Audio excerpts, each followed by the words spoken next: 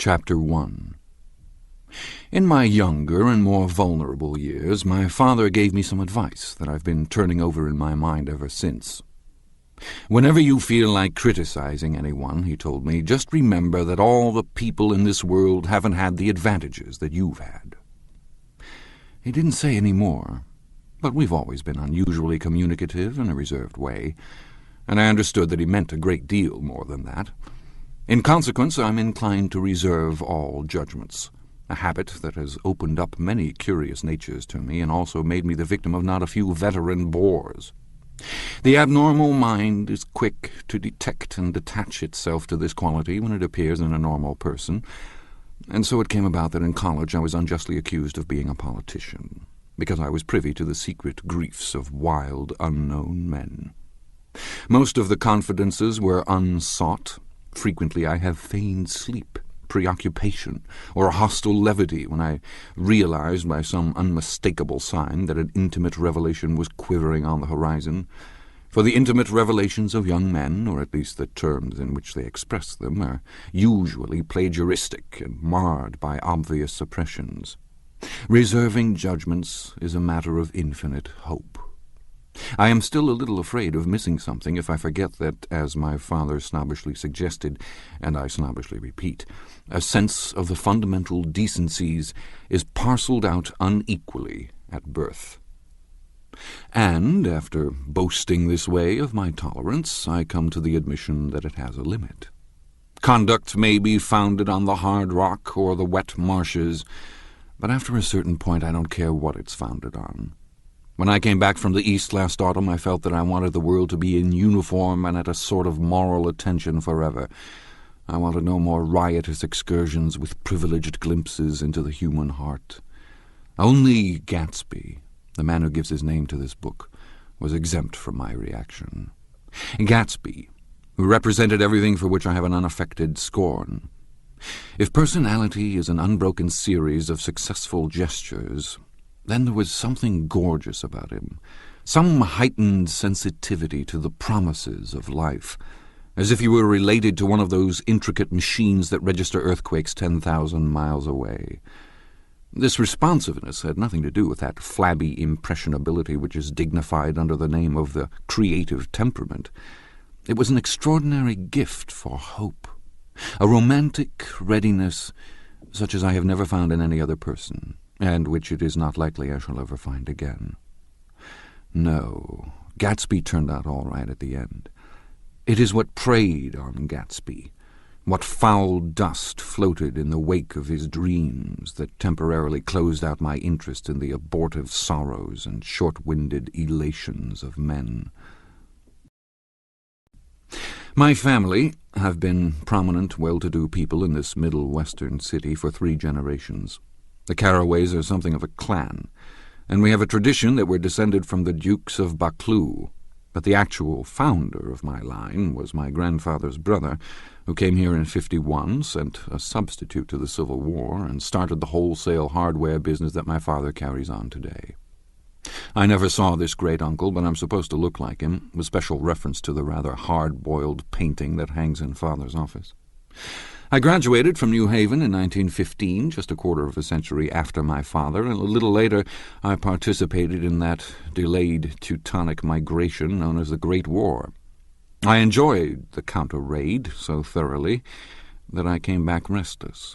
Instead of being the warm center of the world, the Middle West now seemed like the ragged edge of the universe, so I decided to go east and learn the bond business. Everybody I knew was in the bond business, so I supposed it could support one more single man. All my aunts and uncles talked it over as if they were choosing a prep school for me, and finally said, "Why, yes," with very grave, hesitant faces.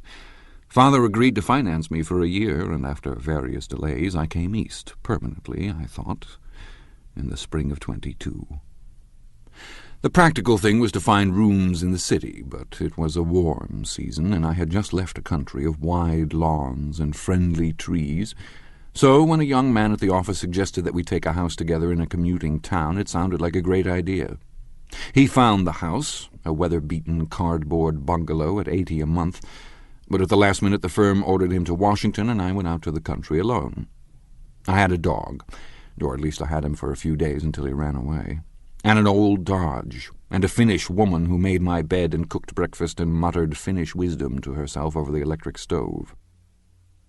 It was lonely for a day or so, until one morning some man more recently arrived than I stopped me on the road. "How do you get to West Egg Village?" he asked helplessly. I told him, and as I walked on I was lonely no longer. I was a guide, a pathfinder, an original settler. He had casually conferred on me the freedom of the neighborhood. And so, with the sunshine and the great bursts of leaves growing on the trees just as things grow in fast movies, I had that familiar conviction that life was beginning over again with the summer. There was so much to read, for one thing, and so much fine health to be pulled down out of the young, breath-giving air. I bought a dozen volumes on banking and credit and investment securities, and they stood on my shelf in red and gold like new money from the mint, promising to unfold the shining secrets that only Midas and Morgan and Maecenas knew. And I had the high intention of reading many other books besides. I was rather literary in college. One year I wrote a series of very solemn and obvious editorials for the Yale News, and now I was going to bring back all such things into my life and become again that most limited of all specialists, the well-rounded man. This isn't just an epigram. Life is much more successfully looked at from a single window, after all. It was a matter of chance that I should have rented a house in one of the strangest communities in North America. It was on that slender, riotous island which extends itself due east of New York, and where there are, among other natural curiosities, two unusual formations of land. 20 miles from the city, a pair of enormous eggs, identical in contour and separated only by a courtesy bay, jut out into the most domesticated body of salt water in the Western Hemisphere, the great wet barnyard of Long Island Sound. They are not perfect ovals like the egg in the Columbus story. They are both crushed flat at the contact end. But their physical resemblance must be a source of perpetual confusion to the gulls that fly overhead. To the wingless, a more arresting phenomenon is their dissimilarity in every particular except shape and size. I lived at West Egg, the less fashionable of the two, though this is a most superficial tag to express the bizarre and not a little sinister contrast between them. My house was at the very tip of the egg, only 50 yards from the Sound, and squeezed between two huge places that rented for $12,000 or $15,000 a season. The one on my right was a colossal affair by any standard. It was a factual imitation of some Hôtel de Ville in Normandy, with a tower on one side, spanking new under a thin beard of raw ivy, and a marble swimming pool and more than 40 acres of lawn and garden. It was Gatsby's mansion. Or rather, as I didn't know Mr. Gatsby, it was a mansion inhabited by a gentleman of that name. My own house was an eyesore, but it was a small eyesore, and it had been overlooked, so I had a view of the water, a partial view of my neighbor's lawn, and the consoling proximity of millionaires, all for $80 a month. Across the courtesy bay, the white palaces of fashionable East Egg glittered along the water, and the history of the summer really begins on the evening I drove over there to have dinner with the Tom Buchanans. Daisy was my second cousin once removed, and I'd known Tom in college, and just after the war I spent 2 days with him in Chicago. Her husband, among various physical accomplishments, had been one of the most powerful ends that ever played football at New Haven, a national figure in a way, one of those men who reach such an acute, limited excellence at 21 that everything afterwards savours of anticlimax. His family were enormously wealthy. Even in college his freedom with money was a matter for reproach, but now he'd left Chicago and come east in a fashion that rather took your breath away. For instance, he'd brought down a string of polo ponies from Lake Forest. It was hard to realize that a man in my own generation was wealthy enough to do that. Why they came east, I don't know. They had spent a year in France for no particular reason, and then drifted here and there unrestfully wherever people played polo and were rich together. This was a permanent move, said Daisy over the telephone, but I didn't believe it. I had no sight into Daisy's heart, but I felt that Tom would drift on forever, seeking, a little wistfully, for the dramatic turbulence of some irrecoverable football game. And so it happened that on a warm, windy evening I drove over to East Egg to see two old friends whom I scarcely knew at all. Their house was even more elaborate than I expected, a cheerful red and white Georgian colonial mansion overlooking the bay.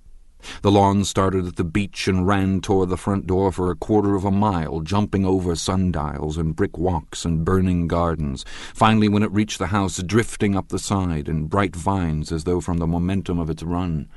The front was broken by a line of French windows, glowing now with reflected gold and wide open to the warm, windy evening, and Tom Buchanan in riding clothes was standing with his legs apart on the front porch.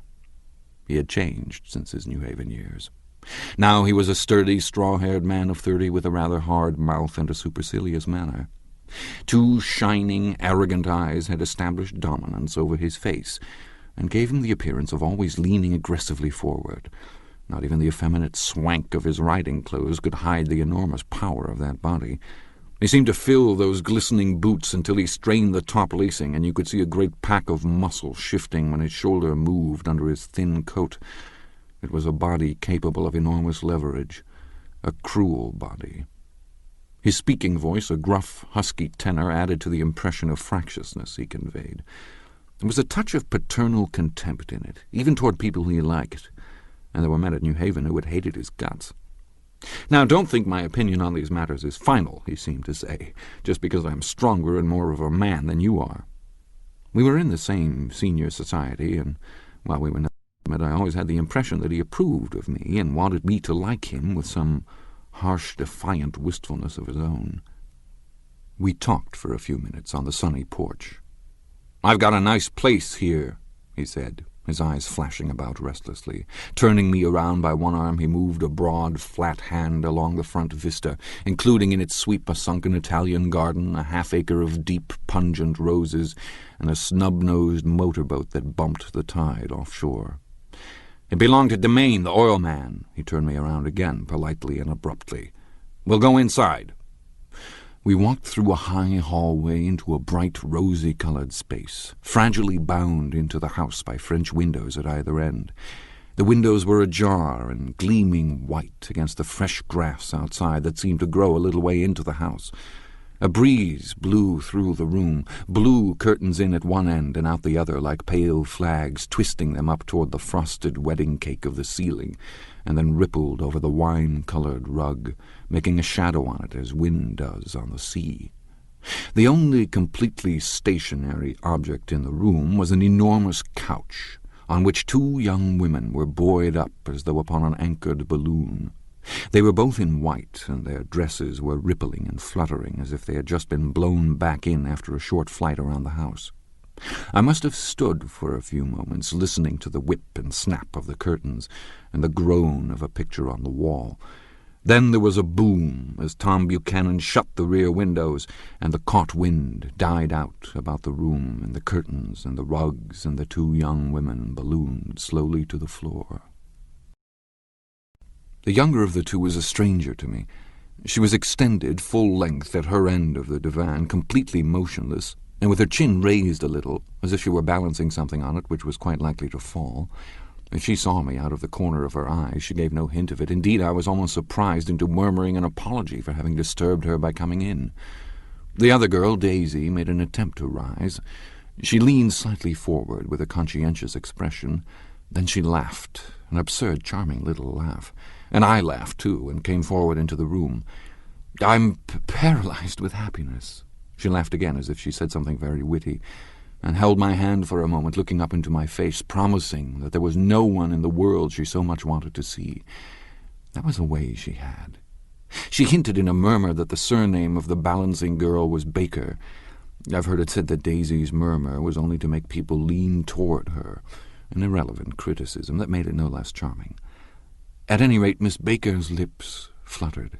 She nodded at me, almost imperceptibly, and then quickly tipped her head back again. The object she was balancing had obviously tottered a little and given her something of a fright. Again a sort of apology arose to my lips. Almost any exhibition of complete self-sufficiency draws a stunned tribute from me. I looked back at my cousin, who began to ask me questions in her low, thrilling voice. It was the kind of voice that the ear follows up and down, as if each speech is an arrangement of notes that will never be played again. Her face was sad and lovely, with bright things in it, bright eyes and a bright, passionate mouth, but there was an excitement in her voice that men who had cared for her found difficult to forget. A singing compulsion, a whispered listen, a promise that she had done gay, exciting things just a while since, and that there were gay, exciting things hovering in the next hour. I told her how I had stopped off in Chicago for a day on my way east, and how a dozen people had sent their love through me. "Do they miss me?" she cried ecstatically. "The whole town is desolate. All the cars have the left rear wheel painted black as a mourning wreath, and there's a persistent wail all night along the North Shore." "How gorgeous! Let's go back, Tom, tomorrow." Then she added irrelevantly, "You ought to see the baby." "I'd like to." "She's asleep. She's 3 years old. Haven't you ever seen her?" "Never." "Well, you ought to see her. She's—" Tom Buchanan, who had been hovering restlessly about the room, stopped and rested his hand on my shoulder. "What are you doing, Nick?" "I'm a bondman." "Who with?" I told him. "Never heard of them," he remarked decisively. This annoyed me. "You will," I answered shortly. "You will if you stay in the East." "Oh, I'll stay in the East, don't you worry," he said, glancing at Daisy and then back at me as if he were alert for something more. "I'd be a goddamned fool to live anywhere else." At this point Miss Baker said, "Absolutely," with such suddenness that I started. It was the first word she had uttered since I came into the room. Evidently it surprised her as much as it did me, for she yawned and with a series of rapid, deft movements stood up into the room. "I'm stiff," she complained. "I've been lying on that sofa for as long as I can remember." "Don't look at me," Daisy retorted. "I've been trying to get you to New York all afternoon." "No, thanks," said Miss Baker to the 4 cocktails just in from the pantry. "I'm absolutely in training." Her host looked at her incredulously. "You are?" He took down his drink as if it were a drop in the bottom of a glass. "How you ever get anything done is beyond me." I looked at Miss Baker, wondering what it was she got done. I enjoyed looking at her. She was a slender, small-breasted girl with an erect carriage, which she accentuated by throwing her body backward at the shoulders like a young cadet. Her grey, sun-strained eyes looked back at me with polite reciprocal curiosity out of a wan, charming, discontented face. It occurred to me now that I had seen her, or a picture of her, somewhere before. "You live in West Egg," she remarked contemptuously. "I know somebody there." "Well, I don't know a single—" "You must know Gatsby." "Gatsby?" demanded Daisy. "What Gatsby?" Before I could reply that he was my neighbor, dinner was announced. Wedging his tense arm imperatively under mine, Tom Buchanan compelled me from the room as though we were moving a checker to another square. Slenderly, languidly, their hands set lightly on their hips, the 2 young women preceded us out into a rosy-colored porch open toward the sunset, where 4 candles flickered on the table in the diminished wind. "Why candles?" objected Daisy, frowning. She snapped them out with her fingers. "In 2 weeks it'll be the longest day in the year." She looked at us all radiantly. "Do you always watch for the longest day of the year and then miss it? I always watch for the longest day in the year and then miss it." "We ought to plan something," yawned Miss Baker, sitting down at the table as if she were getting into bed. "All right," said Daisy. "What'll we plan?" She turned to me helplessly. "What do people plan?" Before I could answer, her eyes fastened with an odd expression on her little finger. "Look," she complained. "I heard it." We all looked. The knuckle was black and blue. "You did it, Tom," she said accusingly. "I know you didn't mean to, but you did do it. That's what I get for marrying a brute of a man, a great big hulking physical specimen of a—" "I hate that word hulking," objected Tom crossly, "even in kidding." "Hulking," insisted Daisy. Sometimes she and Miss Baker talked at once, unobtrusively, and with a bantering inconsequence that was never quite chatter, that was as cool as their white dresses and their impersonal eyes in the absence of all desire. They were here, and they accepted Tom and me, making only a polite, pleasant effort to entertain or to be entertained.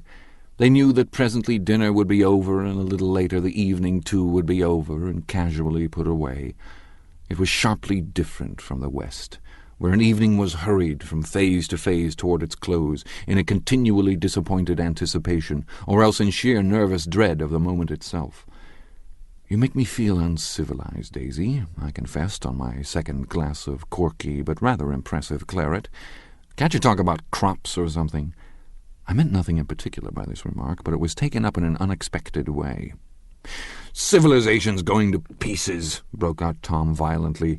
"I've got to be a terrible pessimist about things. Have you read The Rise of the Colored Empires by this man Goddard?" "Why, no," I answered, rather surprised by his tone. "Well, it's a fine book, and everybody ought to read it. The idea is, if we don't look out, the white race will be utterly submerged. It's all scientific stuff. It's been proved." "Tom's getting very profound," said Daisy, with an expression of unthoughtful sadness.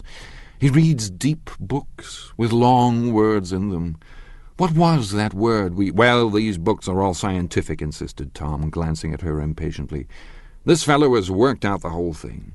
It's up to us, who are the dominant race, to watch out, or these other races will have control of things."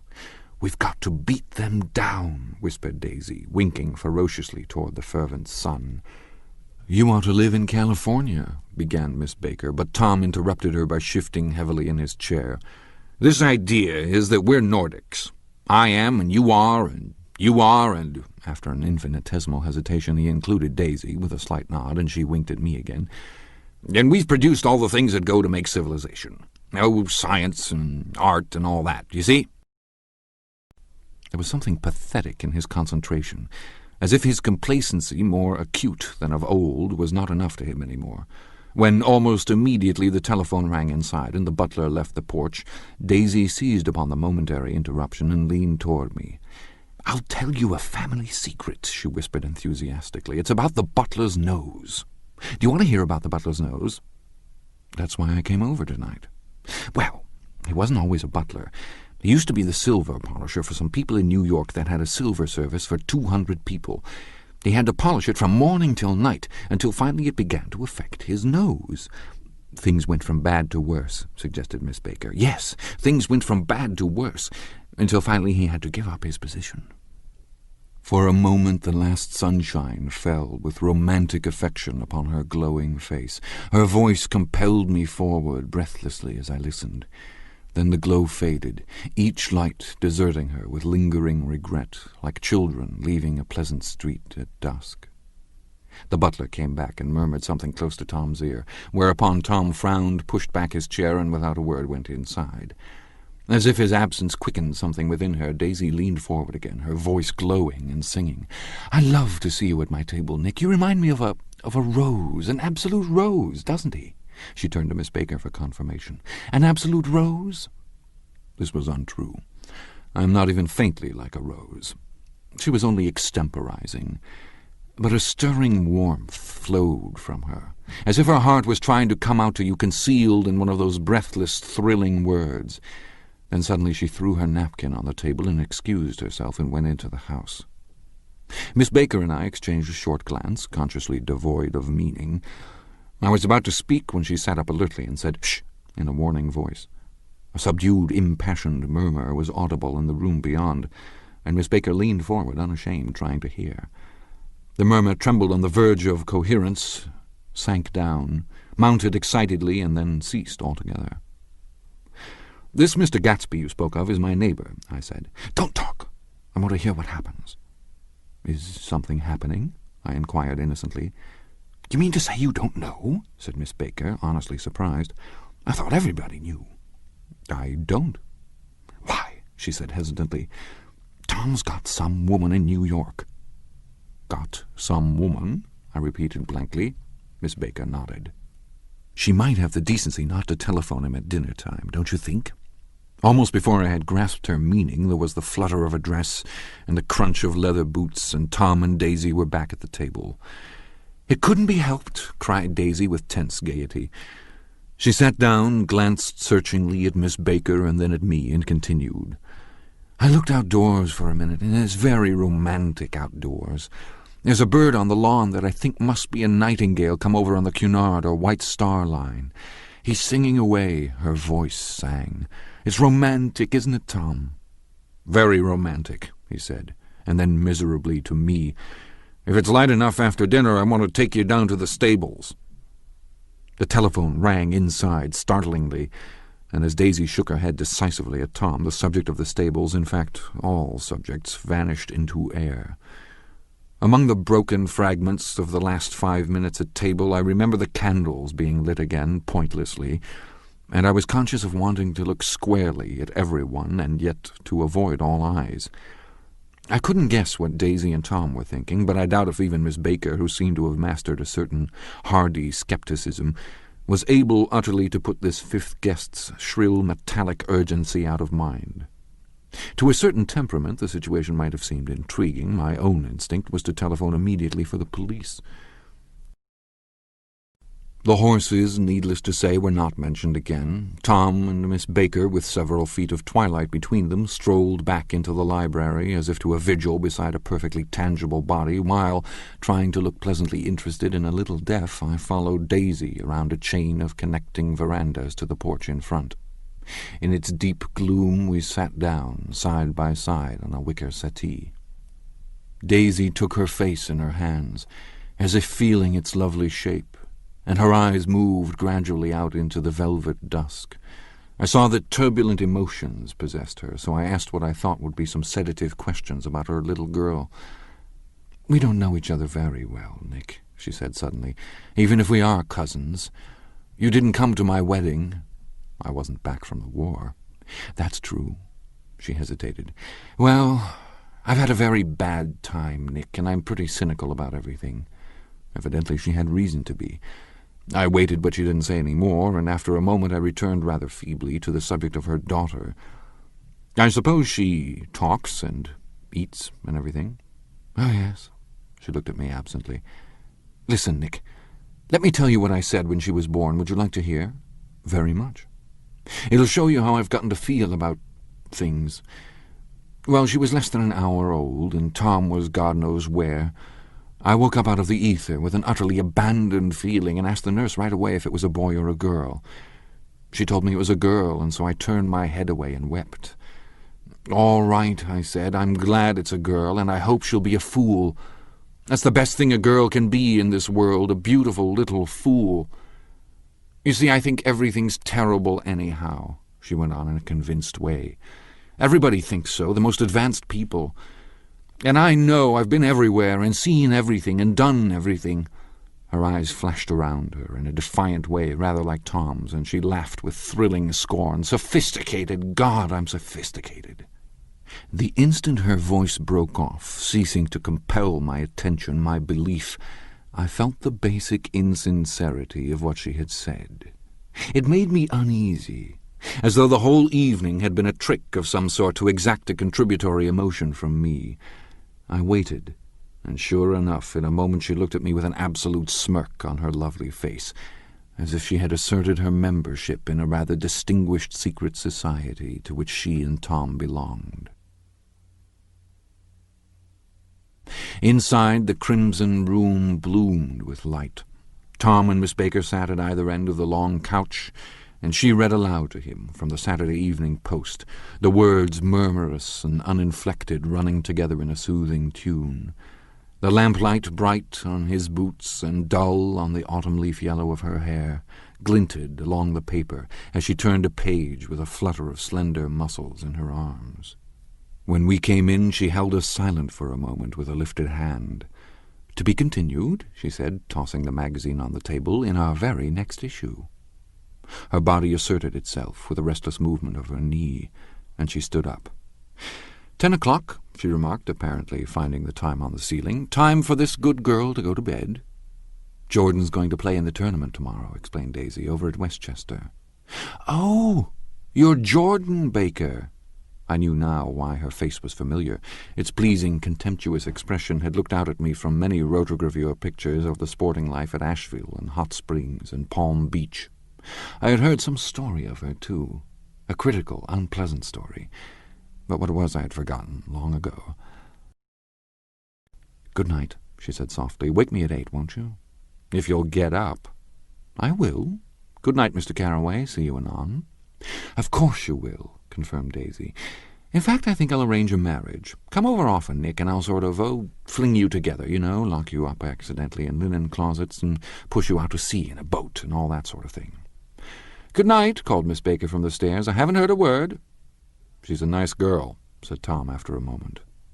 "They oughtn't to let her run around the country this way." "Who oughtn't to?" inquired Daisy coldly. "Her family." "Her family is one aunt about 1,000 years old. Besides, Nick's going to look after her, aren't you, Nick? She's going to spend lots of weekends out here this summer. I think the home influence will be very good for her." Daisy and Tom looked at each other for a moment in silence. "Is she from New York?" I asked quickly. "From Louisville. Our white girlhood was passed together there. Our beautiful white—" "Did you give Nick a little heart-to-heart talk on the veranda?" demanded Tom suddenly. "Did I?" She looked at me. "I can't seem to remember, but I think we talked about the Nordic race. Yes, I'm sure we did. It sort of crept up on us, and first thing you know—" "Don't believe everything you hear, Nick," he advised me. I said lightly that I had heard nothing at all, and a few minutes later I got up to go home. They came to the door with me and stood side by side in a cheerful square of light. As I started my motor, Daisy peremptorily called, "Wait! I forgot to ask you something, and it's important. We heard you were engaged to a girl out west." "That's right," corroborated Tom kindly. "We heard that you were engaged." "It's a libel. I'm too poor." "But we heard it," insisted Daisy, surprising me by opening up again in a flower-like way. "We heard it from 3 people, so it must be true." Of course I knew what they were referring to, but I wasn't even vaguely engaged. The fact that gossip had published the banns was one of the reasons I had come east. You can't stop going with an old friend on account of rumors, and on the other hand I had no intention of being rumored into marriage. Their interest rather touched me and made them less remotely rich. Nevertheless, I was confused and a little disgusted as I drove away. It seemed to me that the thing for Daisy to do was to rush out of the house, child in arms, but apparently there were no such intentions in her head. As for Tom, the fact that he had some woman in New York was really less surprising than that he had been depressed by a book. Something was making him nibble at the edge of stale ideas, as if his sturdy physical egotism no longer nourished his peremptory heart. Already it was deep summer on roadhouse roofs and in front of wayside garages, where new red gas pumps sat out in pools of light, and when I reached my estate at West Egg, I ran the car under its shed and sat for a while on an abandoned grass roller in the yard. The wind had blown off, leaving a loud, bright night, with wings beating in the trees, and a persistent organ sound as the full bellows of the earth blew the frogs full of life. The silhouette of a moving cat wavered across the moonlight, and turning my head to watch it, I saw that I was not alone. 50 feet away, a figure had emerged from the shadow of my neighbor's mansion, and was standing with his hands in his pockets, regarding the silver pepper of the stars. Something in his leisurely movements and the secure position of his feet upon the lawn suggested that it was Mr. Gatsby himself, come out to determine what share was his of our local heavens. I decided to call to him. Miss Baker had mentioned him at dinner, and that would do for an introduction. But I didn't call to him, for he gave a sudden intimation that he was content to be alone. He stretched out his arms toward the dark water in a curious way, and far as I was from him, I could have sworn he was trembling. Involuntarily I glanced seaward, and distinguished nothing except a single green light, minute and far away, that might have been the end of a dock. When I looked once more for Gatsby, he had vanished, and I was alone again in the unquiet darkness.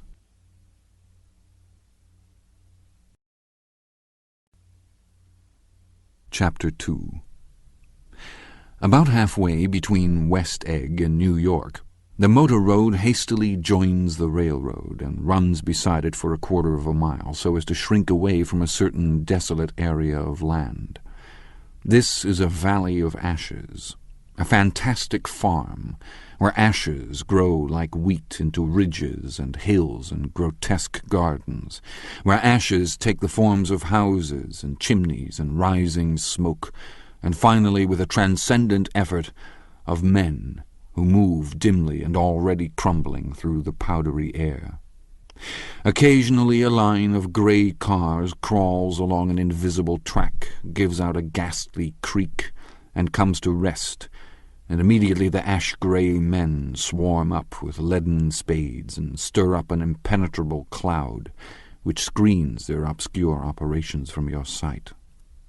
But above the grey land and the spasms of bleak dust which drift endlessly over it, you perceive after a moment the eyes of Dr. T.J. Eckelberg.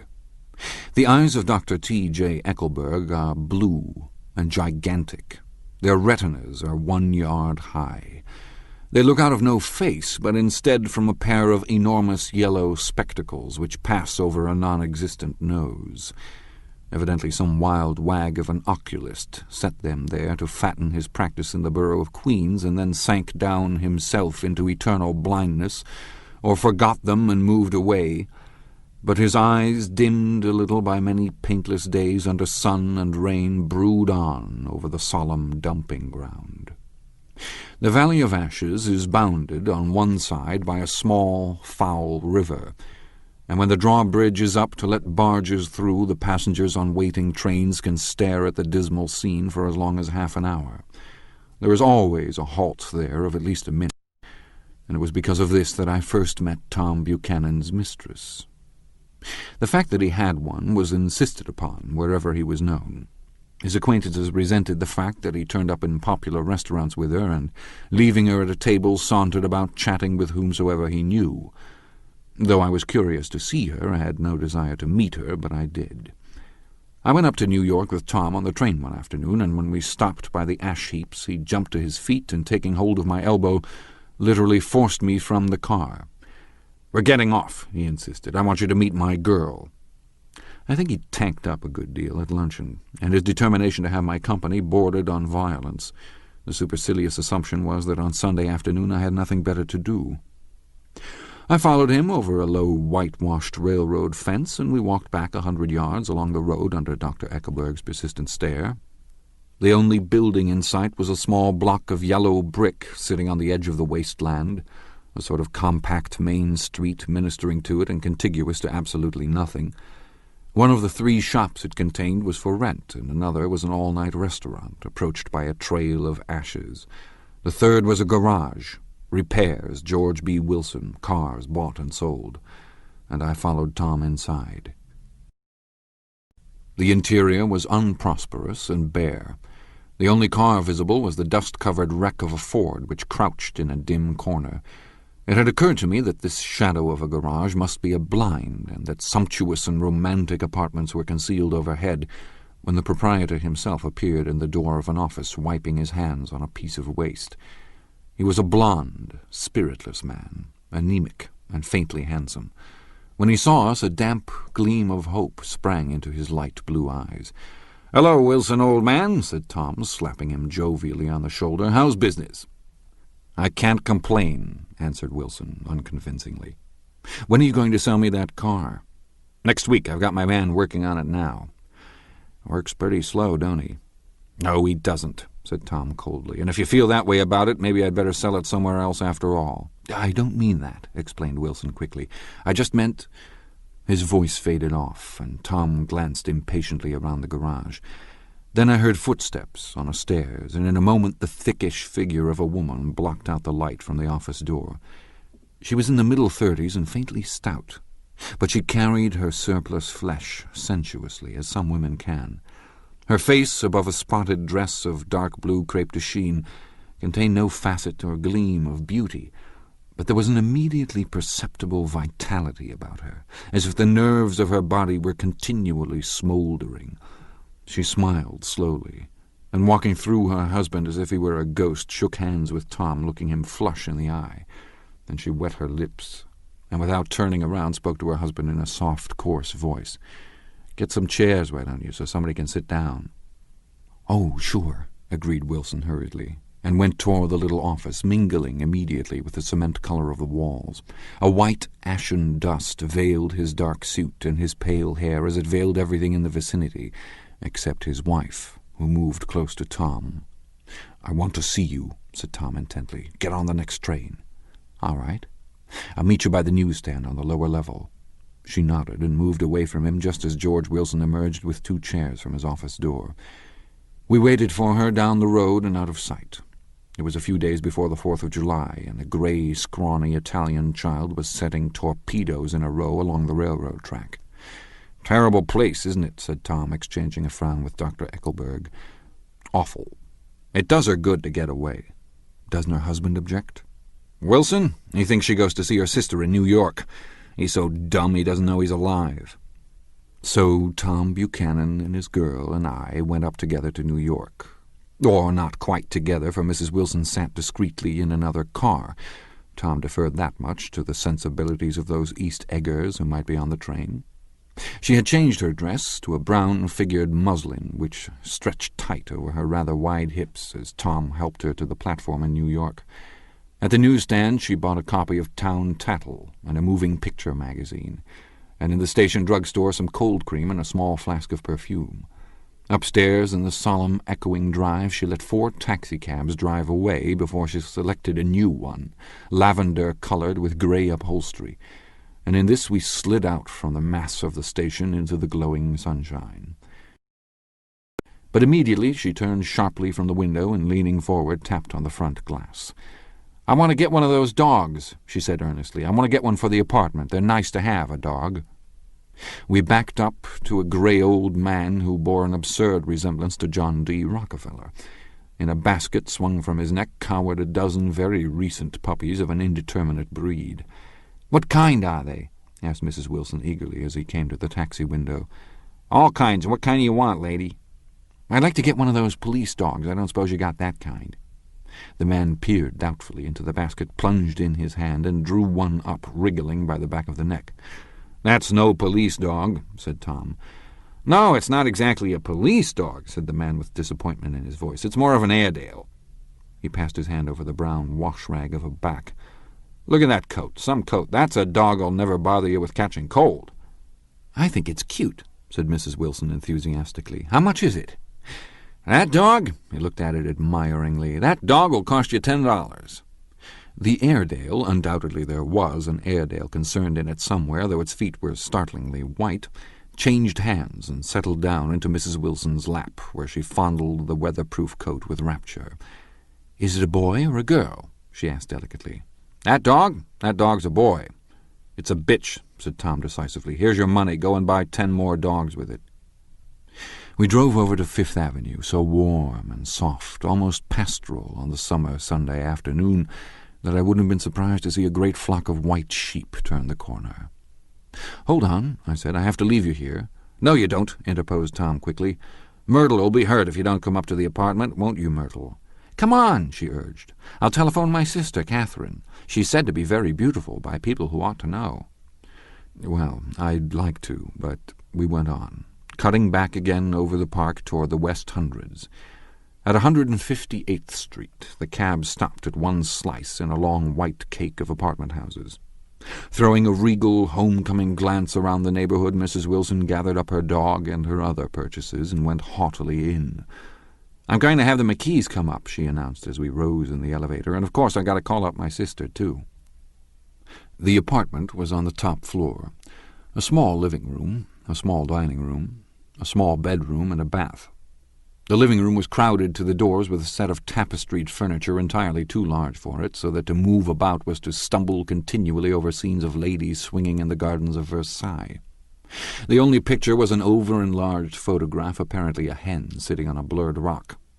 Looked at from a distance, however, the hen resolved itself into a bonnet, and the countenance of a stout old lady beamed down into the room. Several old copies of Town Tattle lay on the table, together with a copy of Simon Called Peter, and some of the small scandal magazines of Broadway. Mrs. Wilson was first concerned with the dog. A reluctant elevator boy went for a box full of straw and some milk, to which he added, on his own initiative, a tin of large, hard dog biscuits, one of which decomposed apathetically in the saucer of milk all afternoon. Meanwhile, Tom brought out a bottle of whiskey from a locked bureau door. I have been drunk just twice in my life, and the second time was that afternoon. So everything that happened has a dim, hazy cast over it. although until after 8 o'clock the apartment was full of cheerful sun. Sitting on Tom's lap, Mrs. Wilson called up several people on the telephone. Then there were no cigarettes, and I went out to buy some at the drugstore on the corner. When I came back they had disappeared, so I sat down discreetly in the living room and read a chapter of Simon Called Peter. Either it was terrible stuff or the whiskey distorted things, because it didn't make any sense to me. Just as Tom and Myrtle, after the first drink Mrs. Wilson and I called each other by our first names, reappeared, company commenced to arrive at the apartment door. The sister, Catherine, was a slender, worldly girl of about 30, with a solid, sticky bob of red hair and a complexion powdered milky white. Her eyebrows had been plucked and then drawn on again at a more rakish angle, but the efforts of nature toward the restoration of the old alignment gave a blurred air to her face. When she moved about there was an incessant clicking, as innumerable pottery bracelets jingled up and down upon her arms. She came in with such a proprietary haste and looked around so possessively at the furniture that I wondered if she lived here. But when I asked her, she laughed immoderately, repeated my question aloud, and told me she lived with a girlfriend at a hotel. Mr. McKee was a pale, feminine man from the flat below. He had just shaved, for there was a white spot of lather on his cheekbone, and he was most respectful in his greeting to everyone in the room. He informed me that he was in the artistic game, and I gathered later that he was a photographer and had made the dim enlargement of Mrs. Wilson's mother, which hovered like an ectoplasm on the wall. His wife was shrill, languid, handsome, and horrible. She told me with pride that her husband had photographed her 127 times since they had been married. Mrs. Wilson had changed her costume some time before, and was now attired in an elaborate afternoon dress of cream-coloured chiffon, which gave out a continual rustle as she swept about the room.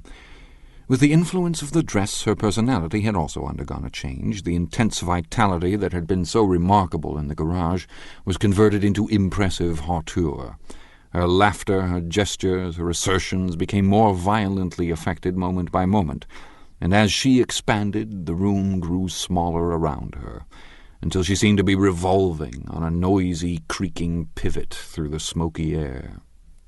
"My dear," she told her sister in a high, mincing shout, "most of these fellows will cheat you every time. All they think of is money. I had a woman up here last week to look at my feet, and when she gave me the bill you'd have thought she'd had my appendicitis out." "What was the name of the woman?" asked Mrs. McKee. "Mrs. Eberhard. She goes around looking at people's feet in their own homes." "I like your dress," remarked Mrs. McKee. "I think it's adorable." Mrs. Wilson rejected the compliment by raising her eyebrow in disdain. "It's just a crazy old thing," she said. "I just slip it on sometimes when I don't care what I look like." "But it looks wonderful on you, if you know what I mean," pursued Mrs. McKee. "If Chester could only get you in that pose, I think he could make something of it." We all looked in silence at Mrs. Wilson, who removed a strand of hair from over her eyes and looked back at us with a brilliant smile. Mr. McKee regarded her intently, with his head on one side, and then moved his hand back and forth slowly in front of his face. "I should change the light," he said after a moment. "I'd like to bring out the modeling of the features, and I'd try to get hold of all the back hair." "I wouldn't think of changing the light," cried Mrs. McKee. "I think it's—" Her husband said, "Shh," and we all looked at the subject again, whereupon Tom Buchanan yawned audibly and got to his feet. "You McKees have something to drink," he said. "Get some more ice and mineral water, Myrtle, before everybody goes to sleep." "I told that boy about the ice." Myrtle raised her eyebrows in despair at the shiftlessness of the lower orders. "These people, you have to keep after them all the time." She looked at me and laughed pointlessly. Then she flounced over to the dog, kissed it with ecstasy, and swept into the kitchen, implying that a dozen chefs awaited her orders there. "I've done some nice things out on Long Island," asserted Mr. McKee. Tom looked at him blankly. "2 of them we have framed downstairs." "2 what?" demanded Tom. "2 studies. One of them I call Montauk Point the Gulls, and the other I call Montauk Point the Sea." The sister, Catherine, sat down beside me on the couch. "Do you live down on Long Island, too?" she inquired. "I live at West Egg." "Really? I was down there at a party about a month ago at a man named Gatsby's. Do you know him?" "I live next door to him." "Well, they say he's a nephew or a cousin of Kaiser Wilhelm's. That's where all his money comes from." "Really? She nodded. "I'm scared of him. I'd hate to have him get anything on me." This absorbing information about my neighbor was interrupted by Mrs. McKee's pointing suddenly at Catherine. "Chester, I think you could do something with her," she broke out, but Mr. McKee only nodded in a bored way and turned his attention to Tom. "I'd like to do more work on Long Island if I could get the entry. All I ask is that they should give me a start." "Ask Myrtle," said Tom, breaking into a short spout of laughter as Mrs. Wilson entered with a tray. "She'll give you a letter of introduction, won't you, Myrtle?" "Do what?" she asked, startled. "You'll give McKee a letter of introduction to your husband so he can do some studies of him?" His lips moved silently for a moment as he invented, "George B. Wilson at the gasoline pump," or something like that. Catherine leaned close to me and whispered in my ear, "Neither of them can stand the person they're married to." "Can't they?" "Can't stand them." She looked at Myrtle and then at Tom. "What I say is, why go on living with them if they can't stand them? If I was them, I'd get a divorce and get married to each other right away." "Doesn't she like Wilson either?" The answer to this was unexpected. It came from Myrtle, who had overheard the question, and it was violent and obscene. "You see," cried Catherine triumphantly. She lowered her voice again. "It's really his wife that's keeping them apart. She's a Catholic, and they don't believe in divorce." Daisy was not a Catholic, and I was a little shocked at the elaborateness of the lie. "When they do get married," continued Catherine, "they're going west to live for a while until it blows over." "It'd be more discreet to go to Europe." "Oh, do you like Europe?" she exclaimed surprisingly. "I just got back from Monte Carlo." "Really?" "Just last year. I went over there with another girl." "Stay long?" "No, we just went to Monte Carlo and back. We went by way of Marseille. We had over $1,200 when we started, but we got gypped out of it all in 2 days in the private rooms. We had an awful time getting back, I can tell you. God, how I hated that town." The late afternoon sky bloomed in the window for a moment like the blue honey of the Mediterranean. Then the shrill voice of Mrs. McKee called me back into the room. "I almost made a mistake, too," she declared vigorously.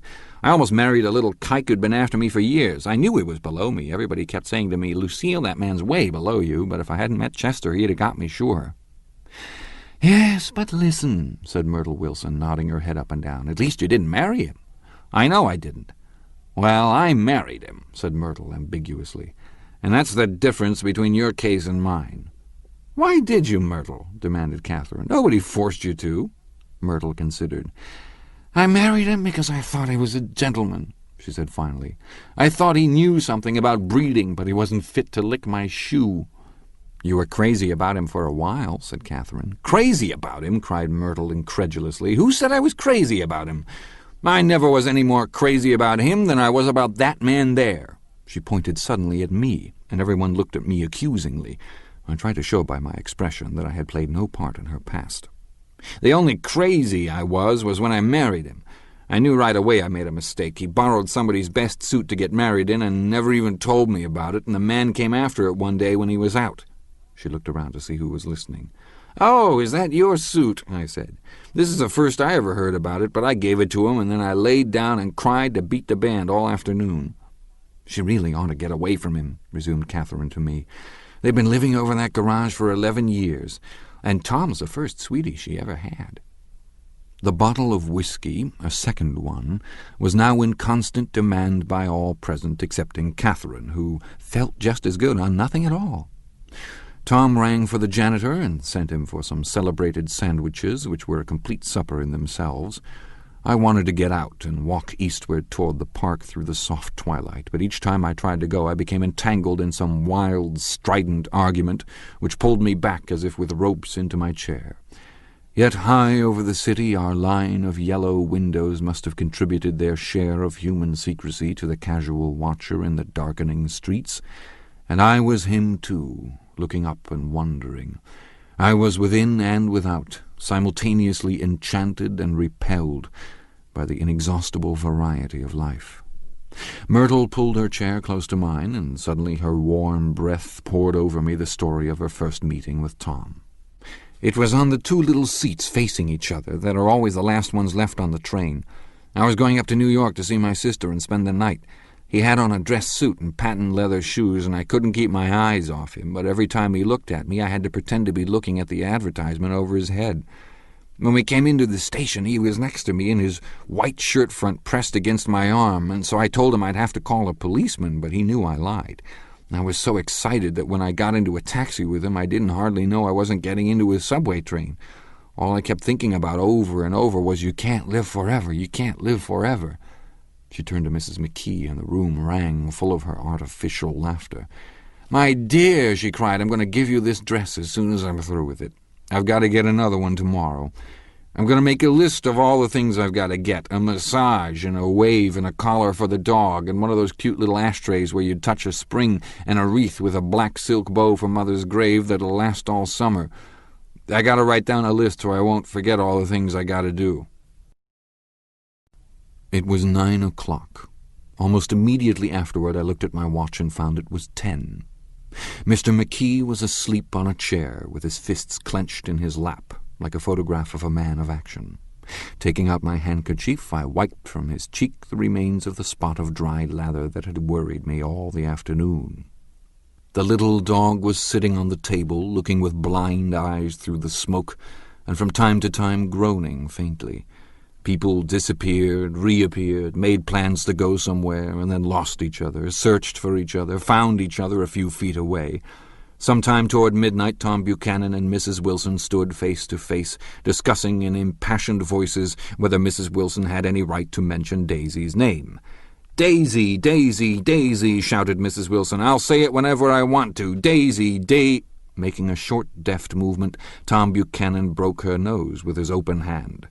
Then there were bloody towels upon the bathroom floor, and women's voices scolding, and high over the confusion a long, broken wail of pain. Mr. McKee awoke from his doze and started in a daze toward the door. When he had gone halfway, he turned around and stared at the scene, his wife and Catherine scolding and consoling as they stumbled here and there among the crowded furniture with articles of aid, and the despairing figure on the couch bleeding fluently and trying to spread a copy of Town Tattle over the tapestry scenes of Versailles. Then Mr. McKee turned and continued on out the door. Taking my hat from the chandelier, I followed. "Come to lunch some day," he suggested as we groaned down in the elevator. "Where?" "Anywhere. Keep your hands off the lever," snapped the elevator boy. "I beg your pardon," said Mr. McKee with dignity. "I didn't know I was touching it." "All right," I agreed. "I'll be glad to."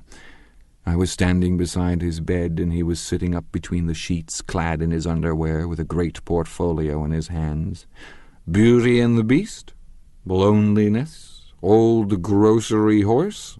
Brooklyn Bridge?"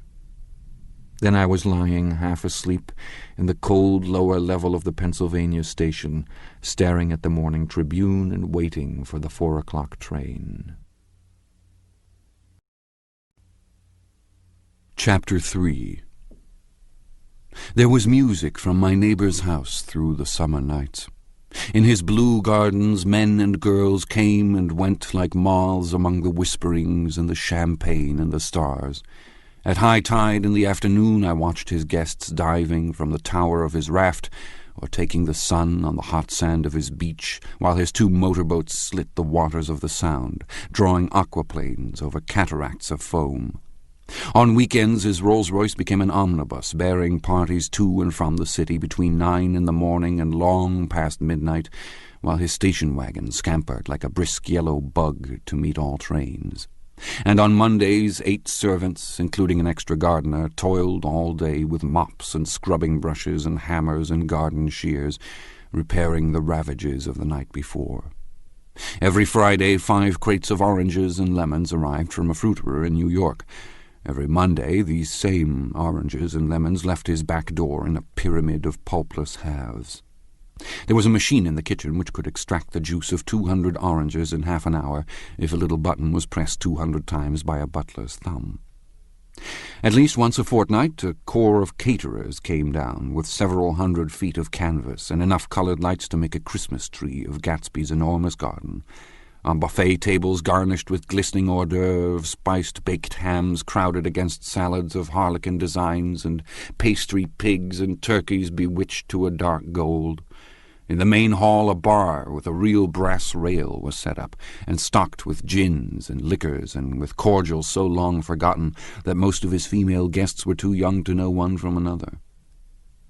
By 7 o'clock the orchestra has arrived. No thin 5-piece affair, but a whole pitful of oboes and trombones and saxophones and viols and cornets and piccolos and low and high drums. The last swimmers have come in from the beach now and are dressing upstairs. The cars from New York are parked 5 deep in the drive, and already the halls and salons and verandas are gaudy with primary colours, and hair shorn in strange new ways, and shawls beyond the dreams of Castile. The bar is in full swing, and floating rounds of cocktails permeate the garden outside, until the air is alive with chatter and laughter and casual innuendo and introductions forgotten on the spot and enthusiastic meetings between women who never knew each other's names. The lights grow brighter as the earth lurches away from the sun, and now the orchestra is playing yellow cocktail music, and the opera of voices pitches a key higher. Laughter is easier, minute by minute, spilled with prodigality, tipped out at a cheerful word. The groups change more swiftly, swell with new arrivals, dissolve and form in the same breath. Already there are wanderers, confident girls who weave here and there among the stouter and more stable, become for a sharp, joyous moment the centre of a group, and then, excited with triumph, glide on through the sea change of faces and voices and colour under the constantly changing light. Suddenly one of these gypsies in trembling opal seizes a cocktail out of the air, dumps it down for courage, and moving her hands like Frisco, dances out alone on the canvas platform. A momentary hush. The orchestra leader varies his rhythm obligingly for her, and there is a burst of chatter as the erroneous news goes around that she is Gilda Gray's understudy from the Follies. The party has begun. I believe that on the first night I went to Gatsby's house, I was one of the few guests who had actually been invited. People were not invited, they went there. They got into automobiles, which bore them out to Long Island, and somehow they ended up at Gatsby's door. Once there, they were introduced by somebody who knew Gatsby, and after that they conducted themselves according to the rules of behavior associated with amusement parks. Sometimes they came and went without having met Gatsby at all, came for the party with a simplicity of heart that was its own ticket of admission. I had been actually invited. A chauffeur in a uniform of robin's egg blue crossed my lawn early that Saturday morning with a surprisingly formal note from his employer. The honour would be entirely Gatsby's, it said, if I would attend his little party that night. He had seen me several times and had intended to call on me long before, but a peculiar combination of circumstances had prevented it. Signed Jay Gatsby in a majestic hand. Dressed up in white flannels, I went over to his lawn a little after 7, and wandered around rather ill at ease among swirls and eddies of people I didn't know, though here and there was a face I had noticed on the commuting train.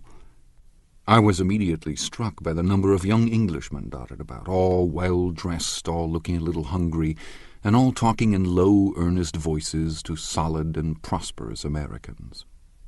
I was sure that they were selling something, bonds or insurance or automobiles. They were at least agonizingly aware of the easy money in the vicinity, and convinced that it was theirs for a few words in the right key. As soon as I arrived, I made an attempt to find my host, but the 2 or 3 people of whom I asked his whereabouts stared at me in such an amazed way, and denied so vehemently any knowledge of his movements, that I slunk off in the direction of the cocktail table, the only place in the garden where a single man could linger without looking purposeless and alone. I was on my way to getting roaring drunk from sheer embarrassment when Jordan Baker came out of the house and stood at the head of the marble steps, leaning a little backward and looking with contemptuous interest down into the garden. Welcome or not, I found it necessary to attach myself to someone before I should begin to address cordial remarks to the passers-by. "Hello!" I roared, advancing toward her. My voice seemed unnaturally loud across the garden. "I thought you might be here," she responded absently as I came up. "I remembered you lived next door to—" She held my hand impersonally as a promise that she'd take care of me in a minute, and gave ear to 2 girls in twin yellow dresses who stopped at the foot of the steps. "Hello!" they cried together. "Sorry you didn't win." That was for the golf tournament. She had lost in the finals the week before. "You don't know who we are," said one of the girls in yellow, "but we met you here about a month ago." "You've dyed your hair since then," remarked Jordan, and I started, but the girls had moved casually on, and her remark was addressed to the premature moon, produced like the supper, no doubt, out of a caterer's basket. With Jordan's slender golden arm resting in mine, we descended the steps and sauntered about the garden. A tray of cocktails floated at us through the twilight, and we sat down at a table with the 2 girls in yellow and 3 men, each one introduced to us as Mr. Mumble.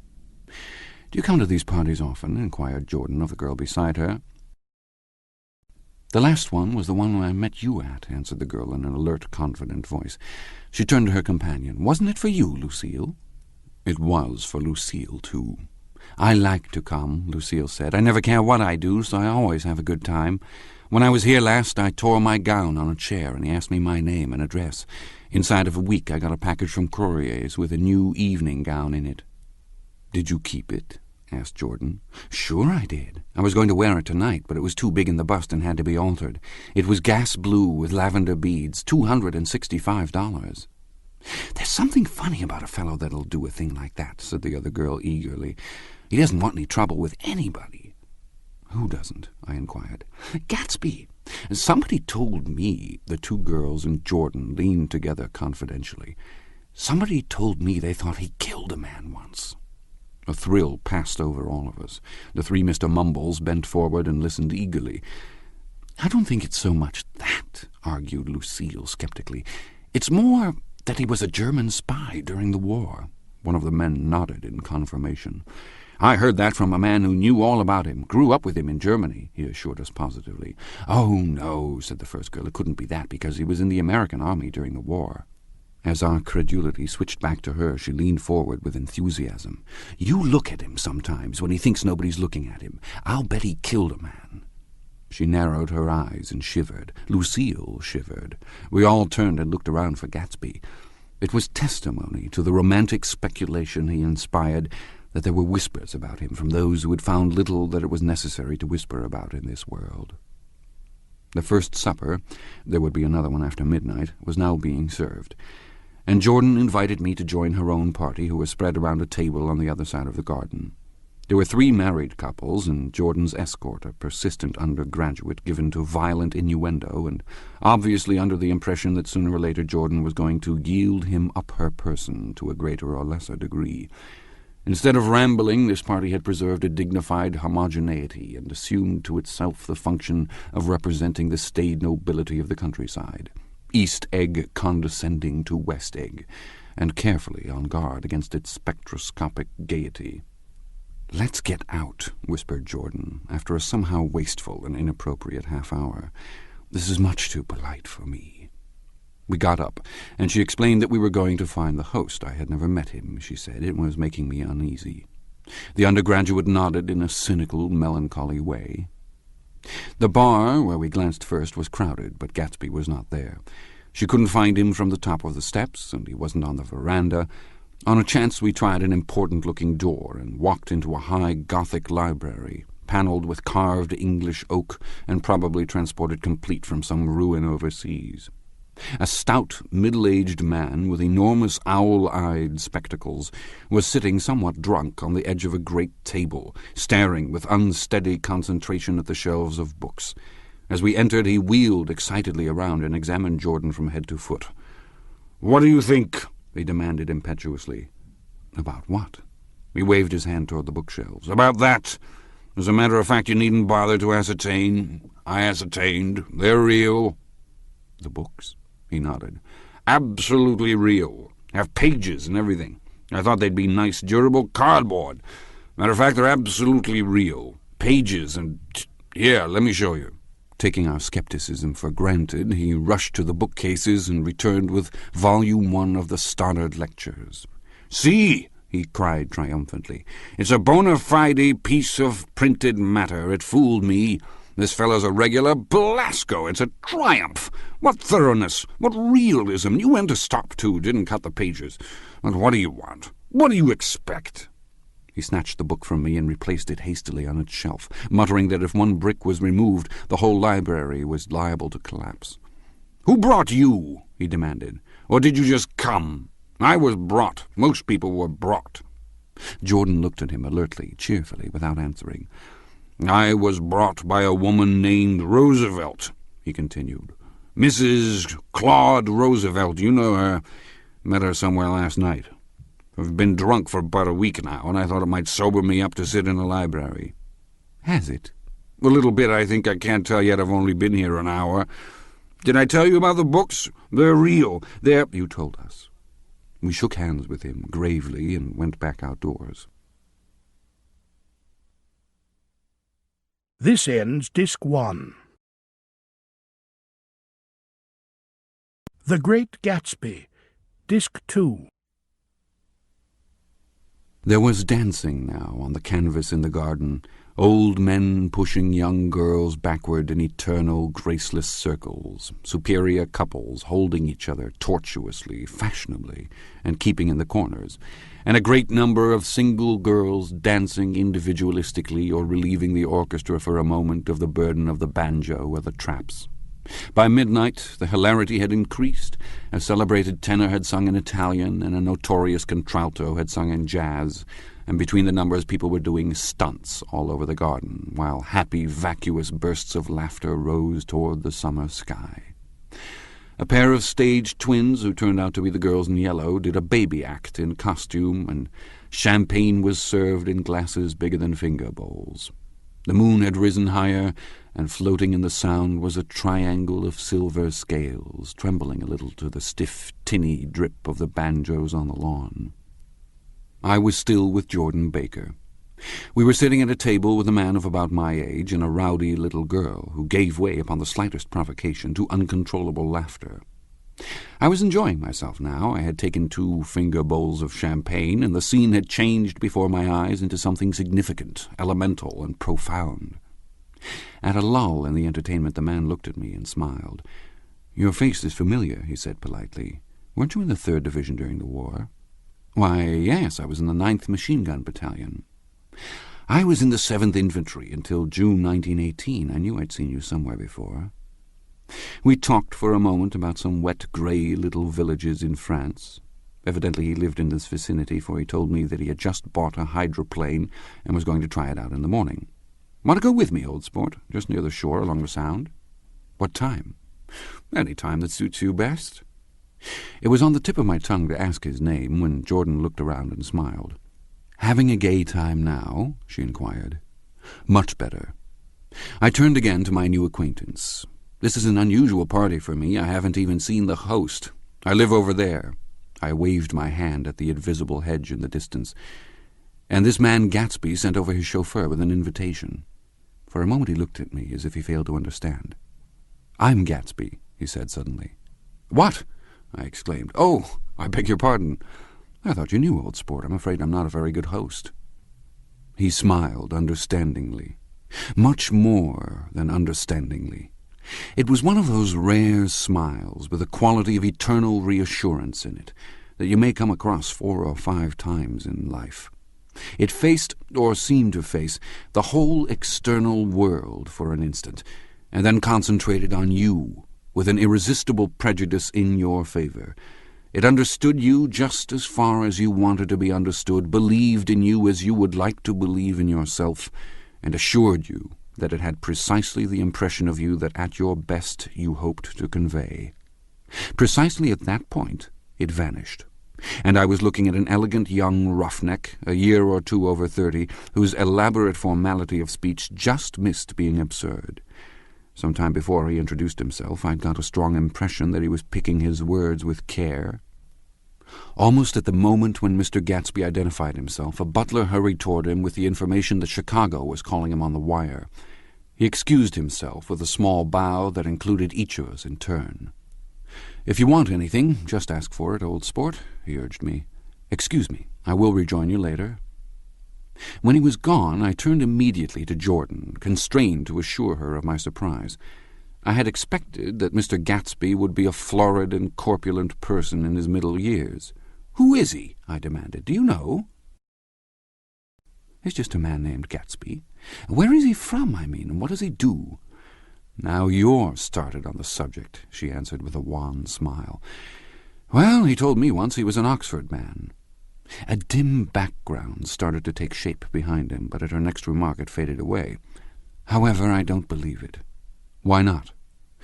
"I don't know," she insisted. "I just don't think he went there." Something in her tone reminded me of the other girl's "I think he killed a man," and had the effect of stimulating my curiosity. I would have accepted without question the information that Gatsby sprang from the swamps of Louisiana or from the Lower East Side of New York. That was comprehensible. But young men didn't, at least in my provincial inexperience, I believe they didn't, drift coolly out of nowhere and buy a palace on Long Island Sound. "Anyhow, he gives large parties," said Jordan, changing the subject with an urban distaste for the concrete. "And I like large parties. They're so intimate. At small parties there isn't any privacy." There was the boom of a bass drum, and the voice of the orchestra leader rang out suddenly above the echolalia of the garden. "Ladies and gentlemen," he cried, "at the request of Mr. Gatsby, we are going to play for you Mr. Vladimir Tostof's latest work, which attracted so much attention at Carnegie Hall last May. If you read the papers, you know there was a big sensation." He smiled with jovial condescension and added, "Some sensation," whereupon everybody laughed. "The piece is known," he concluded lustily, "as Vladimir Tostof's Jazz History of the World." The nature of Mr. Tostof's composition eluded me, because just as it began my eyes fell on Gatsby, standing alone on the marble steps and looking from one group to another with approving eyes. His tanned skin was drawn attractively tight on his face, and his short hair looked as though it were trimmed every day. I could see nothing sinister about him. I wondered if the fact that he was not drinking helped to set him off from his guests, for it seemed to me that he grew more correct as the fraternal hilarity increased. When the Jazz History of the World was over, girls were putting their heads on men's shoulders in a puppyish, convivial way. Girls were swooning backward playfully into men's arms, even into groups, knowing that someone would arrest their falls. But no one swooned backward on Gatsby, and no French bob touched Gatsby's shoulder, and no singing quartets were formed with Gatsby's head for one link. "I beg your pardon?" Gatsby's butler was suddenly standing beside us. "Miss Baker," he inquired, "I beg your pardon, but Mr. Gatsby would like to speak to you alone." "With me?" she exclaimed in surprise. "Yes, madame." She got up slowly, raising her eyebrows at me in astonishment, and followed the butler toward the house. I noticed that she wore her evening dress, all her dresses, like sports clothes. There was a jauntiness about her movements, as if she had first learned to walk upon golf courses on clean, crisp mornings. I was alone, and it was almost 2. For some time confused and intriguing sounds had issued from a long, many-windowed room which overhung the terrace. Eluding Jordan's undergraduate, who was now engaged in an obstetrical conversation with 2 chorus girls, and who implored me to join him, I went inside. The large room was full of people. One of the girls in yellow was playing the piano, and beside her stood a tall, red-haired young lady from a famous chorus engaged in song. She had drunk a quantity of champagne, and during the course of her song she had decided, ineptly, that everything was very, very sad. She was not only singing, she was weeping, too. Whenever there was a pause in the song, she filled it with gasping, broken sobs, and then took up the lyric again in a quavering soprano. The tears coursed down her cheeks, not freely, however, for when they came into contact with her heavily beaded eyelashes, they assumed an inky color and pursued the rest of their way in slow black rivulets. A humorous suggestion was made that she sing the notes on her face, whereupon she threw up her hands, sank into a chair, and went off into a deep, vinous sleep. "She had a fight with a man who says he's her husband," explained a girl at my elbow. I looked around. Most of the remaining women were now having fights with men said to be their husbands. Even Jordan's party, the quartet from East Egg, were rent asunder by dissension. One of the men was talking with curious intensity to a young actress, and his wife, after attempting to laugh at the situation in a dignified and indifferent way, broke down entirely and resorted to flank attacks. At intervals she appeared suddenly at his side like an angry diamond, and hissed, "You promised," into his ear. The reluctance to go home was not confined to wayward men. The hall was at present occupied by 2 deplorably sober men and their highly indignant wives. The wives were sympathizing with each other in slightly raised voices. "Whenever he sees I'm having a good time, he wants to go home. Never heard anything so selfish in my life. We're always the first ones to leave. So are we." "Well, we're almost the last tonight," said one of the men sheepishly. "The orchestra left half an hour ago." In spite of the wives' agreement that such malevolence was beyond credibility, the dispute ended in a short struggle, and both wives were lifted, kicking, into the night. As I waited for my hat in the hall, the door of the library opened, and Jordan, Baker, and Gatsby came out together. He was saying some last word to her, but the eagerness in his manner tightened abruptly into formality as several people approached him to say good-bye. Jordan's party were calling impatiently to her from the porch, but she lingered for a moment to shake hands. "I've just heard the most amazing thing," she whispered. "How long were we in there?" "Why, about an hour." "It was simply amazing," she repeated abstractedly. "But I swore I wouldn't tell it, and here I am tantalizing you." She yawned gracefully in my face.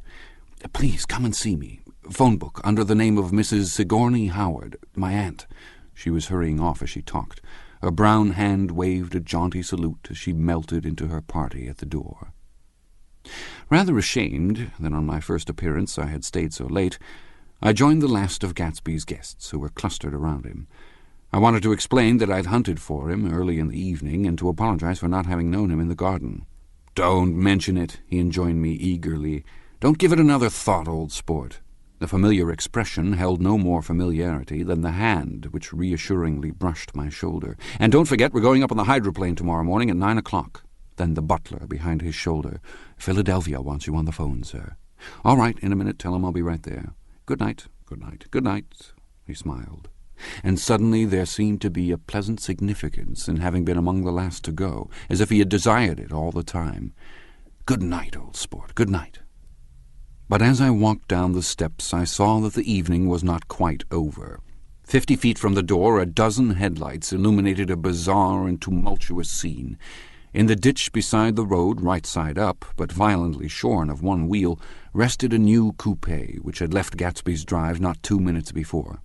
The sharp jut of a wall accounted for the detachment of the wheel, which was now getting considerable attention from half a dozen curious chauffeurs. However, as they had left their cars blocking the road, a harsh, discordant din from those in the rear had been audible for some time, and added to the already violent confusion of the scene. A man in a long duster had dismounted from the wreck and now stood in the middle of the road, looking from the car to the tire and from the tire to the observers in a pleasant, puzzled way. "See," he explained, "it went in the ditch." The fact was infinitely astonishing to him, and I recognized first the unusual quality of wonder, and then the man. It was the late patron of Gatsby's library. "How'd it happen?"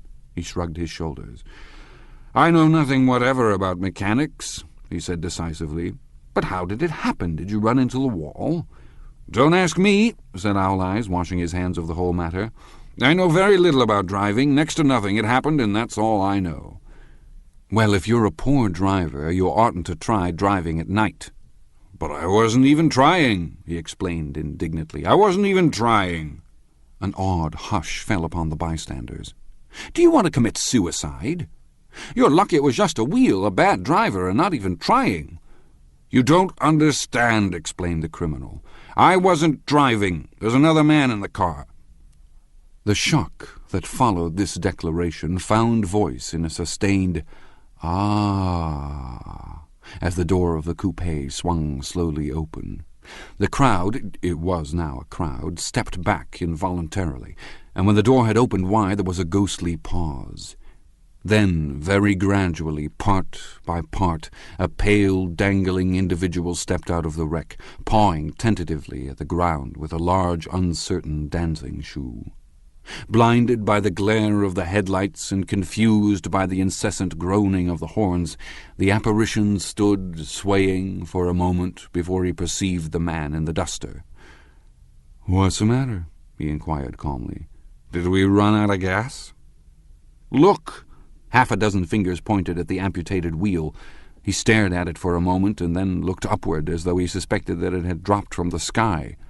"It came off," someone explained. He nodded. At first I didn't notice we'd stopped. A pause.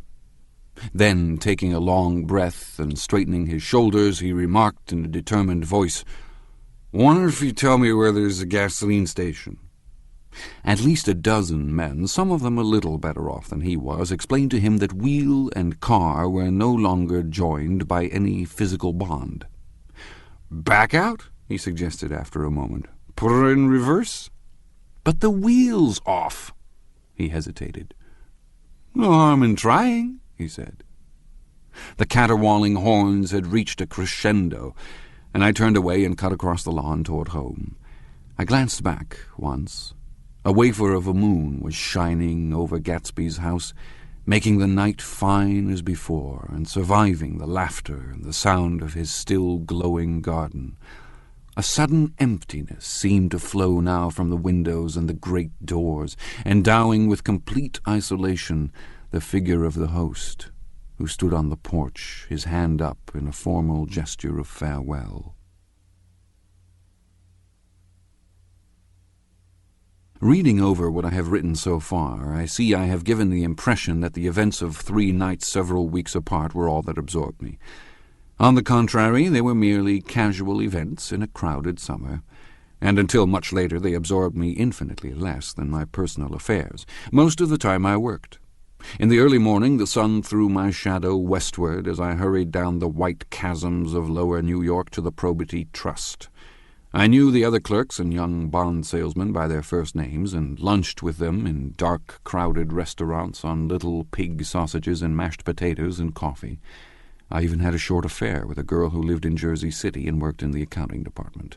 But her brother began throwing mean looks in my direction, so when she went on her vacation in July, I let it blow quietly away. I took dinner usually at the Yale Club. For some reason it was the gloomiest event of my day. And then I went upstairs to the library and studied investments and securities for a conscientious hour. There were generally a few rioters around, but they never came into the library, so it was a good place to work. After that, if the night was mellow, I strolled down Madison Avenue, past the old Murray Hill Hotel, and over 33rd Street to the Pennsylvania Station. I began to like New York, the racy, adventurous feel of it at night, and the satisfaction that the constant flicker of men and women and machines gives to the restless eye. I liked to walk up Fifth Avenue and pick out romantic women from the crowd, and imagine that in a few minutes I was going to enter into their lives, and no one would ever know or disapprove. Sometimes in my mind I followed them to their apartments on the corners of hidden streets, and they turned and smiled back at me before they faded through a door into warm darkness. At the enchanted metropolitan twilight, I felt a haunting loneliness sometimes, and felt it in others, poor young clerks who loitered in front of windows, waiting until it was time for a solitary restaurant dinner, young clerks in the dusk wasting the most poignant moments of night and life. Again at 8 o'clock, when the dark lanes of the 40s were 5 deep with throbbing taxicabs bound for the theatre district, I felt a sinking in my heart. Forms leaned together in the taxis as they waited, and voices sang, and there was laughter from unheard jokes, and lighted cigarettes outlined unintelligible gestures inside. Imagining that I, too, was hurrying toward gaiety and sharing their intimate excitement, I wished them well. For a while I lost sight of Jordan Baker, and then in midsummer I found her again. At first I was flattered to go places with her, because she was a golf champion and everyone knew her name. Then it was something more. I wasn't actually in love, but I felt a sort of tender curiosity. The bored, haughty face that she turned to the world concealed something. Most affectations conceal something eventually, even though they don't in the beginning. And one day I found what it was. When we were on a house party together up in Warwick, she left a borrowed car out in the rain with the top down and then lied about it. And suddenly I remembered the story about her that had eluded me that night at Daisy's. At her first big golf tournament there was a row that nearly reached the newspapers, a suggestion that she had moved her ball from a bad lie in the semi-final round. The thing approached the proportions of a scandal, then died away. A caddy retracted his statement, and the only other witness admitted that he might have been mistaken. The incident and the name had remained together in my mind. Jordan Baker instinctively avoided clever, shrewd men, and now I saw that this was because she felt safer on a plane where any divergence from a code would be thought impossible. She was incurably dishonest. She wasn't able to endure being at a disadvantage, and given this unwillingness, I suppose she had begun dealing in subterfuges when she was very young, in order to keep that cool, insolent smile turned to the world, and yet satisfy the demands of her hard, jaunty body. It made no difference to me. Dishonesty in a woman is a thing you never blame deeply. I was casually sorry, and then I forgot. It was on that same house party that we had a curious conversation about driving a car.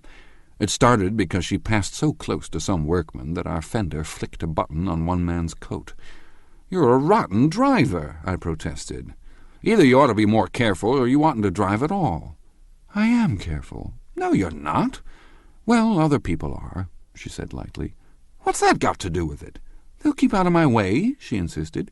"It takes two to make an accident." "Suppose you met somebody just as careless as yourself." "I hope I never will," she answered. "I hate careless people. That's why I like you." Her grey, sun-strained eyes stared straight ahead, but she had deliberately shifted our relations, and for a moment I thought I loved her. But I am slow-thinking, and full of interior rules that act as brakes on my desires, and I knew that first I had to get myself definitely out of that tangle back home.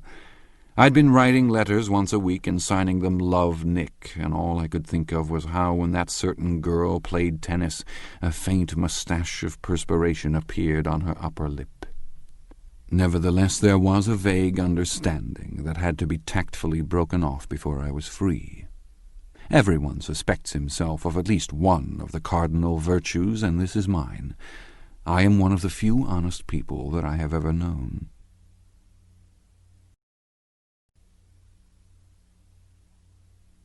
Chapter 4.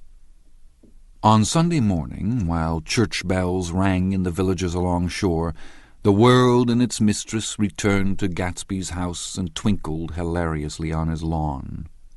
"He's a bootlegger," said the young ladies, moving somewhere between his cocktails and his flowers. "One time he killed a man who had found out that he was nephew to von Hindenburg and second cousin to the devil. Reach me a rose, honey, and pour me a last drop into that there crystal glass." Once I wrote down on the empty spaces of a timetable the names of those who came to Gatsby's house that summer. It is an old timetable now, disintegrating at its folds, and headed, "This schedule is in effect July 5th, 1922. But I can still read the grey names, and they will give you a better impression than my generalities of those who accepted Gatsby's hospitality and paid him the subtle tribute of knowing nothing whatever about him. From East Egg, then, came the Chester Beckers and the Leaches, and a man named Bunsen, whom I knew at Yale, and Dr. Webster Civet, who was drowned last summer up in Maine, and the Hornbeams and the Willie Voltaires, and a whole clan named Blackbuck, who always gathered in a corner and flipped up their noses like goats at whosoever came near, and the Ismays and the Christies, or rather Hubert Auerbach and Mr. Christie's wife, and Edgar Beaver, whose hair, they say, turned cotton white one winter afternoon for no good reason at all. Clarence Andive was from East Egg, as I remember. He came only once, in white knickerbockers, and had a fight with a bum named Etty in the garden. From further out on the island came the Cheadles, and the O.R.P. Schraders, and the Stonewall Jackson Abrams of Georgia, and the Fishguards and the Ripley Snells. Snell was there 3 days before he went to the penitentiary, so drunk out on the gravel drive that Mrs. Ulysses Sweat's automobile ran over his right hand. The Danceys came, too, and S.B. Whitebait, who was well over 60, and Maurice A. Flink, and the Hammerheads, and Beluga, the tobacco importer, and Beluga's girls.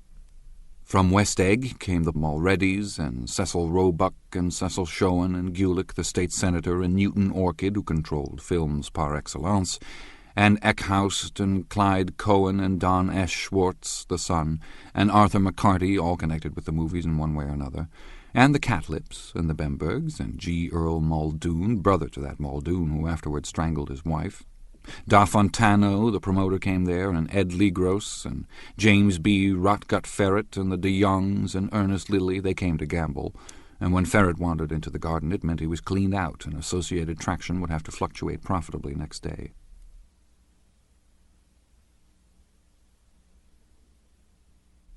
A man named Klipspringer was there so often and so long that he became known as the Boarder.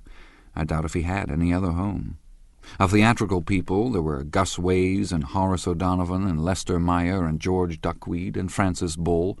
Also from New York were the Cromes and the Backhissens and the Denekers and Russell Betty and the Corrigans and the Kelleher's and the Dewars and the Scullys and S.W. Belcher and the Smirks and the young Quinns, divorced now, and Henry L. Palmetto, who killed himself by jumping in front of a subway train in Times Square.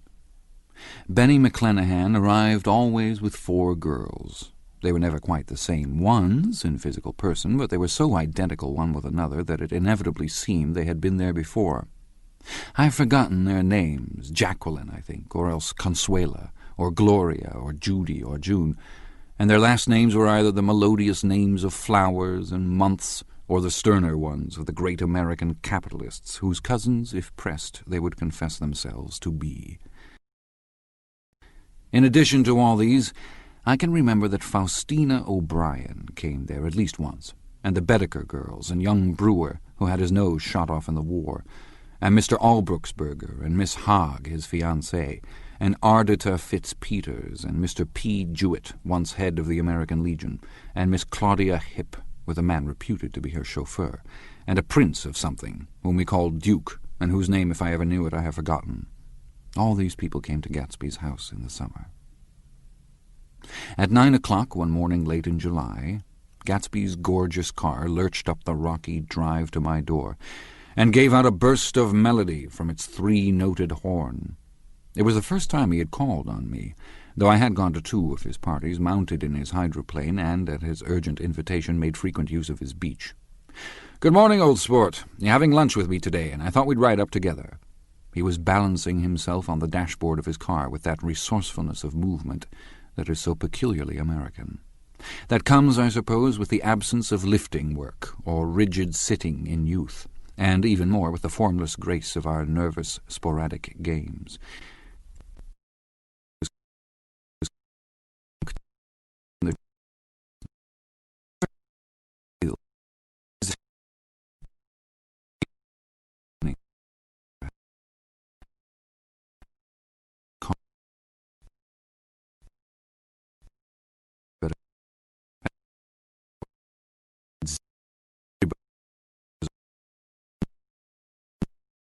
Swollen here and there in its monstrous length with triumphant hat boxes and supper boxes and tool boxes, and terraced with a labyrinth of windshields that mirrored a dozen suns. Sitting down behind many layers of glass in a sort of green leather conservatory, we started to town. I had talked with him perhaps half a dozen times in the past month, and found to my disappointment that he had little to say. So my first impression, that he was a person of some undefined consequence, had gradually faded, and he had become simply the proprietor of an elaborate roadhouse next door. And then came that disconcerting ride. We hadn't reached West Egg Village before Gatsby began leaving his elegant sentences unfinished, and slapping himself indecisively on the knee of his caramel-coloured suit. "Look here, old sport," he broke out surprisingly. "What's your opinion of me, anyhow?" A little overwhelmed, I began the generalized evasions which that question deserves.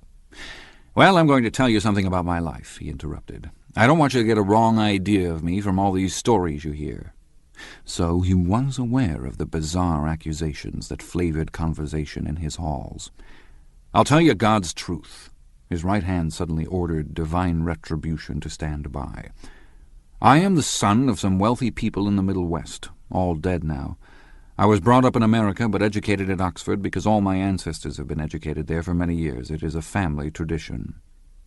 He looked at me sideways, and I knew why Jordan Baker had believed he was lying. He hurried the phrase, "educated at Oxford," or swallowed it or choked on it as though it had bothered him before. And with this doubt, his whole statement fell to pieces, and I wondered if there wasn't something a little sinister about him after all. "What part of the Middle West?" I inquired casually. "San Francisco." "I see. My family all died, and I came into a good deal of money.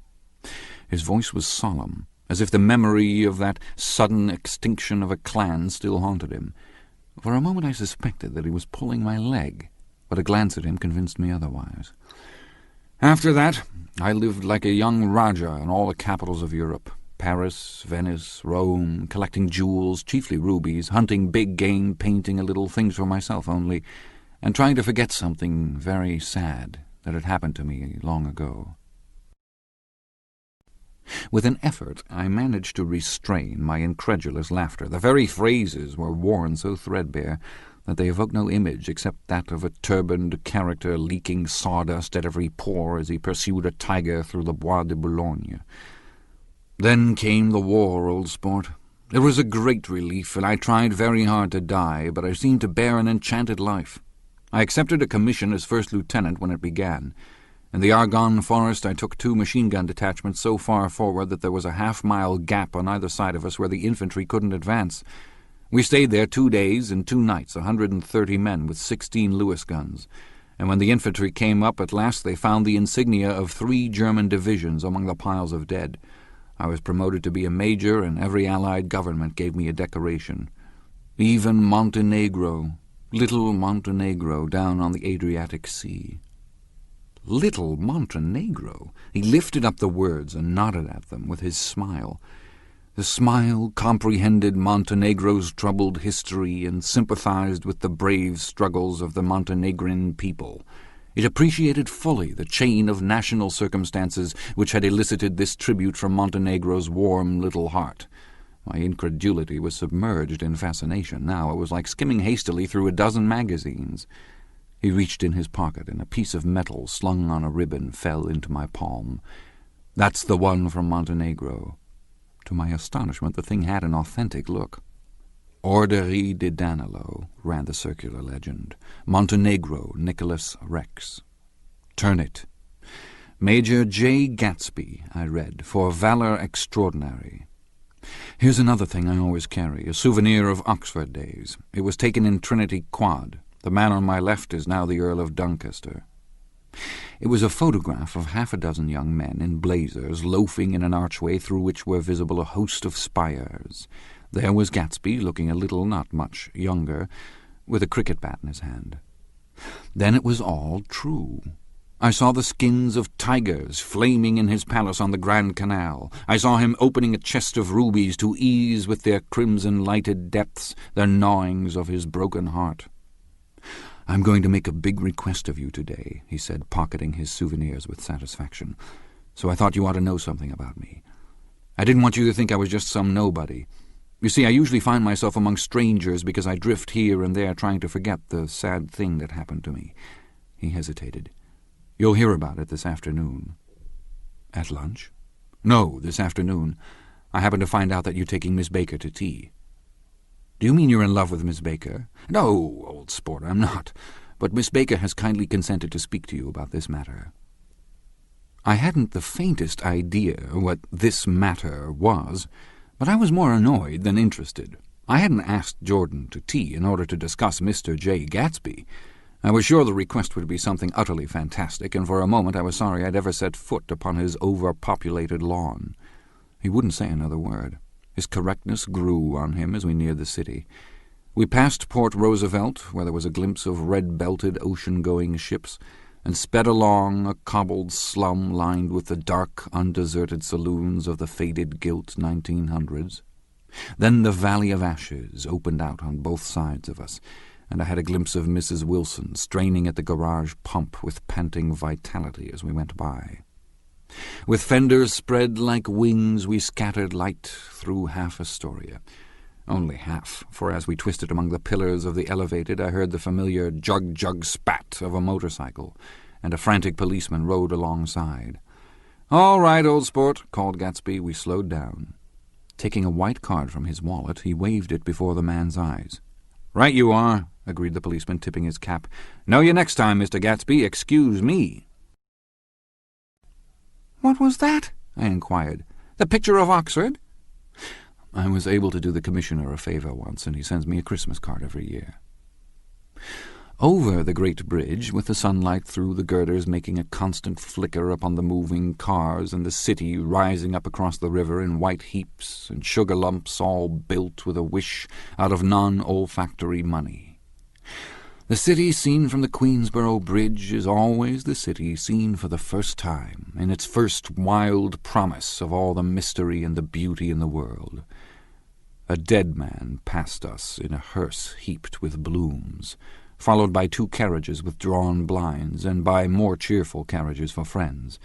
The friends looked out at us with the tragic eyes and short upper lips of southeastern Europe, and I was glad that the sight of Gatsby's splendid car was included in their sombre holiday.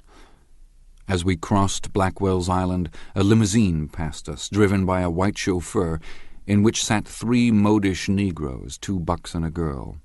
I laughed aloud as the yolks of their eyeballs rolled toward us in haughty rivalry. Anything can happen now that we've slid over this bridge, I thought, anything at all. Even Gatsby could happen, without any particular wonder. Roaring noon.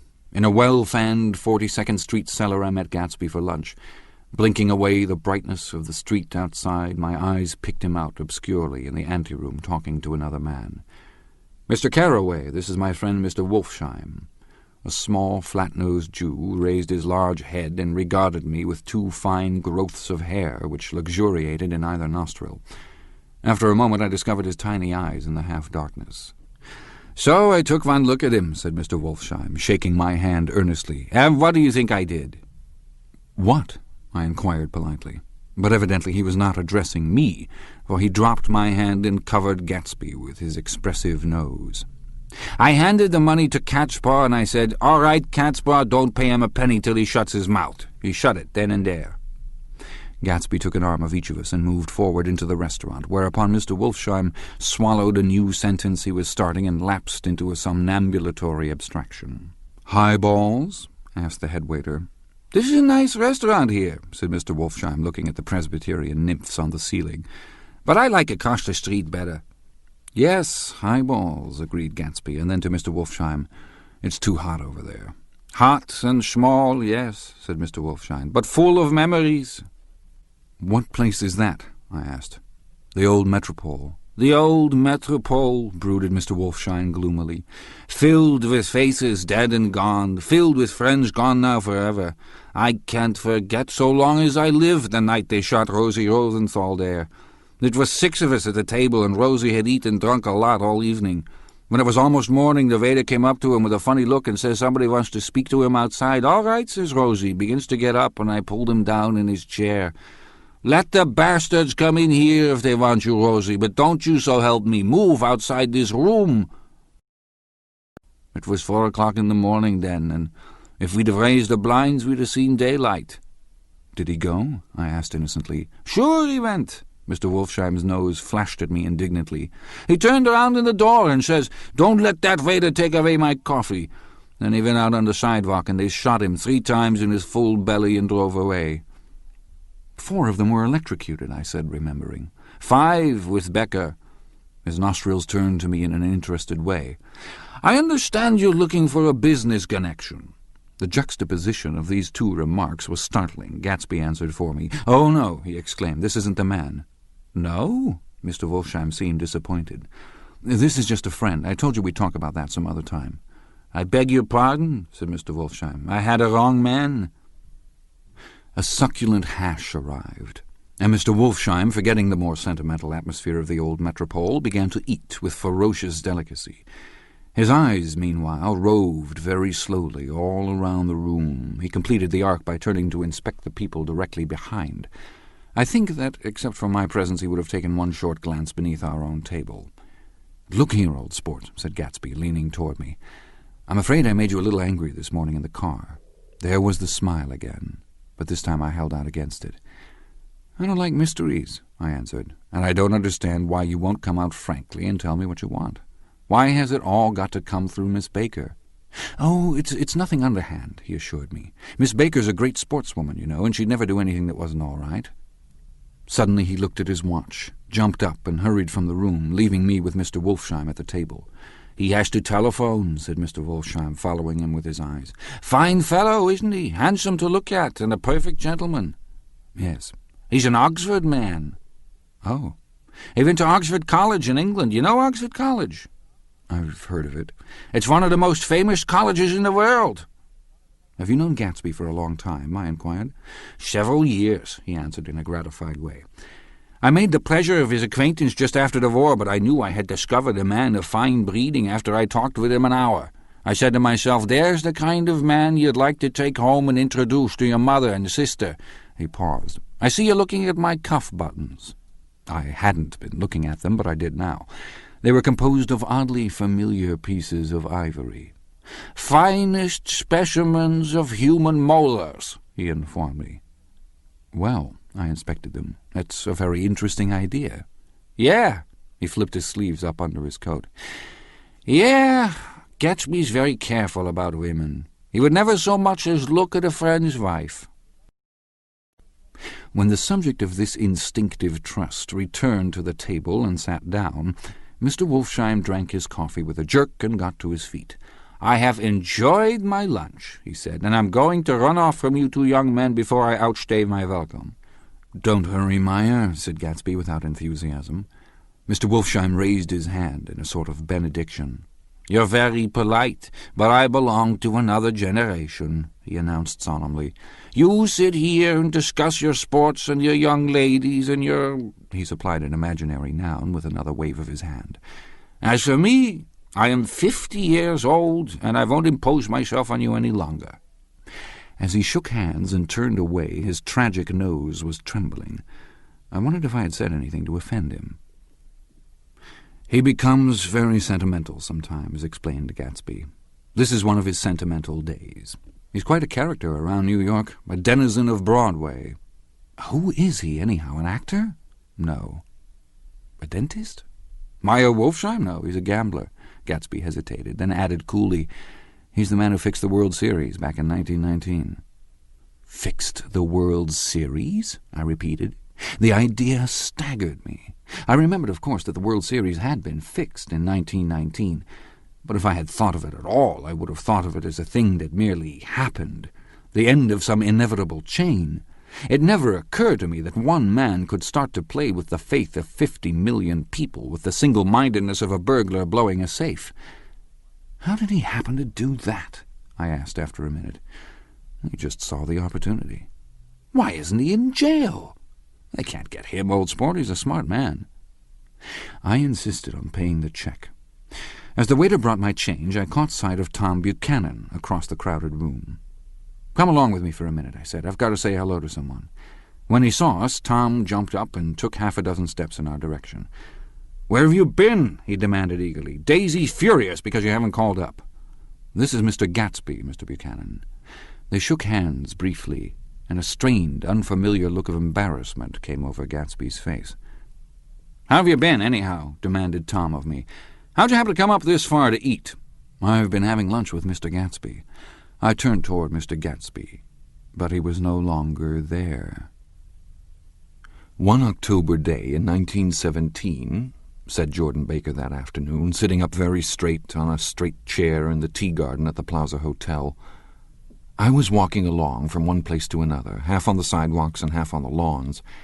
I was happier on the lawns, because I had on shoes from England with rubber knobs on the soles that bit into the soft ground. I had on a new plaid skirt, also, that blew a little in the wind, and whenever this happened, the red, white, and blue banners in front of all the houses stretched out stiff and said tut-tut-tut-tut in a disapproving way. The largest of the banners and the largest of the lawns belonged to Daisy Fay's house.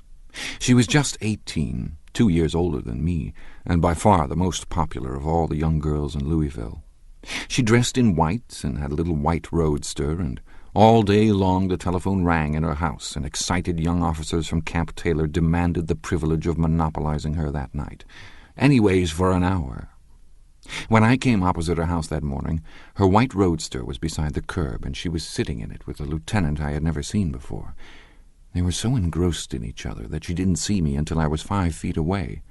"Hello, Jordan," she called unexpectedly. "Please come here." I was flattered that she wanted to speak to me because of all the older girls I admired her most. She asked me if I was going to the Red Cross and make bandages. I was. Well, then, would I tell them that she couldn't come that day? The officer looked at Daisy while she was speaking, in a way that every young girl wants to be looked at some time, and because it seemed romantic to me, I have remembered the incident ever since. His name was Jay Gatsby, and I didn't lay eyes on him again for over 4 years. Even after I'd met him on Long Island, I didn't realize it was the same man. That was 1917. By the next year I had a few beaus myself, and I began to play in tournaments, so I didn't see Daisy very often. She went with a slightly older crowd, when she went with anyone at all. Wild rumors were circulating about her, how her mother had found her packing her bag one winter night to go to New York and say goodbye to a soldier who was going overseas. She was effectually prevented, but she wasn't on speaking terms with her family for several weeks. After that she didn't play around with the soldiers anymore, but only with a few flat-footed, short-sighted young men in town who couldn't get into the army at all. By the next autumn she was gay again, gay as ever. She had a debut after the armistice, and in February she was presumably engaged to a man from New Orleans. In June she married Tom Buchanan of Chicago, with more pomp and circumstance than Louisville ever knew before. He came down with 100 people in 4 private cars, and hired a whole floor of the Seelbach Hotel, and the day before the wedding he gave her a string of pearls valued at $350,000. I was a bridesmaid. I came into her room half an hour before the bridal dinner, and found her lying on her bed, as lovely as the June night in her flowered dress, and as drunk as a monkey. She had a bottle of Sauterne in one hand and a letter in the other. "Congratulate me," she muttered. "Never had a drink before, but oh, how I do enjoy it." "What's the matter, Daisy?" I was scared, I can tell you. I'd never seen a girl like that before. "Here, dears." She groped around in a wastebasket she had with her on the bed and pulled out the string of pearls. "Take 'em downstairs and give 'em back to whoever they belong to. Tell 'em all Daisy's changed her mind. Say, Daisy's changed her mind." She began to cry. She cried and cried. I rushed out and found her mother's maid, and we locked the door and got her into a cold bath. She wouldn't let go of the letter. She took it into the tub with her and squeezed it up into a wet ball, and only let me leave it in the soap dish when she saw that it was coming to pieces like snow. But she didn't say another word. We gave her spirits of ammonia and put ice on her forehead and hooked her back into her dress, and half an hour later, when we walked out of the room, the pearls were around her neck, and the incident was over. Next day at 5 o'clock she married Tom Buchanan without so much as a shiver, and started off on a 3-month trip to the South Seas. I saw them in Santa Barbara when they came back, and I thought I'd never seen a girl so mad about her husband. If he left the room for a minute, she'd look around uneasily and say, "Where's Tom gone?" and wear the most abstracted expression until she saw him coming in the door. She used to sit on the sand with his head in her lap by the hour, rubbing her fingers over his eyes and looking at him with unfathomable delight. It was touching to see them together. It made you laugh in a hushed, fascinated way. That was in August.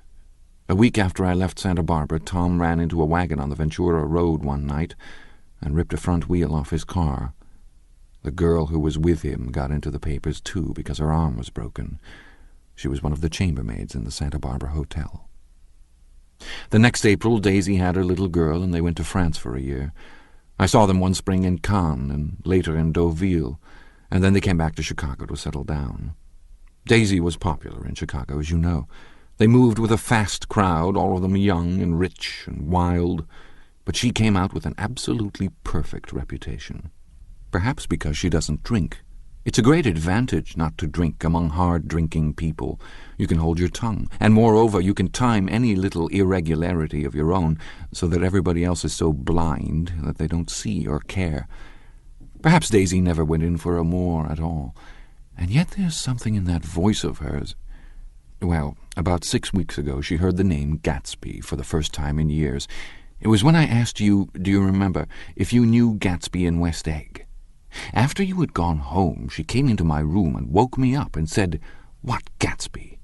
And when I described him, I was half asleep, she said in the strangest voice that it must be the man she used to know. It wasn't until then that I connected this Gatsby with the officer in her white car.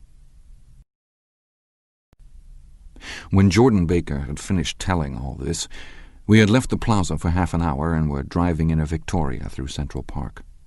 The sun had gone down behind the tall apartments of the movie stars in the West 50s, and the clear voices of little girls, already gathered like crickets on the grass, rose through the hot twilight. "I'm the Sheik of Araby, your love belongs to me. At night when you're asleep, into your tent I'll creep." "It was a strange coincidence," I said. "But it wasn't a coincidence at all." "Why not?" "Gatsby bought that house so that Daisy would be just across the bay." Then it had not been merely the stars to which he had aspired on that June night. He came alive to me, delivered suddenly from the womb of his purposeless splendor. "He wants to know," continued Jordan, "if you'll invite Daisy to your house some afternoon, and then let him come over." The modesty of the demand shook me. He had waited 5 years and bought a mansion where he dispensed starlight to casual moths so that he could come over some afternoon to a stranger's garden. Did I have to know all this before he could ask such a little thing? "He's afraid. He's waited so long. He thought you might be offended. You see, he's a regular tough underneath it all." Something worried me. Why didn't he ask you to arrange a meeting? "He wants her to see his house," she explained, "and your house is right next door." "Oh." "I think he half expected her to wander into one of his parties some night," went on Jordan, "but she never did. Then he began asking people casually if they knew her, and I was the first one he found. It was that night he sent for me at his dance, and you should have heard the elaborate way he worked up to it. Of course, I immediately suggested a luncheon in New York, and I thought he'd go mad. 'I don't want to do anything out of the way,' he kept saying. 'I want to see her right next door.' When I said you were a particular friend of Tom's, he started to abandon the whole idea. He doesn't know very much about Tom, though he says he's read a Chicago paper for years just on the chance of catching a glimpse of Daisy's name." It was dark now, and as we dipped under a little bridge, I put my arm around Jordan's golden shoulder and drew her toward me and asked her to dinner. Suddenly I wasn't thinking of Daisy and Gatsby anymore, but of this clean, hard, limited person who dealt in universal skepticism and who leaned back jauntily just within the circle of my arm. A phrase began to beat in my ears with a sort of heady excitement. "There are only the pursued, the pursuing, the busy, and the tired." "And Daisy ought to have something in her life," murmured Jordan to me. "Does she want to see Gatsby?" "She is not to know about it. Gatsby doesn't want her to know. You're just supposed to invite her to tea." We passed a barrier of dark trees, and then the facade of 59th Street. A block of delicate, pale light beamed down into the park. Unlike Gatsby and Tom Buchanan, I had no girl whose disembodied face floated along the dark cornices and blinding signs, and so I drew up the girl beside me, tightening my arms. Her wan, scornful mouth smiled, and so I drew her up again, closer, this time to my face.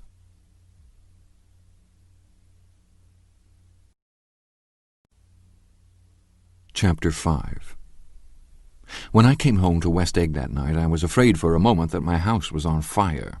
2 o'clock, and the whole corner of the peninsula was blazing with light, which fell unreal on the shrubbery and made thin, elongating glints upon the roadside wires. Turning a corner, I saw that it was Gatsby's house, lit from tower to cellar. At first I thought it was another party, a wild rout that had resolved itself into hide-and-go-seek or sardines in the box, with all the house thrown open to the game. But there wasn't a sound. Only wind in the trees, which blew the wires and made the lights go off and on again, as if the house had winked into the darkness. As my taxi groaned away, I saw Gatsby walking toward me across his lawn. "Your place looks like the World's Fair," I said. "Does it?" He turned his eyes toward it absently. "I have been glancing into some of the rooms. Let's go to Coney Island, old sport, in my car." "It's too late." "Well, suppose we take a plunge in the swimming pool. I haven't made use of it all summer." "I've got to go to bed." "All right." He waited, looking at me with suppressed eagerness. "I talked with Miss Baker," I said after a moment. "I'm going to call up Daisy tomorrow and invite her over here to tea." "Oh, that's all right," he said carelessly. "I don't want to put you to any trouble." "What day would suit you?" "What day would suit you," he corrected me quickly. "I don't want to put you to any trouble, you see." "How about the day after tomorrow?" He considered for a moment. Then, with reluctance, "I want to get the grass cut," he said. We both looked at the grass. There was a sharp line where my ragged lawn ended, and the darker, well-kept expanse of his began. I suspected that he meant my grass. "There's another little thing," he said uncertainly, and hesitated. "Would you rather put it off for a few days?" I asked. "Oh, it isn't about that. At least—" He fumbled with a series of beginnings. "Why, I thought— Why, look here, old sport, you don't make much money, do you?" "Not very much." This seemed to reassure him, and he continued more confidently. "I thought you didn't, if you'll pardon my— You see, I carry on a little business on the side, a sort of sideline, you understand. And I thought that if you don't make very much— You're selling bonds, aren't you, old sport?" "Trying to." "Well, this would interest you. It wouldn't take up much of your time, and you might pick up a nice bit of money. It happens to be a rather confidential sort of thing." I realize now that under different circumstances that conversation might have been one of the crises of my life. But because the offer was obviously and tactlessly for a service to be rendered, I had no choice except to cut him off there. "I've got my hands full," I said. "I'm much obliged, but I couldn't take on any more work." He wouldn't have to do any business with Wolfsheim. Evidently he thought that I was shying away from the connection mentioned at lunch, but I assured him he was wrong. He waited a moment longer, hoping I'd begin a conversation, but I was too absorbed to be responsive, so he went unwillingly home. The evening had made me light-headed and happy. I think I walked into a deep sleep as I entered my front door. So I don't know whether or not Gatsby went to Coney Island, or for how many hours he glanced into rooms while his house blazed gaudily on. I called up Daisy from the office next morning and invited her to come to tea. "Don't bring Tom," I warned her. "What? Don't bring Tom?" "Who is Tom?" she asked innocently. The day agreed upon was pouring rain. At 11 o'clock a man in a raincoat, dragging a lawn-mower, tapped at my front door and said that Mr. Gatsby had sent him over to cut my grass. This reminded me that I had forgotten to tell my Finn to come back, so I drove into West Egg Village to search for her among soggy, whitewashed alleys, and to buy some cups and lemons and flowers. The flowers were unnecessary, for at 2 o'clock a greenhouse arrived from Gatsby's with innumerable receptacles to contain it. An hour later the front door opened nervously, and Gatsby, in a white flannel suit, silver shirt, and gold-collared tie, hurried in. He was pale, and there were dark signs of sleeplessness beneath his eyes. "Is everything all right?" he asked immediately. "The grass looks fine, if that's what you mean." "What grass?" he inquired blankly. "Oh, the grass in the yard." He looked out the window at it, but judging from his expression, I don't believe he saw a thing. "Looks very good," he remarked vaguely. "One of the papers said they thought the rain would stop about 4. I think it was the Journal. Have you got everything you need in the shape of tea?" I took him into the pantry, where he looked a little reproachfully at the Finn. Together we scrutinized the 12 lemon cakes from the delicatessen shop. "Will they do?" I asked. Of course, they're fine," and he added hollowly, "old sport." The rain cooled about 3:30 to a damp mist, through which occasional thin drops swam like dew. Gatsby looked with vacant eyes through a copy of Clay's Economics, starting at the finished tread that shook the kitchen floor and peering toward the bleared windows from time to time, as if a series of invisible but alarming happenings were taking place outside. Finally he got up and informed me in an uncertain voice that he was going home. "Why is that?" "Nobody's coming to tea. It's too late." He looked at his watch, as if there was some pressing demand on his time elsewhere. "I can't wait all day." "Don't be silly. It's just 2 minutes to 4. He sat down miserably, as if I had pushed him, and simultaneously there was the sound of a motor turning into my lane. We both jumped up, and a little harrowed myself, I went out into the yard. Under the dripping, bare lilac trees, a large open car was coming up the drive. It stopped. Daisy's face, tipped sideways beneath a 3-cornered lavender hat, looked out at me with a bright, ecstatic smile. "Is this absolutely where you live, my dearest one?" The exhilarating ripple of her voice was a wild tonic in the rain. I had to follow the sound of it for a moment, up and down, with my ear alone, before any words came through. A damp streak of hair lay like a dash of blue paint across her cheek, and her hand was wet with glistening drops as I took it to help her from the car. "Are you in love with me?" she said low in my ear. "Or why did I have to come alone?" "That's the secret of Castle Rack Rent. Tell your chauffeur to go far away and spend an hour." "Come back in an hour, Ferdy." Then in a grave murmur, "His name is Ferdy. Does the gasoline affect his nose?" "I don't think so," she said innocently. "Why?" We went in. To my overwhelming surprise, the living room was deserted. "Well, that's funny," I exclaimed. "What's funny?" She turned her head as there was a light, dignified knocking at the front door. I went out and opened it. Gatsby, pale as death, with his hands plunged like weights in his coat pockets, was standing in a puddle of water, glaring tragically into my eyes. With his hands still in his coat pockets, he stalked by me into the hall, turned sharply as if he were on a wire, and disappeared into the living room. It wasn't a bit funny. Aware of the loud beating of my own heart, I pulled the door to against the increasing rain. For half a minute there wasn't a sound. Then from the living room I heard a sort of choking murmur, and part of a laugh, followed by Daisy's voice on a clear, artificial note. "I certainly am awfully glad to see you again." A pause. It endured horribly. I had nothing to do in the hall, so I went into the room. Gatsby, his hands still in his pockets, was reclining against the mantelpiece in a strained counterfeit of perfect ease, even of boredom.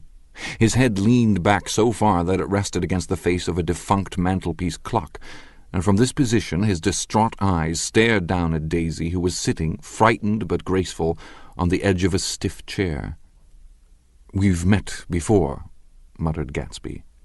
His eyes glanced momentarily at me, and his lips parted with an abortive attempt at a laugh. Luckily, the clock took this moment to tilt dangerously at the pressure of his head, whereupon he turned and caught it with trembling fingers and set it back in place. Then he sat down, rigidly, his elbow on the arm of the sofa and his chin in his hand. "I'm sorry about the clock," he said. My own face had now assumed a deep tropical burn. I couldn't muster up a single commonplace out of the 1,000 in my head. "It's an old clock," I told them idiotically. I think we all believed for a moment that it had smashed in pieces on the floor. "We haven't met for many years," said Daisy, her voice as matter-of-fact as it could ever be. 5 years next November." The automatic quality of Gatsby's answer set us all back at least another minute. I had them both on their feet, with the desperate suggestion that they help me make tea in the kitchen, when the demoniac Finn brought it in on a tray. Amid the welcome confusion of cups and cakes, a certain physical decency established itself. Gatsby got himself into a shadow, and while Daisy and I talked, looked conscientiously from one to the other of us with tense, unhappy eyes. However, as calmness wasn't an end in itself, I made an excuse at the first possible moment and got to my feet.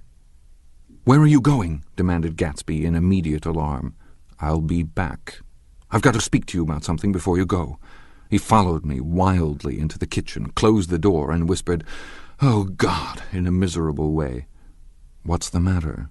"This is a terrible mistake," he said, shaking his head from side to side. "A terrible, terrible mistake." "You're just embarrassed, that's all." And luckily I added, "Daisy's embarrassed, too." "She's embarrassed?" he repeated incredulously.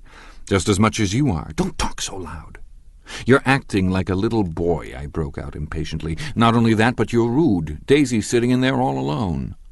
He raised his hand to stop my words, looked at me with unforgettable reproach, and opening the door cautiously, went back into the other room.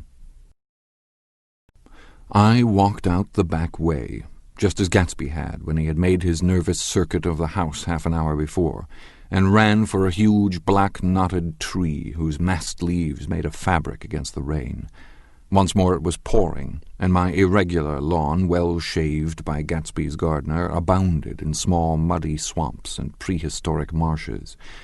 There was nothing to look at from under the tree except Gatsby's enormous house, so I stared at it, like Kant at his church steeple, for half an hour.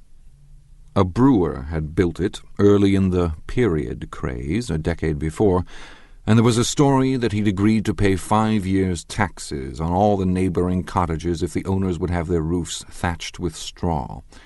Perhaps their refusal took the heart out of his plan to found a family. He went into an immediate decline. His children sold his house with the black wreath still on the door. Americans, while occasionally willing to be serfs, have always been obstinate about being peasantry. After half an hour, the sun shone again, and the grocer's automobile rounded Gatsby's drive with the raw material for his servant's dinner. I felt sure he wouldn't eat a spoonful. A maid began opening the upper windows of his house, appeared momentarily in each, and leaning from a large central bay, spat meditatively into the garden. It was time I went back. While the rain continued, it had seemed like the murmur of their voices, rising and swelling a little now and then with gusts of emotion. But in the new silence, I felt that silence had fallen within the house, too. I went in, after making every possible noise in the kitchen, short of pushing over the stove. But I don't believe they heard a sound. They were sitting at either end of the couch, looking at each other as if some question had been asked or was in the air, and every vestige of embarrassment was gone. Daisy's face was smeared with tears, and when I came in she jumped up and began wiping at it with her handkerchief before a mirror. But there was a change in Gatsby that was simply confounding. He literally glowed. Without a word or a gesture of exultation, a new well-being radiated from him and filled the little room. "Oh, hello, old sport," he said, as if he hadn't seen me for years. I thought for a moment he was going to shake hands. "It's stopped raining." "Has it?" When he realized what I was talking about, that there were twinkle bells of sunshine in the room, he smiled like a weatherman, like an ecstatic patron of recurrent light, and repeated the news to Daisy. "What do you think of that? It stopped raining." "I'm glad, Jay." Her throat, full of aching, grieving beauty, told only of her unexpected joy. "I want you and Daisy to come over to my house," he said. "I'd like to show her around." "You're sure you want me to come?" "Absolutely, old sport."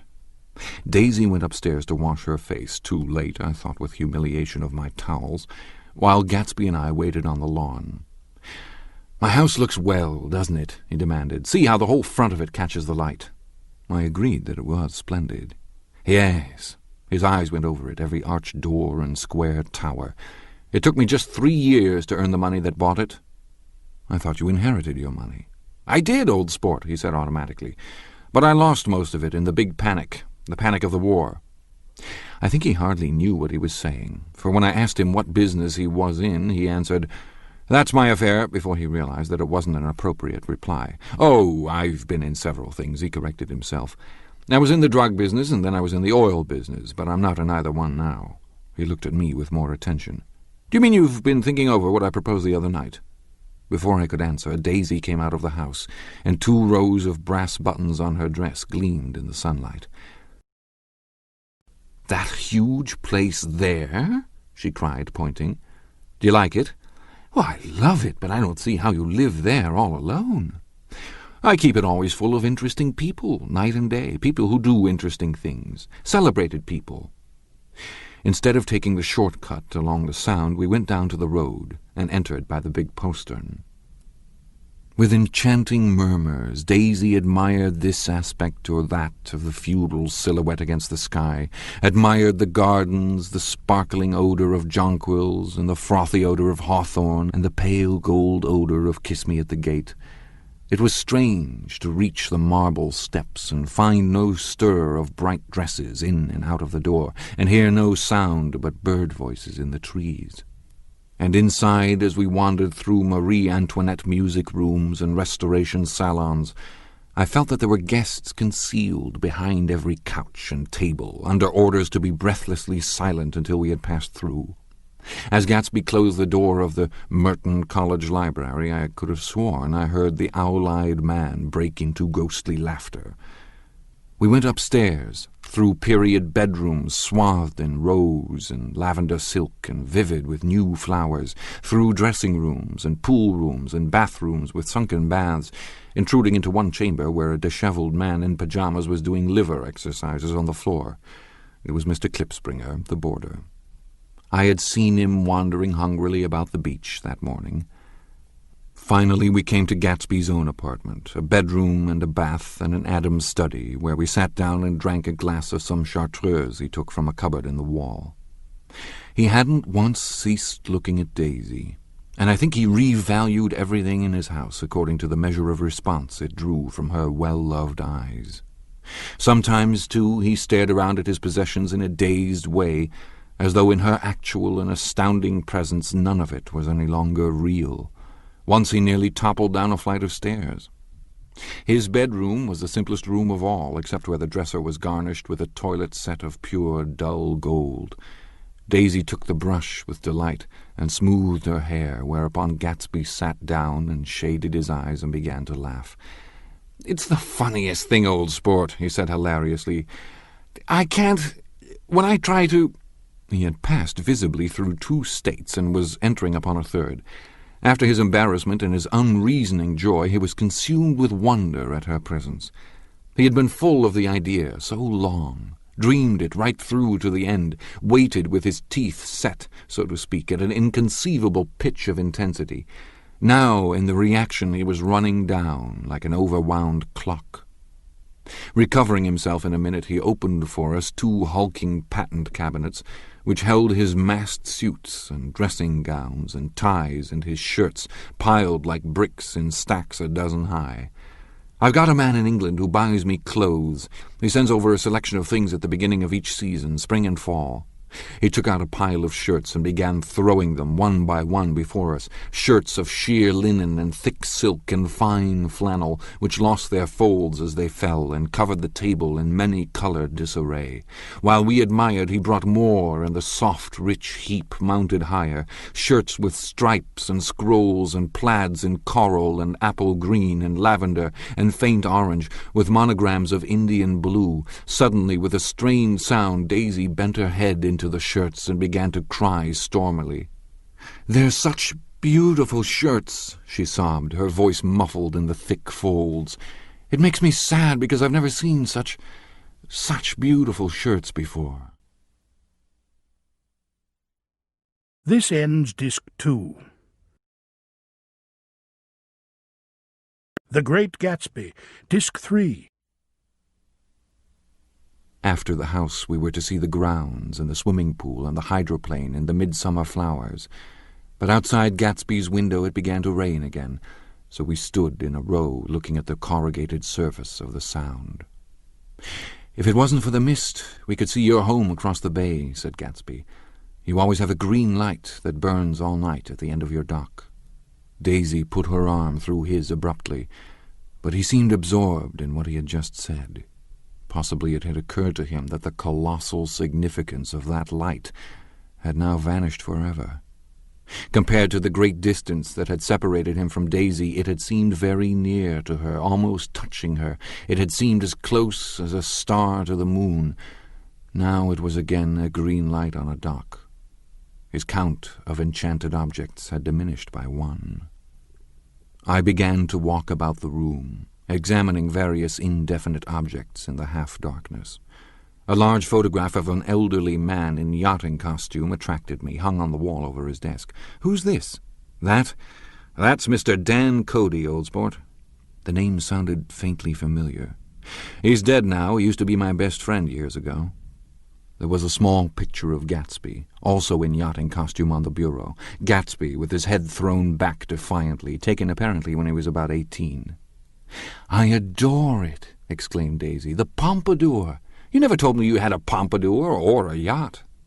"Look at this," said Gatsby quickly. "Here's a lot of clippings about you." They stood side by side, examining it. I was going to ask to see the rubies when the phone rang, and Gatsby took up the receiver. "Yes.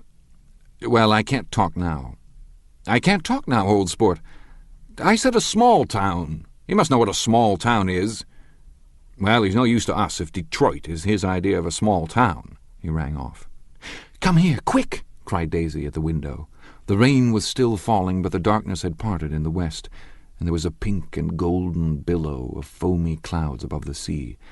"Look at that," she whispered, and then after a moment, "I'd like to just get one of those pink clouds and put you in it and push you around." I tried to go then, but they wouldn't hear of it. Perhaps my presence made them feel more satisfactorily alone. "I know what we'll do," said Gatsby. "We'll have Klipspringer play the piano." He went out of the room, calling "Ewing," and returned in a few minutes, accompanied by an embarrassed, slightly worn young man with shell-rimmed glasses and scanty blonde hair. He was now decently clothed, in a sport shirt open at the neck, sneakers, and duck trousers of a nebulous hue. "Did we interrupt your exercises?" inquired Daisy politely. "I was asleep," cried Mr. Klipspringer in a spasm of embarrassment. "That is, I'd been asleep. Then I got up." "Klipspringer plays the piano," said Gatsby, cutting him off. "Don't you, Ewing, old sport?" "But I don't play well. I hardly play at all. I'm out of practice." "We'll go downstairs," interrupted Gatsby. He flipped a switch. The grey windows disappeared as the house glowed full of light. In the music room, Gatsby turned on a solitary lamp beside the piano. He lit Daisy's cigarette from a trembling match and sat down with her on a couch far across the room where there was no light save what the gleaming floor bounced in from the hall. When Klipspringer had played the Love Nest, he turned around on the bench and searched unhappily for Gatsby in the gloom. "I'm all out of practice, you see. I told you I couldn't play. I'm all out of practice." "Don't talk so much, old sport," commanded Gatsby. "Play!" "In the morning, in the evening, ain't we got fun?" Outside the wind was loud, and there was a faint flow of thunder along the sound. All the lights were going on in West Egg now. The electric trains, men carrying, were plunging home through the rain from New York. It was the hour of a profound human change, and excitement was generating on the air. One thing sure and nothing surer, the rich get rich and the poor get children. In the meantime, in between time... As I went over to say goodbye, I saw that the expression of bewilderment had come back into Gatsby's face, as though a faint doubt had occurred to him as to the quality of his present happiness. Almost 5 years! There must have been moments, even that afternoon, when Daisy tumbled short of his dreams, not through her own fault, but because of the colossal vitality of his illusion. It had gone beyond her, beyond everything. He had thrown himself into it with a creative passion, adding to it all the time, decking it out with every bright feather that drifted his way. No amount of fire or freshness can challenge what a man will store up in his ghostly heart. As I watched him, he adjusted himself a little, visibly. His hand took hold of hers, and as she said something low in his ear, he turned toward her with a rush of emotion. I think that voice held him most with its fluctuating, feverish warmth, because it couldn't be over-dreamed. That voice was a deathless song. They had forgotten me, but Daisy glanced up and held out her hand. Gatsby didn't know me now at all. I looked once more at them, and they looked back at me, remotely, possessed by intense life. Then I went out of the room and down the marble steps into the rain, leaving them there together.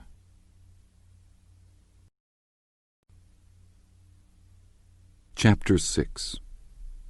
About this time, an ambitious young reporter from New York arrived one morning at Gatsby's door and asked him if he had anything to say. "Anything to say about what?" inquired Gatsby politely. "Why, any statement to give out." It transpired, after a confused 5 minutes, that the man had heard Gatsby's name around his office, in a connection which he either wouldn't reveal or didn't fully understand. This was his day off, and with laudable initiative he had hurried out to see. It was a random shot, and yet the reporter's instinct was right. Gatsby's notoriety, spread about by the hundreds who had accepted his hospitality and so become authorities upon his past, had increased all summer until he fell just short of being news. Contemporary legends, such as the underground pipeline to Canada, attached themselves to him. And there was one persistent story that he didn't live in a house at all, but in a boat that looked like a house and was moved secretly up and down the Long Island shore. Just why these inventions were a source of satisfaction to James Gatz of North Dakota isn't easy to say. James Gatz. That was really, or at least legally, his name. He had changed it at the age of 17 and at the specific moment that witnessed the beginning of his career, when he saw Dan Cody's yacht drop anchor over the most insidious flat on Lake Superior.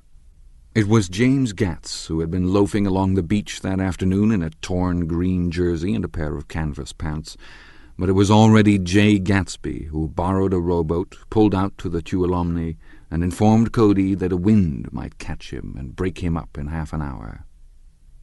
I suppose he'd had the name ready for a long time, even then. His parents were shiftless and unsuccessful farm people. His imagination had never really accepted them as his parents at all. The truth was that Jay Gatsby of West Egg, Long Island, sprang from his platonic conception of himself. He was a son of God, a phrase which, if it means anything, means just that, and he must be about his father's business, the service of a vast, vulgar, and meretricious beauty. So he invented just the sort of Jay Gatsby that a 17-year-old boy would be likely to invent, and to this conception he was faithful to the end. For over a year he had been beating his way along the south shore of Lake Superior as a clam digger and a salmon fisher, or in any other capacity that brought him food and bed. His brown, hardening body lived naturally through the half-fierce, half-lazy work of the bracing days.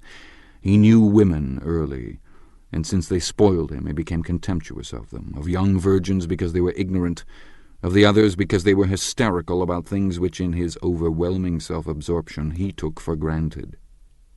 But his heart was in a constant, turbulent riot. The most grotesque and fantastic conceits haunted him in his bed at night. A universe of ineffable gaudiness spun itself out in his brain, while the clock ticked on the washstand, and the moon soaked with wet light his tangled clothes upon the floor. Each night he added to the pattern of his fancies until drowsiness closed down upon some vivid scene with an oblivious embrace. For a while these reveries provided an outlet for his imagination. They were a satisfactory hint of the unreality of reality, a promise that the rock of the world was founded securely on a fairy's wing. An instinct toward his future glory had led him some months before to the small Lutheran college of St. Olaf in southern Minnesota. He stayed there 2 weeks, dismayed at its ferocious indifference to the drums of his destiny, to destiny itself, and despising the janitor's work with which he was to pay his way through. Then he drifted back to Lake Superior, and he was still searching for something to do on the day that Dan Cody's yacht dropped anchor in the shallows along shore. Cody was 50 years old then, a product of the Nevada silver fields, of the Yukon, of every rush for metal since '75. The transactions in Montana copper that made him many times a millionaire found him physically robust, but on the verge of soft-mindedness. And, suspecting this, an infinite number of women tried to separate him from his money. The none too savory ramifications by which Ella Kay, the newspaper woman, played Madame de Maintenon to his weakness and sent him to sea in a yacht were common knowledge in the turgid subjournalism of 1902. He had been coasting along all too hospitable shores for 5 years when he turned up as James Gats's destiny in Little Girl Bay. To young Gatz, resting on his oars and looking up at the railed deck, that yacht represented all the beauty and glamour in the world.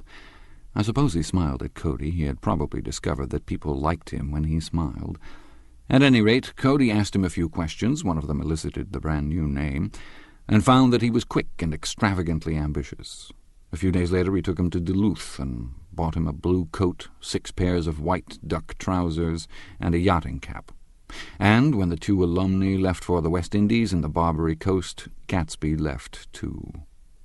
He was employed in a vague personal capacity. While he remained with Cody, he was in turn steward, mate, skipper, secretary, and even jailer, for Dan Cody sober knew what lavish doings Dan Cody drunk might soon be about, and he provided for such contingencies by reposing more and more trust in Gatsby. The arrangement lasted 5 years, during which the boat went 3 times around the continent. It might have lasted indefinitely, except for the fact that Ella Kay came on board one night in Boston, and a week later Dan Cody inhospitably died. I remember the portrait of him up in Gatsby's bedroom, a grey, florid man with a hard, empty face. The pioneer debauchee who, during one phase of American life, brought back to the eastern seaboard the savage violence of the frontier brothel and saloon. It was indirectly due to Cody that Gatsby drank so little. Sometimes in the course of gay parties, women used to rub champagne into his hair. For himself, he formed the habit of letting liquor alone. And it was from Cody that he inherited money, a legacy of $25,000. He didn't get it. He never understood the legal device that was used against him, but what remained of the millions went intact to Ella Kay. He was left with his singularly appropriate education. The vague contour of Jay Gatsby had filled out to the substantiality of a man. He told me all this very much later, but I've put it down here with the idea of exploding those first wild rumors about his antecedents, which weren't even faintly true. Moreover, he told it to me at a time of confusion, when I had reached the point of believing everything and nothing about him. So I take advantage of this short halt, while Gatsby, so to speak, caught his breath, to clear this set of misconceptions away. It was a halt, too, in my association with his affairs. For several weeks I didn't see him or hear his voice on the phone. Mostly I was in New York, trotting around with Jordan and trying to ingratiate myself with her senile aunt. But finally I went over to his house one Sunday afternoon. I hadn't been there 2 minutes when somebody brought Tom Buchanan in for a drink. I was startled, naturally, but the really surprising thing was that it hadn't happened before. They were a party of 3 on horseback, Tom and a man named Sloane and a pretty woman in a brown riding habit who had been there previously. "I'm delighted to see you," said Gatsby, standing on his porch. "I'm delighted that you dropped in." As though they cared. "Sit right down. Have a cigarette or a cigar." He walked around the room quickly, ringing bells. "I'll have something for you to drink in just a minute." He was profoundly affected by the fact that Tom was there. But he would be uneasy anyhow until he had given them something, realizing in a vague way that that was all they came for. Mr. Sloane wanted nothing. A lemonade? No, thanks. A little champagne? Nothing at all, thanks. I'm sorry. "Did you have a nice ride?" "Very good roads around here." "I suppose the automobiles—" "Yeah." Moved by an irresistible impulse, Gatsby turned to Tom, who had accepted the introduction as a stranger. "I believe we've met somewhere before, Mr. Buchanan." "Oh, yes," said Tom, gruffly polite, but obviously not remembering. "So we did. I remember very well." "About 2 weeks ago." "That's right. You were with Nick here." "I know your wife," continued Gatsby, almost aggressively. "That's so." Tom turned to me. "You live near here, Nick?" "Next door." "That's so." Mr. Sloane didn't enter into the conversation, but lounged back haughtily in his chair. The woman said nothing either, until, unexpectedly, after 2 highballs, she became cordial. "We'll all come over to your next party, Mr. Gatsby," she suggested. "What do you say?" "Certainly. I'd be delighted to have you." "Be very nice," said Mr. Sloane without gratitude. "Well, think ought to be starting home." "Please don't hurry," Gatsby urged them. He had control of himself now, and he wanted to see more of Tom. Why don't you stay for supper? I wouldn't be surprised if some other people dropped in from New York." "You come to supper with me," said the lady enthusiastically. "Both of you." This included me. Mr. Sloane got to his feet. "Come along," he said, but to her only. "I mean it," she insisted. "I'd love to have you. Lots of room." Gatsby looked at me questioningly. He wanted to go, and he didn't see that Mr. Sloane had determined he shouldn't. "I'm afraid I won't be able to," I said.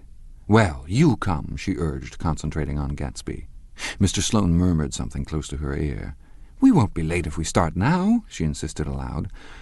"I haven't got a horse," said Gatsby. "I used to ride in the army, but I've never bought a horse. I'll have to follow you in my car. Excuse me for just a minute."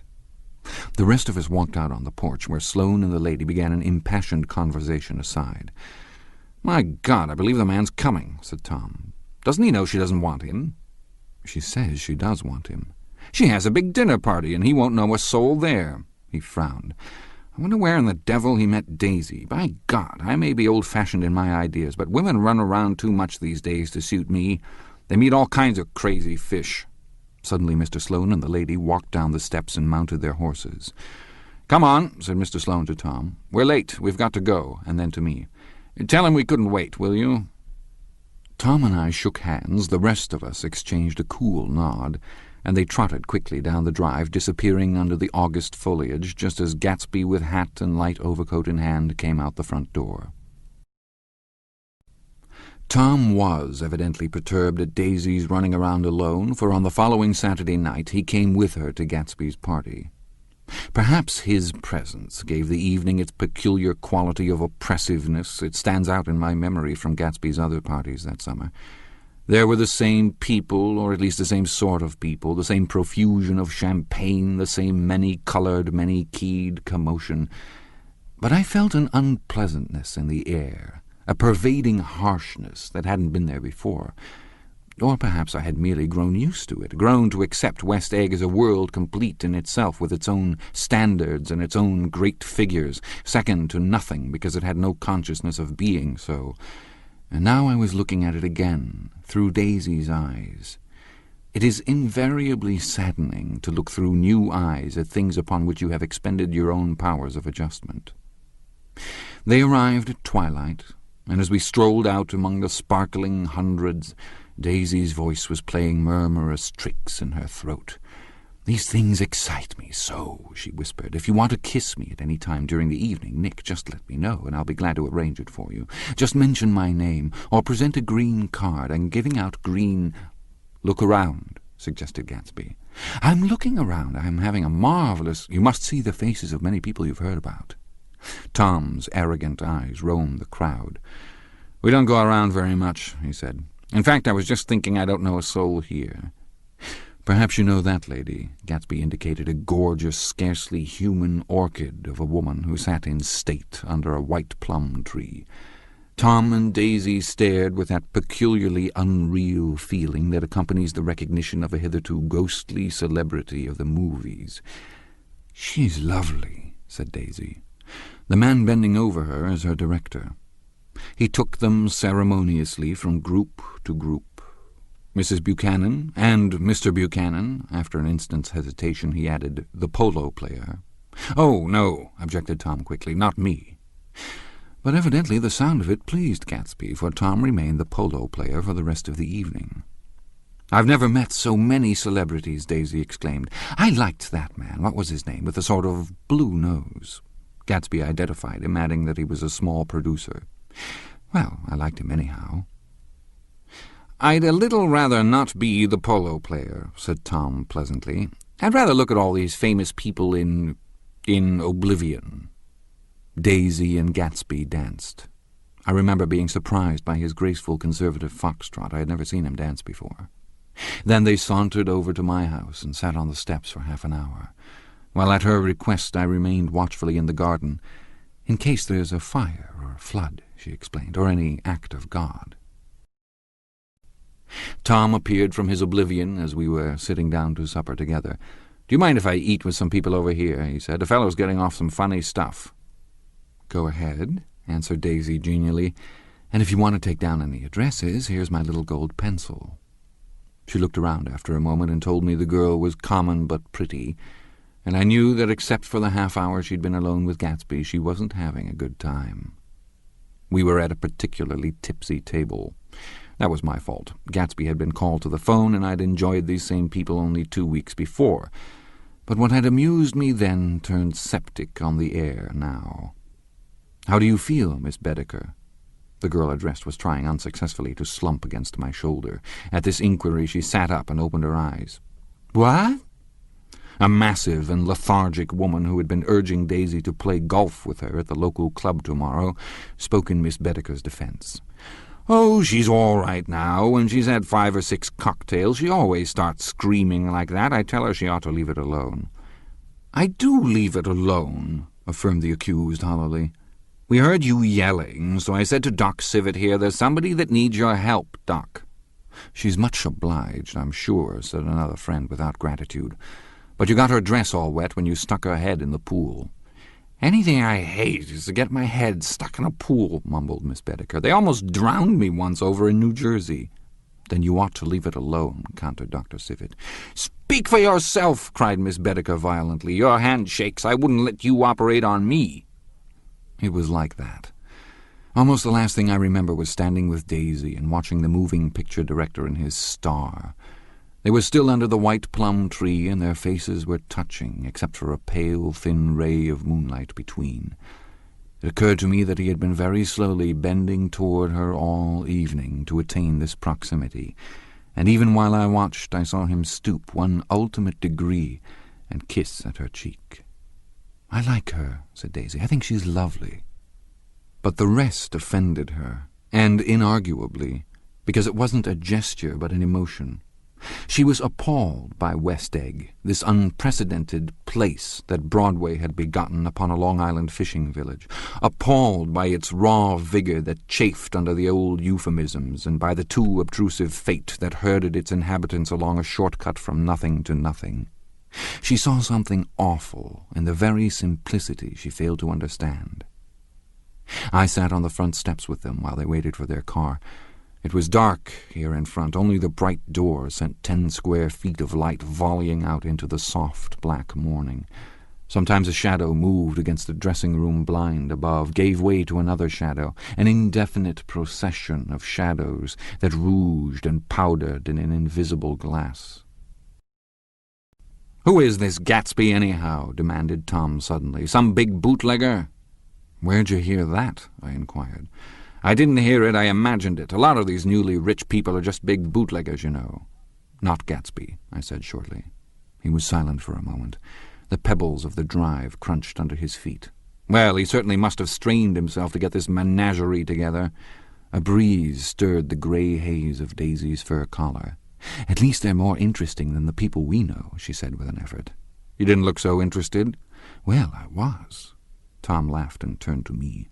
"Did you notice Daisy's face when that girl asked her to put her under a cold shower?" Daisy began to sing with the music in a husky, rhythmic whisper, bringing out a meaning in each word that it had never had before and would never have again. When the melody rose, her voice broke up sweetly, following it in a way contralto voices have, and each change tipped out a little of her warm, human magic upon the air. "Lots of people come who haven't been invited," she said suddenly.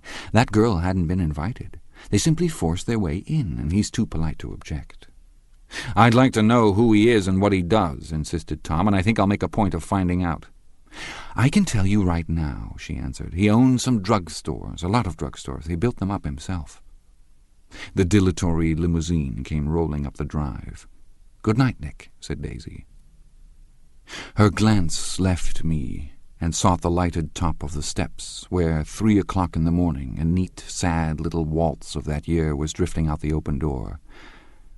After all, in the very casualness of Gatsby's party, there were romantic possibilities totally absent from her world. What was it up there in that song that seemed to be calling her back inside? What would happen now, in the dim, incalculable hours? Perhaps some unbelievable guest would arrive, a person infinitely rare and to be marveled at, some authentically radiant young girl who, with one fresh glance at Gatsby, one moment of magical encounter, would blot out those 5 years of unwavering devotion. I stayed late that night. Gatsby asked me to wait until he was free, and I lingered in the garden until the inevitable swimming party had run up, chilled and exalted, from the black beach, until the lights were extinguished in the guest rooms overhead. When he came down the steps at last, the tanned skin was drawn unusually tight on his face, and his eyes were bright and tired. "She didn't like it," he said immediately. "Of course she did. She didn't like it," he insisted. "She didn't have a good time." He was silent, and I guessed at his unutterable depression. "I feel far away from her," he said. "It's hard to make her understand." "You mean about the dance?" The dance! He dismissed all the dances he had given with a snap of his fingers. "Old sport, the dance is unimportant." He wanted nothing less of Daisy than that she should go to Tom and say, "I never loved you." After she had obliterated 4 years with that sentence, they could decide upon the more practical measures to be taken. One of them was that after she was free they were to go back to Louisville and be married from her house, just as if it were 5 years ago. "And she doesn't understand," he said. "She used to be able to understand. We'd sit for hours." He broke off and began to walk up and down a desolate path of fruit rinds and discarded favours and crushed flowers. "I wouldn't ask too much of her," I ventured. "You can't repeat the past." "Can't repeat the past?" he cried incredulously. Why, of course you can. He looked around him wildly, as if the past were lurking here in the shadow of his house, just out of reach of his hand. I'm going to fix everything just the way it was before, he said, nodding determinedly. She'll see. He talked a lot about the past, and I gathered that he wanted to recover something, some idea of himself, perhaps, that had gone into loving Daisy. His life had been confused and disordered since then, but if he could once return to a certain starting place and go over it all slowly, he could find out what that thing was. One autumn night 5 years before, they had been walking down the street when the leaves were falling, and they came to a place where there were no trees and the sidewalk was white with moonlight. They stopped here and turned toward each other. Now it was a cool night with that mysterious excitement in it which comes at the 2 changes of the year. The quiet lights in the houses were humming out into the darkness, and there was a stir and bustle among the stars. Out of the corner of his eye, Gatsby saw that the blocks of the sidewalks really formed a ladder and mounted to a secret place above the trees. He could climb to it if he climbed alone, and once there he could suck on the pap of life, gulp down the incomparable milk of wonder. His heart beat faster and faster as Daisy's white face came up to his own. He knew that when he kissed this girl and forever wed his unutterable visions to her perishable breath, his mind would never romp again like the mind of God. So he waited, listening for a moment longer to the tuning fork that had been struck upon a star. Then he kissed her.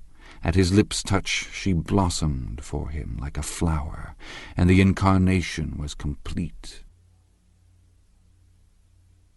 Through all he said, even through his appalling sentimentality, I was reminded of something, an elusive rhythm, a fragment of lost words that I had heard somewhere a long time ago. For a moment a phrase tried to take shape in my mouth, and my lips parted like a dumb man's, as though there was more struggling upon them than a wisp of startled air. But they made no sound, and what I had almost remembered was uncommunicable forever.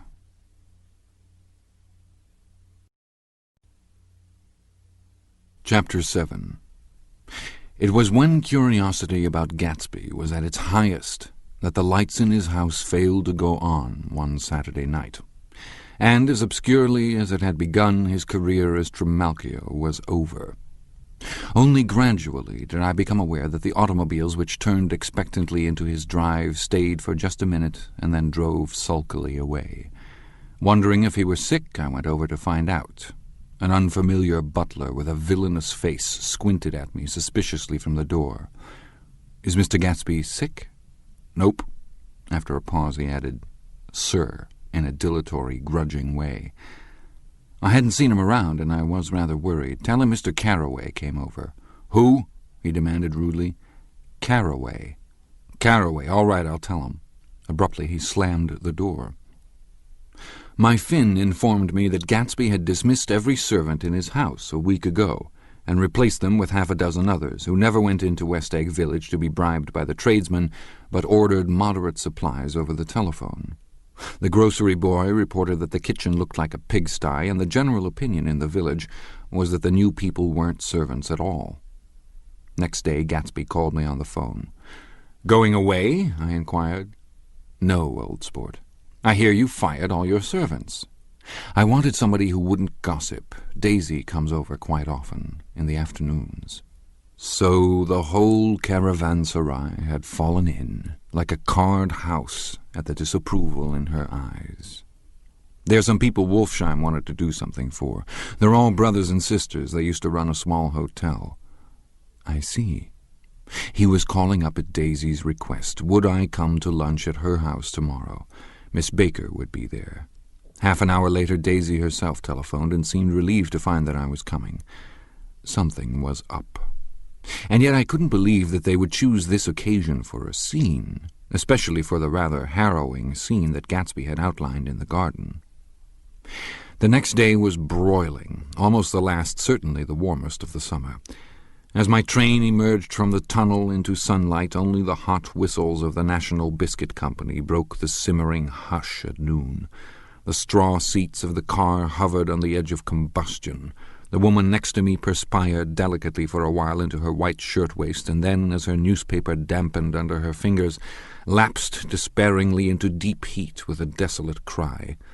Her pocketbook slapped to the floor. "Oh, my," she gasped.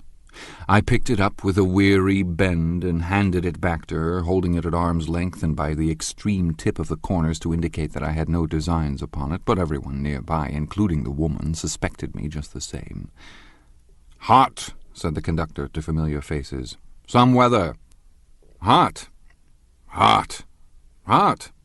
Is it hot enough for you? Is it hot? Is it—" My commutation ticket came back to me with a dark stain from his hand. That anyone should care in this heat whose flushed lips he kissed, whose head made damp the pajama pocket over his heart. Through the hall of the Buchanan's house blew a faint wind, carrying the sound of the telephone bell out to Gatsby and me as we waited at the door. "The master's body," roared the butler into the mouthpiece. "I'm sorry, madame, but we can't furnish it. It's far too hot to touch this noon." What he really said was, Yes, I'll see." He set down the receiver and came toward us, glistening slightly, to take our stiff straw hats. "Madame expects you in the salon," he cried, needlessly indicating the direction. In this heat every extra gesture was an affront to the common store of life. The room, shadowed well with awnings, was dark and cool. Daisy and Jordan lay upon an enormous couch like silver idols, weighing down their own white dresses against the singing breeze of the fans. "We can't move," they said together. Jordan's fingers, powdered white over their tan, rested for a moment in mine. "And Mr. Thomas Buchanan, the athlete?" I inquired. Simultaneously I heard his voice, gruff, muffled, husky, at the hall telephone. Gatsby stood in the center of the crimson carpet and gazed around with fascinated eyes. Daisy watched him and laughed her sweet, exciting laugh. A tiny gust of powder rose from her bosom into the air. "The rumor is," whispered Jordan, "that that's Tom's girl on the telephone." We were silent. The voice in the hall rose high with annoyance. "Very well, then I won't sell you the car at all. I'm under no obligations to you at all. And as for your bothering me about it at lunchtime, I won't stand that at all." "Holding down the receiver," said Daisy cynically. "No, he's not," I assured her. "It's a bona fide deal. I happen to know about it." Tom flung open the door, blocked out its space for a moment with his thick body, and hurried into the room. "Mr. Gatsby," he put out his broad, flat hand with well-concealed dislike. "I'm glad to see you, sir. Nick?" "Make us a cold drink," cried Daisy. As he left the room again, she got up and went over to Gatsby and pulled his face down, kissing him on the mouth. "You know I love you," she murmured. "You forget there's a lady present," said Jordan. Daisy looked around doubtfully. "You kiss Nick, too? What a low, vulgar girl." "I don't care," cried Daisy, and began to clog on the brick fireplace. Then she remembered the heat and sat down guiltily on the couch, just as a freshly laundered nurse leading a little girl came into the room. "Blessed, precious," she crooned, holding out her arms. "Come to your own mother that loves you." The child, relinquished by the nurse, rushed across the room and rooted shyly into her mother's dress. "The blessed precious. Did Mother get powder on your old yellowy hair? Stand up now and say howdy-do." Gatsby and I, in turn, leaned down and took the small, reluctant hand. Afterward he kept looking at the child with surprise. I don't think he had ever really believed in its existence before. "I got dressed before luncheon," said the child, turning eagerly to Daisy. "That's because your mother wanted to show you off." Her face bent into the single wrinkle of the small white neck. "You dream, you absolute little dream." "Yes," admitted the child calmly. "Aunt Jordan's got on a white dress, too." "How do you like Mother's friends?" Daisy turned her round so that she faced Gatsby. "Do you think they're pretty? Where's Daddy?" "She doesn't look like her father," explained Daisy. "She looks like me. She's got my hair and shape of the face." Daisy sat back upon the couch. The nurse took a step forward and held out her hand. "Come, Pammy." "Goodbye, sweetheart." With a reluctant backward glance, the well-disciplined child held to her nurse's hand and was pulled out the door just as Tom came back, preceding 4 gin rickeys that clicked full of ice. Gatsby took up his drink. "They certainly look cool," he said with visible tension. We drank in long, greedy swallows. "I read somewhere that the sun's getting hotter every year," said Tom genially. "It seems that pretty soon the Earth's going to fall into the sun. Or, wait a minute, it's just the opposite. The sun's getting colder every year. Come outside," he suggested to Gatsby. "I'd like you to have a look at the place." I went with them out to the veranda. On the green sound, stagnant in the heat, one small sail crawled slowly toward the fresher sea. Gatsby's eyes followed it momentarily. He raised his hand and pointed across the bay. "I'm right across from you." "So you are." Our eyes lifted over the rose beds and the hot lawn and the weedy refuse of the dog days along shore. Slowly the white wings of the boat moved against the blue, cool limit of the sky. Ahead lay the scalloped ocean and the abounding, blessed isles. "There's sport for you," said Tom, nodding.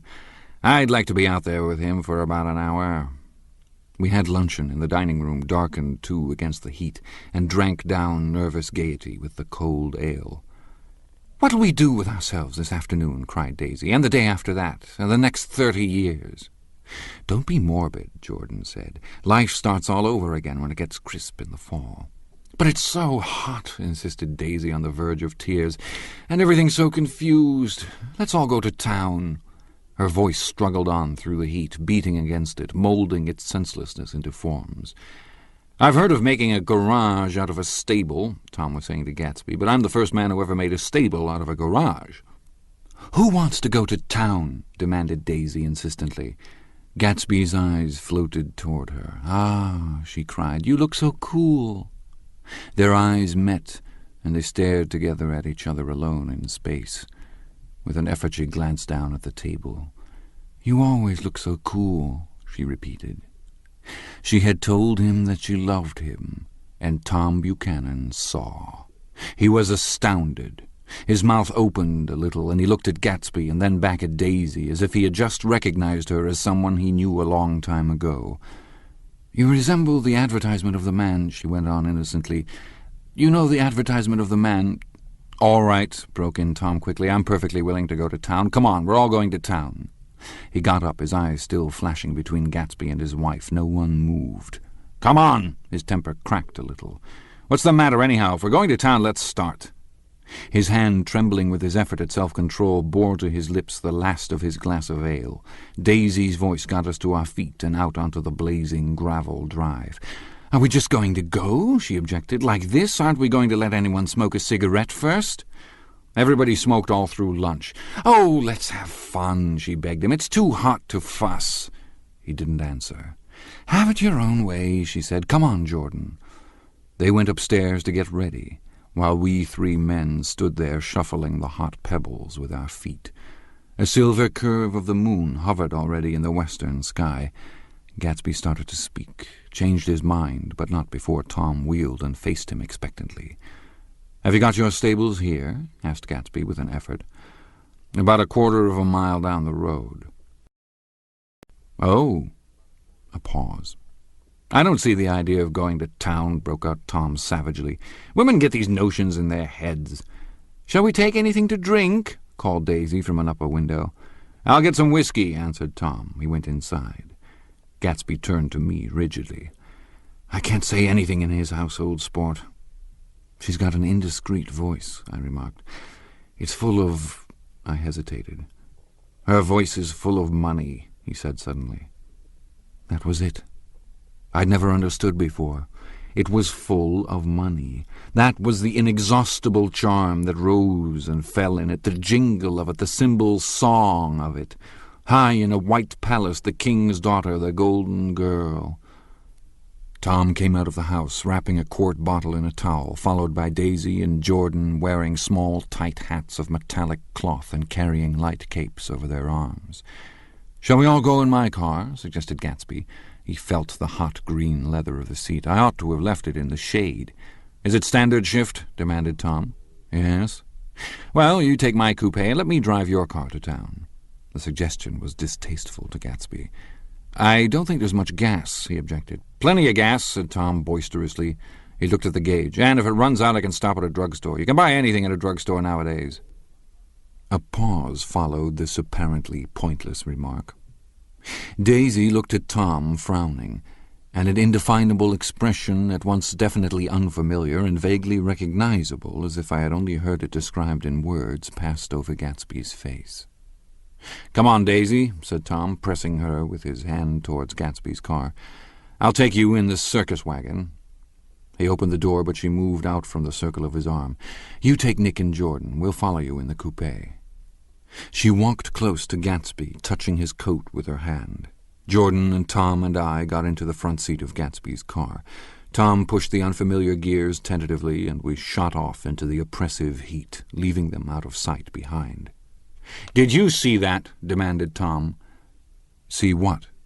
He looked at me keenly, realizing that Jordan and I must have known all along. "You think I'm pretty dumb, don't you?" he suggested. "Maybe I am, but I have almost a second sight sometimes that tells me what to do. Maybe you don't believe that, but science—" He paused. The immediate contingency overtook him, pulled him back from the edge of the theoretical abyss. "I've made a small investigation of this fellow," he continued. "I could have gone deeper if I'd known—" "Do you mean you've been to a medium?" inquired Jordan humorously. "What?" Confused, he stared at us as we laughed. "A medium? About Gatsby." "About Gatsby? No, I haven't. I said I'd been making a small investigation of his past." "And you found he was an Oxford man," said Jordan helpfully. "An Oxford man?" He was incredulous. "Like hell he is. He wears a pink suit." "Nevertheless, he's an Oxford man." "Oxford, New Mexico," snorted Tom contemptuously, "or something like that."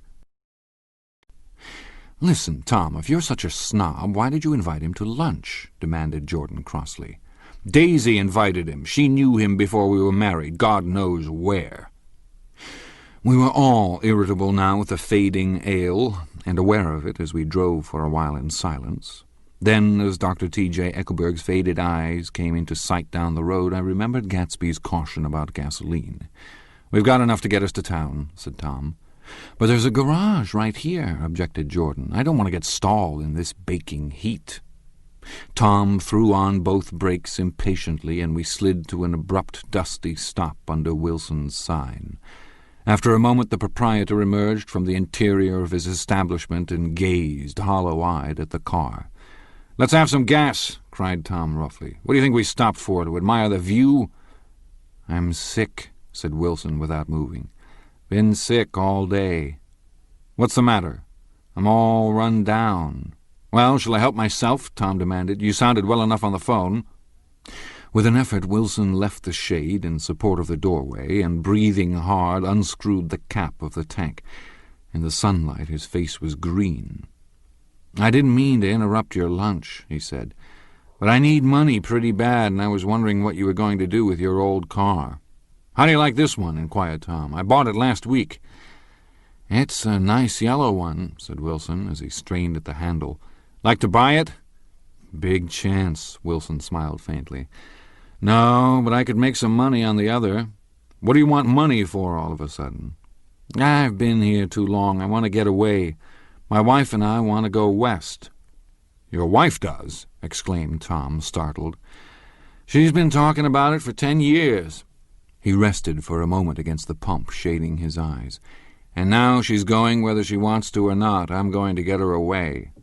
The coupe flashed by us with a flurry of dust and the flash of a waving hand.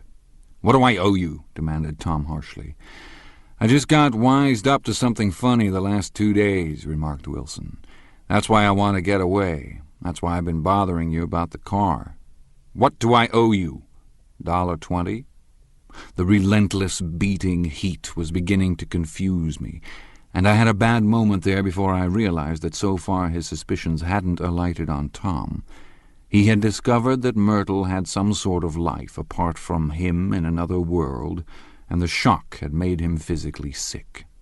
I stared at him and then at Tom, who had made a parallel discovery less than an hour before, and it occurred to me that there was no difference between men in intelligence or race so profound as the difference between the sick and the well. Wilson was so sick that he looked guilty, unforgivably guilty, as if he had just got some poor girl with child. "I'll let you have that car," said Tom. "I'll send it over tomorrow afternoon." That locality was always vaguely disquieting, even in the broad glare of afternoon, and now I turned my head as though I had been warned of something behind. Over the ash-heaps the giant eyes of Dr. T.J. Eckelberg kept their vigil, but I perceived after a moment that other eyes were regarding us with peculiar intensity from less than 20 feet away. In one of the windows over the garage the curtains had been moved aside a little, and Myrtle Wilson was peering down at the car. So engrossed was she that she had no consciousness of being observed, and one emotion after another crept into her face like objects into a slowly developing picture. Her expression was curiously familiar. It was an expression I had often seen on women's faces, but on Myrtle Wilson's face it seemed purposeless and inexplicable, until I realized that her eyes, wide with jealous terror, were fixed not on Tom, but on Jordan Baker, whom she took to be his wife. There is no confusion like the confusion of a simple mind, and as we drove away Tom was feeling the hot whips of panic. His wife and his mistress, until an hour ago secure and inviolate, were slipping precipitately from his control. Instinct made him step on the accelerator with the double purpose of overtaking Daisy and leaving Wilson behind, and we sped along towards Astoria at 50 miles an hour until, among the spidery girders of the elevated, we came in sight of the easy-going blue coupe. "Those big movies around 50th Street are cool," suggested Jordan. "I love New York on summer afternoons when everyone's away. There's something very sensuous about it. Overripe, as if all sorts of funny fruits were going to fall into your hands." The word sensuous had the effect of further disquieting Tom, but before he could invent a protest, the coupe came to a stop, and Daisy signaled us to draw up alongside. "Where are we going?" she cried. "How about the movies?" "It's so hot," she complained. "You go. We'll ride around and meet you after." With an effort, her wit rose faintly. "We'll meet you on some corner. I'll be the man smoking 2 cigarettes." "We can't argue about it here," Tom said impatiently as a truck gave out a cursing whistle behind us. "You follow me to the south side of Central Park in front of the plaza." Several times he turned his head and looked back for their car, and if the traffic delayed them, he slowed up until they came into sight. I think he was afraid they would dart down a side street and out of his life forever. But they didn't. And we all took the less explicable step of engaging the parlor of a suite in the Plaza Hotel. The prolonged and tumultuous argument that ended by herding us into that room eludes me, though I have a sharp physical memory that in the course of it my underwear kept climbing like a damp snake round my legs, and intermittent beads of sweat raced cool across my back. The notion originated with Daisy's suggestion that we hire 5 bathrooms and take cold baths, and then assumed a more tangible form as a place to have a mint julep. Each of us said over and over that it was a crazy idea. We all talked at once to a baffled clerk and thought or pretended to think that we were being very funny. The room was large and stifling, and though it was already 4 o'clock, opening the windows admitted only a gust of hot shrubbery from the park. Daisy went to the mirror and stood with her back to us, fixing her hair. "It's a swell suite," whispered Jordan respectfully, and everyone laughed. "Open another window," commanded Daisy without turning around. "There aren't any more." "Well, we'd better telephone for an axe." "The thing to do is to forget about the heat," said Tom impatiently. "You make it 10 times worse by crabbing about it." He unrolled the bottle of whiskey from the towel and put it on the table. "Why not let her alone, old sport?" remarked Gatsby. "You're the one that wanted to come to town." There was a moment of silence. The telephone book slipped from its nail and splashed to the floor, whereupon Jordan whispered, "Excuse me," but this time no one laughed. "I'll pick it up," I offered. "I've got it." Gatsby examined the parted string, muttered, "Hum," in an interested way, and tossed the book on a chair. "That's a great expression of yours, isn't it?" said Tom sharply. "What is?" "All this old sport business. Where'd you pick that up?" "Now see here, Tom," said Daisy, turning around from the mirror. "If you're going to make personal remarks, I won't stay here a minute. Call up and order some ice for the mint julep."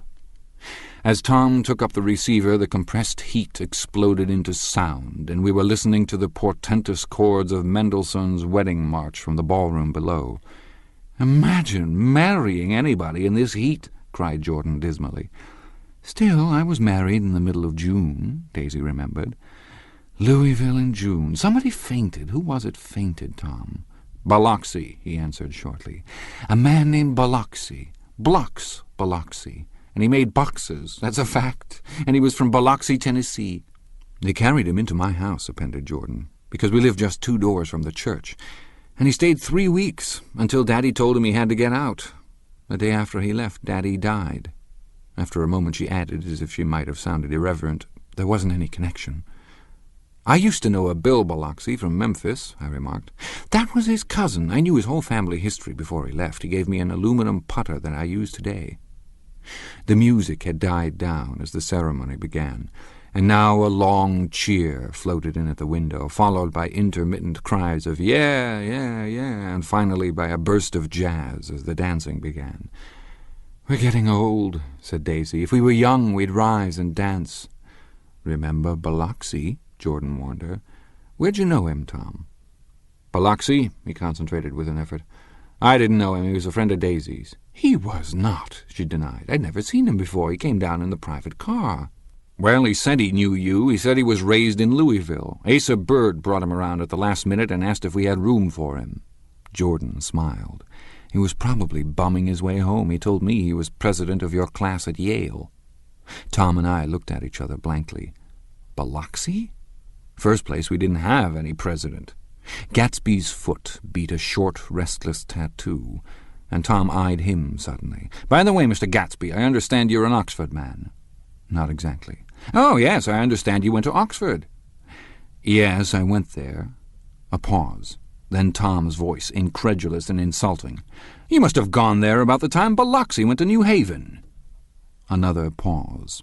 A waiter knocked and came in with crushed mint and ice, but the silence was unbroken by his thank you and the soft closing of the door.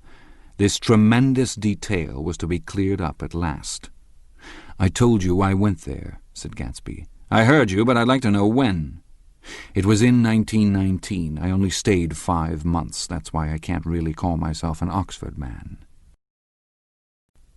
Tom glanced around to see if we mirrored his unbelief, but we were all looking at Gatsby.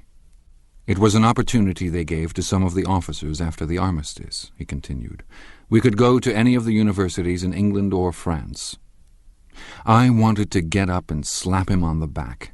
I had one of those renewals of complete faith in him that I'd experienced before." Daisy rose, smiling faintly, and went to the table. "Open the whiskey, Tom," she ordered, "and I'll make you a mint julep. Then you won't seem so stupid to yourself. Look at the mint." "Wait a minute," snapped Tom. "I want to ask Mr. Gatsby one more question." "Go on," Gatsby said politely. "What kind of a row are you trying to cause in my house anyway?" They were out in the open at last, and Gatsby was content.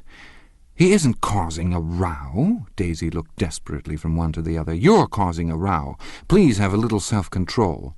"Self-control?" repeated Tom incredulously. "I suppose the latest thing is to sit back and let Mr. Nobody from Nowhere make love to your wife. Well, if that's the idea, you can count me out. Nowadays people begin by sneering at family life and family institutions, and next they'll throw everything overboard and have intermarriage between black and white." Flushed with his impassioned gibberish, he saw himself standing alone on the last barrier of civilization. "We're all white here," murmured Jordan. "I know I'm not very popular. I don't give big parties. I suppose you've got to make your house into a pigsty in order to have any friends in the modern world." Angry as I was, as we all were, I was tempted to laugh whenever he opened his mouth. The transition from libertine to prig was so complete. "I've got something to tell you, old sport," began Gatsby, but Daisy guessed at his intention. "Please don't," she interrupted helplessly. "Please, let's all go home. Why don't we all go home?" "That's a good idea." I got up. "Come on, Tom. Nobody wants a drink. I want to know what Mr. Gatsby has to tell me." "Your wife doesn't love you," said Gatsby. "She's never loved you. She loves me." "You must be crazy," exclaimed Tom automatically. Gatsby sprang to his feet, vivid with excitement.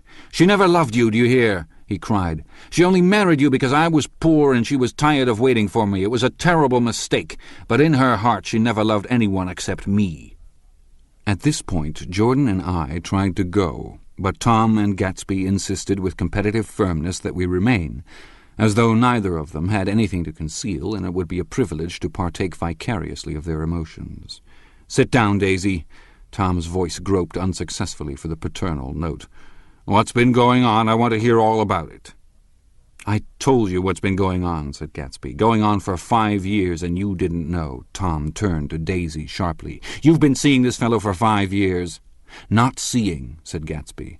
"No, we couldn't meet. But both of us loved each other all that time, old sport, and you didn't know. I used to laugh sometimes," but there was no laughter in his eyes, "to think that you didn't know." "Oh, that's all." Tom tapped his thick fingers together like a clergyman and leaned back in his chair. "You're crazy," he exploded. "I can't speak about what happened 5 years ago because I didn't know Daisy then, and I'll be damned if I see how you got within a mile of her unless you brought the groceries to the back door. But all the rest of that's a goddamned lie. Daisy loved me when she married me, and she loves me now." "No," said Gatsby, shaking his head. "She does, though. The trouble is that sometimes she gets foolish ideas in her head and doesn't know what she's doing." He nodded sagely. "And what's more, I love Daisy, too. Once in a while I go off on a spree and make a fool of myself, but I always come back, and in my heart I love her all the time." "You're revolting," said Daisy. She turned to me, and her voice, dropping an octave lower, filled the room with thrilling scorn. "Do you know why we left Chicago? I'm surprised that they didn't treat you to the story of that little spree." Gatsby walked over and stood beside her. "Daisy, that's all over now," he said earnestly. "It doesn't matter any more. Just tell him the truth, that you never loved him, and it's all wiped out forever." She looked at him blindly. "Why, how could I love him, possibly?" "You never loved him." She hesitated. Her eyes fell on Jordan and me with a sort of appeal, as though she realized at last what she was doing, and as though she had never, all along, intended doing anything at all. But it was done now. It was too late. "I never loved him," she said with perceptible reluctance. "Not at Kapiolani?" demanded Tom suddenly. "No." From the ballroom beneath, muffled and suffocating chords were drifting up on hot waves of air. "Not that day I carried you down from the punch bowl to keep your shoes dry?" There was a husky tenderness in his tone. "Daisy, please don't."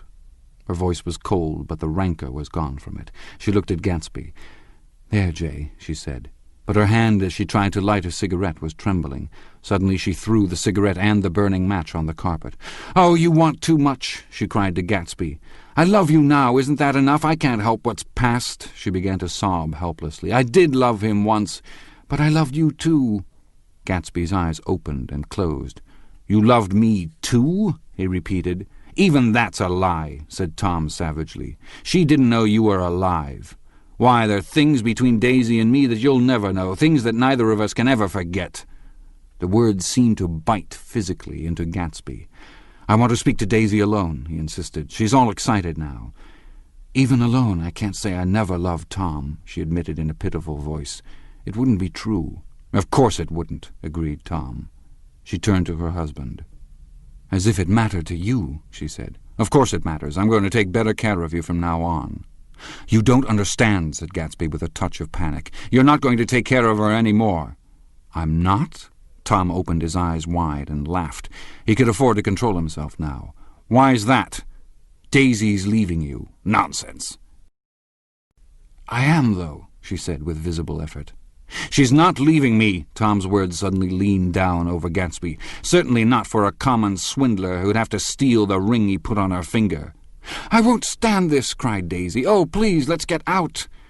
"Who are you, anyhow?" broke out Tom. "You're one of that bunch that hangs around with Meyer Wolfsheim. That much I happen to know. I've made a little investigation into your affairs, and I'll carry it further tomorrow." "You can suit yourself about that, old sport," said Gatsby steadily. "I found out what your drug stores were. He turned to us and spoke rapidly. "He and this Wolfsheim bought up a lot of side-street drugstores here and in Chicago and sold grain alcohol over the counter. That's one of his little stunts. I picked him for a bootlegger the first time I saw him, and I wasn't far wrong." "What about it?" said Gatsby politely. "I guess your friend Walter Chase wasn't too proud to come in on it." "And you left him in the lurch, didn't you? You let him go to jail for a month over in New Jersey. God, you ought to hear Walter on the subject of you." "He came to us dead broke. He was very glad to pick up some money, old sport." "Don't you call me old sport," cried Tom. Gatsby said nothing. "Walter could have you up on the betting laws, too, but Wolfsheim scared him into shutting his mouth." That unfamiliar yet recognizable look was back again in Gatsby's face. "That drugstore business was just small change," continued Tom slowly. "But you've got something on now that Walter's afraid to tell me about." I glanced at Daisy, who was staring terrified between Gatsby and her husband, and at Jordan, who had begun to balance an invisible but absorbing object on the tip of her chin. Then I turned back to Gatsby, and was startled at his expression. He looked, and this is said in all contempt for the babbled slander of his garden, as if he had killed a man. For a moment the set of his face could be described in just that fantastic way. It passed, and he began to talk excitedly to Daisy, denying everything, defending his name against accusations that had not been made. But with every word she was drawing further and further into herself, so he gave that up, and only the dead dream fought on as the afternoon slipped away, trying to touch what was no longer tangible, struggling unhappily, undespairingly toward that lost voice across the room. The voice begged again to go. "Please, Tom, I can't stand this any more." Her frightened eyes told that whatever intentions, whatever courage she had had, were definitely gone. "You two start on home, Daisy," said Tom, "in Mr. Gatsby's car." She looked at Tom, alarmed now, but he insisted with magnanimous scorn. "Go on, he won't annoy you. I think he realizes that his presumptuous little flirtation is over." They were gone, without a word, snapped out, made accidental, isolated like ghosts, even from our pity. After a moment Tom got up and began wrapping the unopened bottle of whiskey in the towel. "Want any of this stuff, Jordan? Nick?" I didn't answer. "Nick?" he asked again. "What? Want any?" "No, I just remember that today's my birthday." I was 30. Before me stretched the portentous, menacing road of a new decade. It was 7 o'clock when we got into the coupe with him and started for Long Island. Tom talked incessantly, exulting and laughing, but his voice was as remote from Jordan and me as the foreign clamor on the sidewalk or the tumult of the elevated overhead. Human sympathy has its limits, and we were content to let all their tragic arguments fade with the city lights behind. 30. The promise of a decade of loneliness, a thinning list of single men to know, a thinning briefcase of enthusiasm, thinning hair. But there was Jordan beside me, who, unlike Daisy, was too wise ever to carry well-forgotten dreams from age to age. As we passed over the dark bridge, her wan face fell lazily against my coat's shoulder, and the formidable stroke of 30 died away with the reassuring pressure of her hand. So we drove on toward death through the cooling twilight. The young Greek, Michaelis, who ran the coffee joint beside the ash heaps, was the principal witness at the inquest. He had slept through the heat until after 5, when he strolled over to the garage and found George Wilson sick in his office. Really sick, pale as his own pale hair and shaking all over. Michaelis advised him to go to bed, but Wilson refused, saying that he'd miss a lot of business if he did. While his neighbor was trying to persuade him, a violent racket broke out overhead. "I've got my wife locked in up there," explained Wilson calmly. "She's going to stay there till the day after tomorrow, and then we're going to move away." Michaelis was astonished. They had been neighbors for 4 years, and Wilson had never seemed faintly capable of such a statement. Generally, he was one of these worn-out men. When he wasn't working, he sat on a chair in the doorway and stared at the people in the cars that passed along the road. When anyone spoke to him, he invariably laughed in an agreeable, colorless way. He was his wife's man, and not his own. So, naturally, Michaelis tried to find out what had happened, but Wilson wouldn't say a word. Instead, he began to throw curious, suspicious glances at his visitor and ask him what he'd been doing at certain times on certain days. Just as the latter was getting uneasy, some workmen came past the door, bound for his restaurant, and Michaelis took the opportunity to get away, intending to come back later. But he didn't. He supposed he forgot to, that's all. When he came outside again, a little after 7, he was reminded of the conversation because he heard Mrs. Wilson's voice, loud and scolding, downstairs in the garage. "Beat me," he heard her cry. "Throw me down and beat me, you dirty little coward." A moment later she rushed out into the dusk, waving her hands and shouting. Before he could move from his door, the business was over. The death car, as the newspapers called it, didn't stop. It came out of the gathering darkness, wavered tragically for a moment, and then disappeared around the next bend. Michaelis wasn't even sure of its color. He told the first policeman that it was light green. The other car, the one going toward New York, came to rest 100 yards beyond, and its driver hurried back to where Myrtle Wilson, her life violently extinguished, knelt in the road and mingled her thick, dark blood with the dust.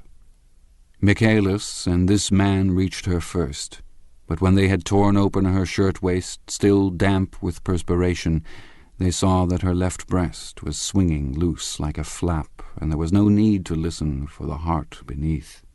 The mouth was wide open and ripped at the corners, as though she had choked a little in giving up the tremendous vitality she had stored so long.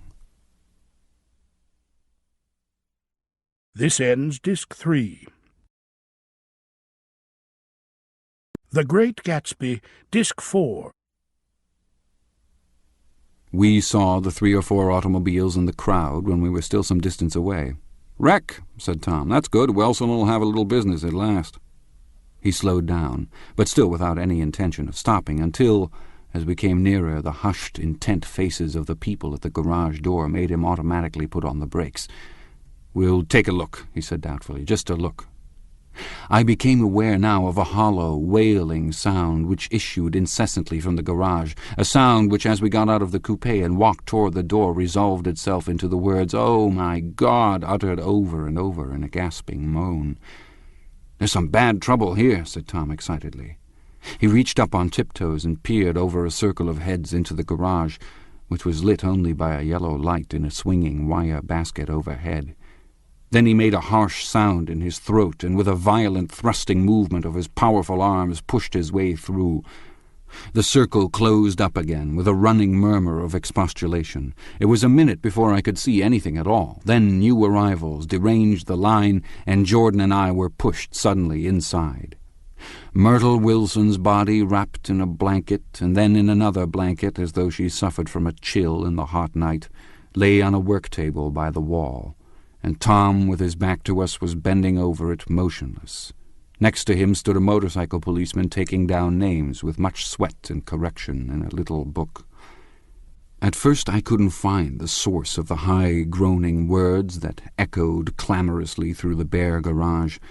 Then I saw Wilson standing on the raised threshold of his office, swaying back and forth and holding to the doorposts with both hands. Some man was talking to him in a low voice and attempting from time to time to lay a hand on his shoulder, but Wilson neither heard nor saw. His eyes would drop slowly from the swinging light to the laden table by the wall, and then jerk back to the light again, and he gave out incessantly his high, horrible call, "Oh, my God, oh, my God, oh, my God." Presently Tom lifted his head with a jerk, and after staring around the garage with glazed eyes, addressed a mumbled, incoherent remark to the policeman. "M-A-V," the policeman was saying. "Oh, no, R," corrected the man. "M-A-V-R-O." "Listen to me," muttered Tom fiercely. "R," said the policeman. "O, G, G." He looked up as Tom's broad hand fell sharply on his shoulder. "What do you want, fella?" "What happened? That's what I want to know." "Auto hit her. Instantly killed." "Instantly killed," repeated Tom, staring. "She ran out in the road. Son of a bitch didn't even stop his car." "There was 2 cars," said Michaelis. "One coming, one going, see?" "Going where?" asked the policeman keenly. "One going each way. Well, his hand rose toward the blankets, but stopped halfway and fell to his side. She ran out there, and the one coming from New York knocked right into her, going 30 or 40 miles an hour. What's the name of this place here? Demanded the officer. Hasn't got any name. A pale, well-dressed Negro stepped near. It was a yellow car, he said. Big yellow car, new. See the accident? Asked the policeman. No, but the car passed me down the road, going faster than 40, going 50, 60. Come here and let's have your name. Look out now, I want to get his name. Some words of this conversation must have reached Wilson, swaying in the office door, for suddenly a new theme found voice among his gasping cries. You don't have to tell me what kind of car it was. I know what kind of car it was. Watching Tom, I saw the wad of muscle back of his shoulder tighten under his coat. He walked quickly over to Wilson and, standing in front of him, seized him firmly by the upper arms. You've got to pull yourself together, he said with soothing gruffness. Wilson's eyes fell upon Tom. He started up on his tiptoes and then would have collapsed to his knees had not Tom held him upright. Listen, said Tom, shaking him a little. I just got here a minute ago from New York. I was bringing you that coupe we've been talking about. That yellow car I was driving this afternoon wasn't mine, do you hear? I haven't seen it all afternoon. Only the Negro and I were near enough to hear what he said, but the policeman caught something in the tone and looked over with truculent eyes. What's all that? He demanded. I'm a friend of his. Tom turned his head, but kept his hands firm on Wilson's body. He says he knows the car that did it. It was a yellow car. Some dim impulse moved the policeman to look suspiciously at Tom. And what color's your car? It's a blue car, a coupe. We've come straight from New York, I said. Someone who had been driving a little behind us confirmed this, and the policeman turned away. Now, if you'll let me have that name again correct. Picking up Wilson like a doll, Tom carried him into the office, set him down in a chair, and came back. If somebody'll come here and sit with him, he snapped authoritatively. He watched while the two men standing closest glanced at each other and went unwillingly into the room. Then Tom shut the door on them and came down the single step, his eyes avoiding the table. As he passed close to me, he whispered, Let's get out. Self-consciously, with his authoritative arms breaking the way, we pushed through the still-gathering crowd, passing a hurried doctor, case in hand, who had been sent for in wild hope half an hour ago. Tom drove slowly until we were beyond the bend. Then his foot came down hard, and the coupe raced along through the night. In a little while I heard a low, husky sob, and saw that the tears were overflowing down his face. The goddamn coward, he whimpered. He didn't even stop his car. The Buchanan's house floated suddenly toward us through the dark, rustling trees. Tom stopped beside the porch and looked up at the second floor, where two windows bloomed with light among the vines. Daisy's home, he said. As we got out of the car, he glanced at me and frowned slightly. I ought to have dropped you in West Egg, Nick. There's nothing we can do tonight. A change had come over him, and he spoke gravely and with decision. As we walked across the moonlight gravel to the porch, he disposed of the situation in a few brisk phrases. I'll telephone for a taxi to take you home, and while you're waiting, you and Jordan better go in the kitchen and have them get you some supper if you want any. He opened the door. Come in. No, thanks, but I'd be glad if you'd order me the taxi. I'll wait outside. Jordan put her hand on my arm. Won't you come in, Nick? No, thanks. I was feeling a little sick, and I wanted to be alone, but Jordan lingered for a moment more. It's only 9:30, she said. I'd be damned if I go in. I'd had enough of all of them for one day, and suddenly that included Jordan, too.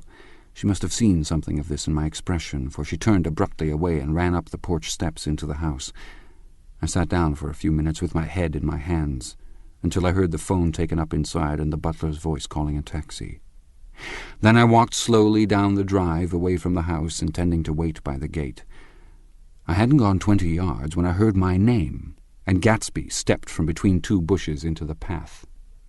I must have felt pretty weird by that time, because I could think of nothing except the luminosity of his pink suit under the moon. "What are you doing?" I inquired. "Just standing here, old sport." Somehow that seemed a despicable occupation. For all I knew, he was going to rob the house in a moment. I wouldn't have been surprised to see sinister faces, the faces of Wolfsheim's people behind him in the dark shrubbery. "Did you see any trouble on the road?" he asked after a minute. "Yes." He hesitated. Was she killed? Yes. I thought so. I told Daisy I thought so. It's better that the shock should all come at once. She stood it pretty well. He spoke as if Daisy's reaction was the only thing that mattered. I got to West Egg by a side road, he went on. I left the car in my garage. I don't think anybody saw us, but of course I can't be sure. I disliked him so much by this time that I didn't find it necessary to tell him he was wrong. Who was the woman? He inquired. Her name was Wilson. Her husband owns the garage. How the devil did it happen? Well, I tried to swing the wheel. He broke off, and suddenly I guessed at the truth. Was Daisy driving? Yes, he said after a moment. But of course I'll say I was.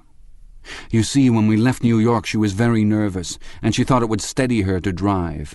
And this woman rushed out at us just as we were passing a car coming the other way. It all happened in a minute. But it seemed to me that she wanted to speak to us, thought we were somebody she knew. Well, first Daisy turned away from the woman toward the other car, and then she lost her nerve and turned back. The second my hand reached the wheel, I felt the shock. It must have killed her instantly. It ripped her open. Don't tell me, old sport. He winced. Anyhow, Daisy stepped on it. I tried to make her stop, but she couldn't, so I pulled on the emergency brake. Then she fell over into my lap, and I drove on. She'll be all right tomorrow, he said presently. I'm just going to wait here and see if he tries to bother her about that unpleasantness this afternoon. She's locked herself into a room, and if he tries any brutality, she's going to turn the light out and on again. He won't touch her, I said. He's not thinking about her. I don't trust him, old sport. How long are you going to wait? All night, if necessary. Anyhow, till they all go to bed. A new point of view occurred to me. Suppose Tom found out that Daisy had been driving. He might think he saw a connection in it. He might think anything. I looked at the house. There were 2 or 3 bright windows downstairs and the pink glow from Daisy's room on the 2nd floor. You wait here, I said. I'll see if there's any sign of a commotion. I walked back along the border of the lawn, traversed the gravel softly, and tiptoed up the veranda steps. The drawing-room curtains were open, and I saw that the room was empty. Crossing the porch where we had dined that June 3 months before, I came to a small rectangle of light, which I guessed was the pantry window. The blind was drawn, but I found a rift at the sill. Daisy and Tom were sitting opposite each other at the kitchen table with a plate of cold fried chicken between them and 2 bottles of ale. He was talking intently across the table at her, and in his earnestness his hand had fallen upon and covered her own. Once in a while she looked up at him and nodded in agreement. They weren't happy, and neither of them had touched the chicken or the ale, and yet they weren't unhappy either. There was an unmistakable air of natural intimacy about the picture, and anybody would have said that they were conspiring together. As I tiptoed from the porch, I heard my taxi feeling its way along the dark road toward the house. Gatsby was waiting where I had left him in the drive. "Is it all quiet up there?" he asked anxiously. "Yes, it's all quiet." I hesitated. "You'd better come home and get some sleep." He shook his head. "I want to wait here until Daisy goes to bed. Good night, old sport." He put his hands in his coat pockets and turned back eagerly to his scrutiny of the house, as though my presence marred the sacredness of the vigil. So I walked away and left him standing there in the moonlight, watching over nothing.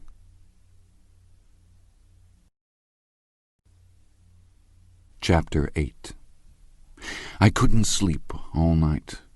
A foghorn was groaning incessantly on the sound, and I tossed half-sick between grotesque reality and savage, frightening dreams. Toward dawn I heard a taxi go up Gatsby's drive, and immediately I jumped out of bed and began to dress. I felt that I had something to tell him, something to warn him about, and morning would be too late. Crossing his lawn, I saw that his front door was still open, and he was leaning against a table in the hall, heavy with dejection or sleep. "Nothing happened," he said wanly. I waited. At about 4 o'clock she came to the window and stood there for a minute, and then turned out the light. His house had never seemed so enormous to me as it did that night, when we hunted through the great rooms for cigarettes. We pushed aside curtains that were like pavilions, and felt over innumerable feet of dark wall for electric light switches. Once I tumbled with a sort of splash upon the keys of a ghostly piano. There was an inexplicable amount of dust everywhere, and the rooms were musty, as though they hadn't been aired for many days. I found the humidor on an unfamiliar table with 2 stale, dry cigarettes inside. Throwing open the French windows of the drawing-room, we sat, smoking, out into the darkness. "You ought to go away," I said. "It's pretty certain they'll trace your car." "Go away now, old sport?" "Go to Atlantic City for a week, or up to Montreal." He wouldn't consider it. He couldn't possibly leave Daisy until he knew what she was going to do. He was clutching at some last hope, and I couldn't bear to shake him free. It was this night that he told me the strange story of his youth with Dan Cody. Told it to me because Jay Gatsby had broken up like glass against Tom's hard malice, and the long, secret extravaganza was played out. I think that he would have acknowledged anything now, without reserve, but he wanted to talk about Daisy. She was the first nice girl he had ever known. In various unrevealed capacities he had come in contact with such people, but always with indiscernible barbed wire between.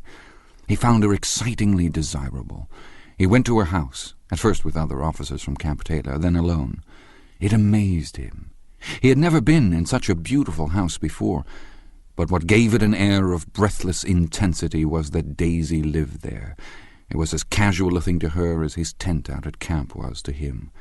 There was a ripe mystery about it, a hint of bedrooms upstairs more beautiful and cool than other bedrooms, of gay and radiant activities taking place through its corridors, and of romances that were not musty and laid away already in lavender, but fresh and breathing and redolent of this year's shining motor cars, and of dances whose flowers were scarcely withered. It excited him, too, that many men had already loved Daisy. It increased her value in his eyes. He felt their presence all about the house, pervading the air with the shades and echoes of still vibrant emotions. But he knew that he was in Daisy's house by a colossal accident. However glorious might be his future as Jay Gatsby, he was at present a penniless young man without a past, and at any moment the invisible cloak of his uniform might slip from his shoulders. So he made the most of his time. He took what he could get, ravenously and unscrupulously. Eventually he took Daisy one still October night, took her because he had no real right to touch her hand. He might have despised himself, for he had certainly taken her under false pretenses.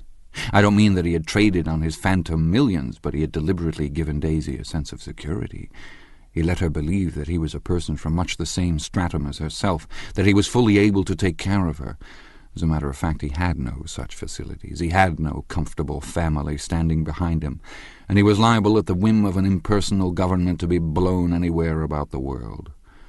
But he didn't despise himself, and it didn't turn out as he had imagined. He had intended, probably, to take what he could and go, but now he found that he had committed himself to the following of a grail. He knew that Daisy was extraordinary, but he didn't realize just how extraordinary a nice girl could be. She vanished into her rich house, into her rich, full life, leaving Gatsby nothing. He felt married to her. That was all. When they met again 2 days later, it was Gatsby who was breathless, who was somehow betrayed. Her porch was bright with the bought luxury of starshine. The wicker of the settee squeaked fashionably as she turned toward him, and he kissed her curious and lovely mouth.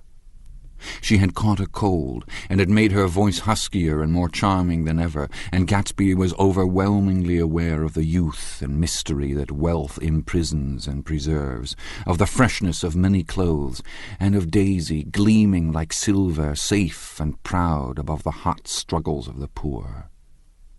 I can't describe to you how surprised I was to find out I loved her, old sport. I even hoped for a while that she'd throw me over, but she didn't, because she was in love with me too. She thought I knew a lot, because I knew different things from her.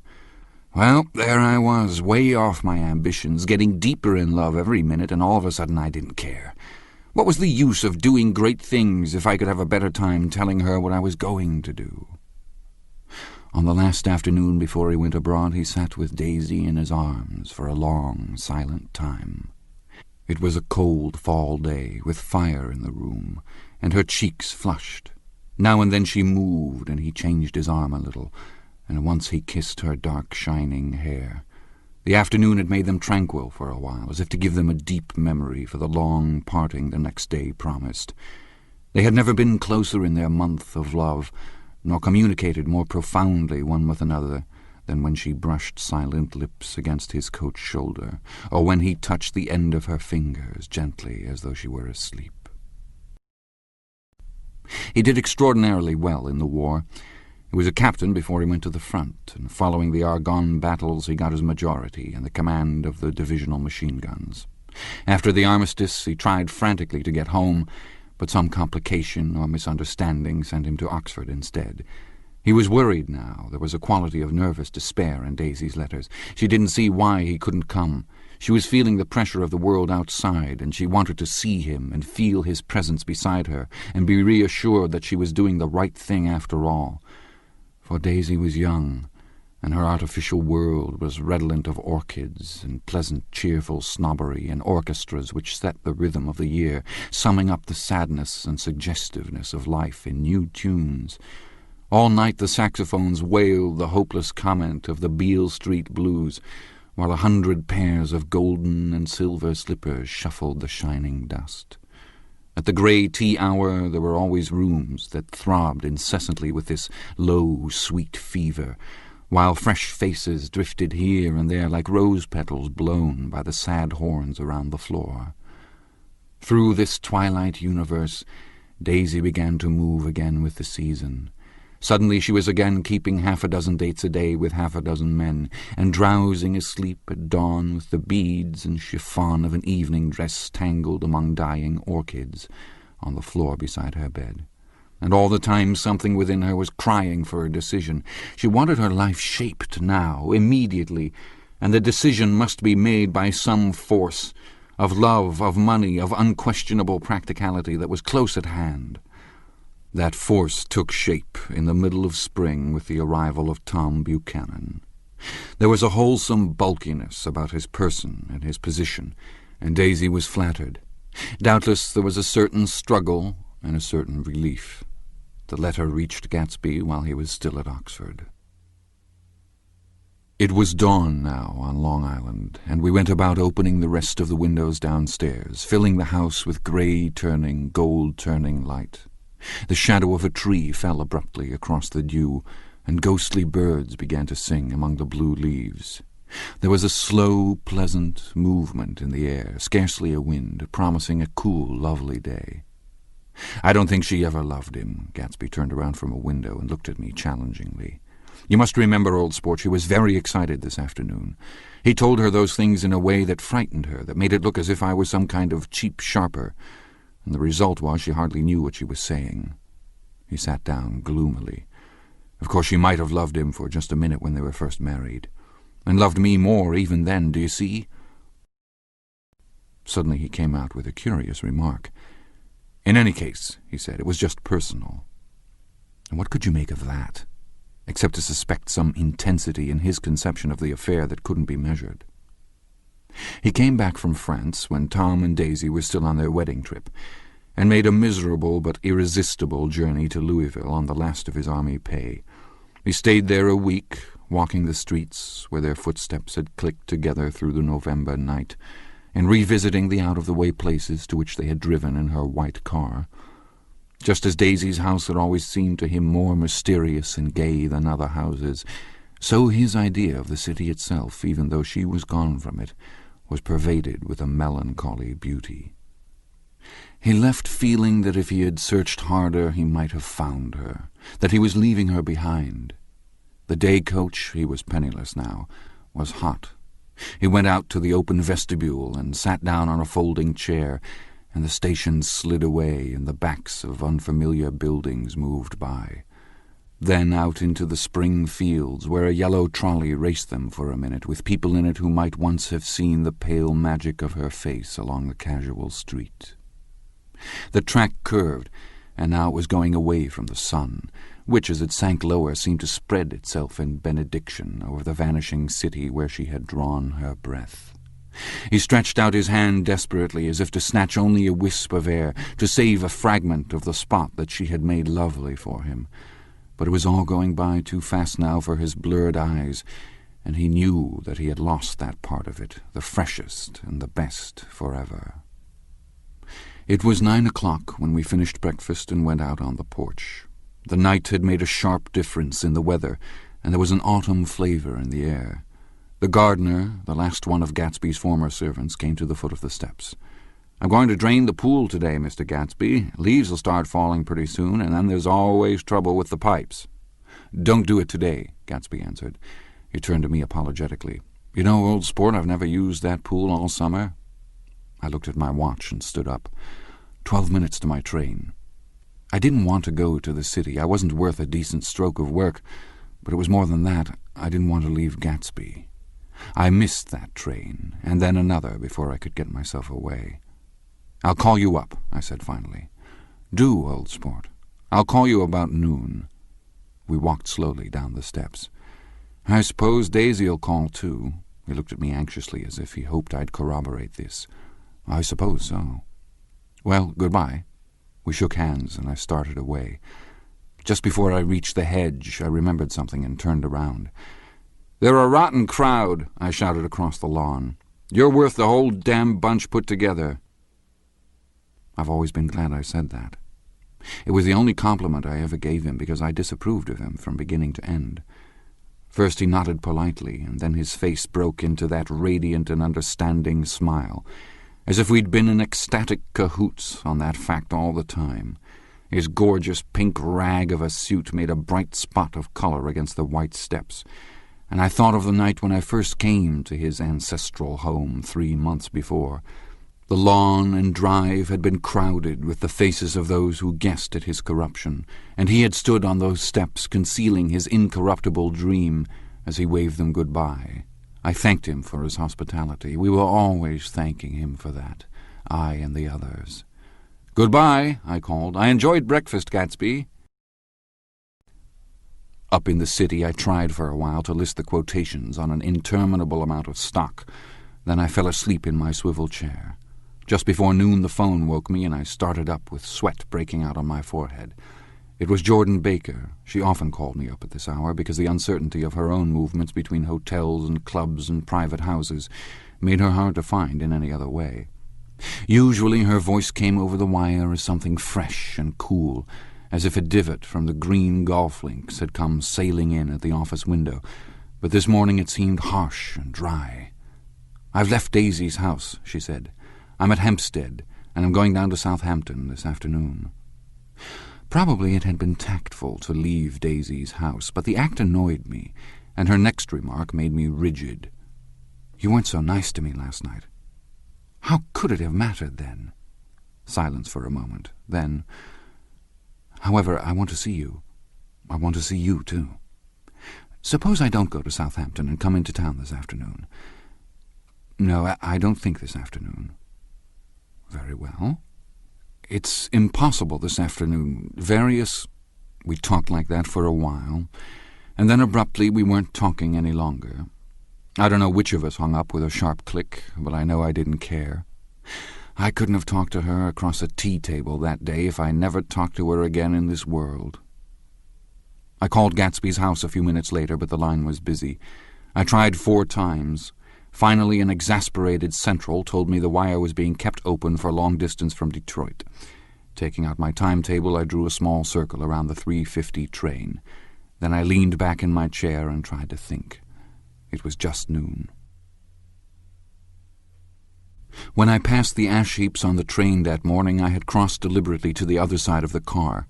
I supposed there'd be a curious crowd around there all day, with little boys searching for dark spots in the dust and some garrulous man telling over and over what had happened, until it became less and less real even to him, and he could tell it no longer, and Myrtle Wilson's tragic achievement was forgotten. Now I want to go back a little and tell what happened at the garage after we left there the night before. They had difficulty in locating the sister, Catherine. She must have broken her rule against drinking that night, for when she arrived she was stupid with liquor and unable to understand that the ambulance had already gone to Flushing. When they convinced her of this, she immediately fainted, as if that was the intolerable part of the affair. Someone, kind or curious, took her in his car and drove her in the wake of her sister's body. Until long after midnight, a changing crowd lapped up against the front of the garage, while George Wilson rocked himself back and forth on the couch inside. For a while the door of the office was open, and everyone who came into the garage glanced irresistibly through it. Finally someone said it was a shame and closed the door. Michaelis and several other men were with him, first 4 or 5 men, later 2 or 3 men. Still later Michaelis had to ask the last stranger to wait there 15 minutes longer while he went back to his own place and made a pot of coffee. After that he stayed there alone with Wilson until dawn.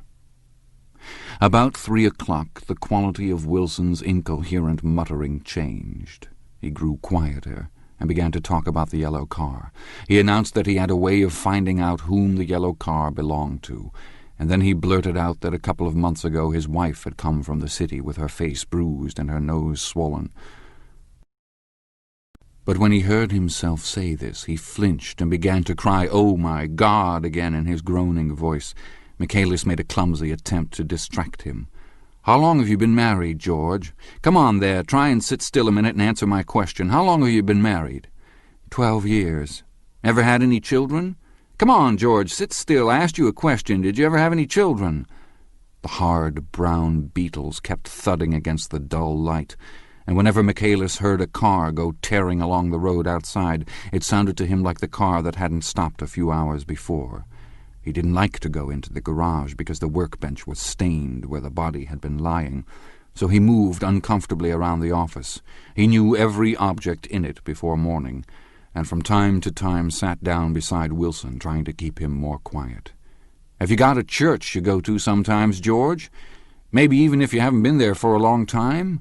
Maybe I could call up the church and get a priest to come over and he could talk to you, see? Don't belong to any.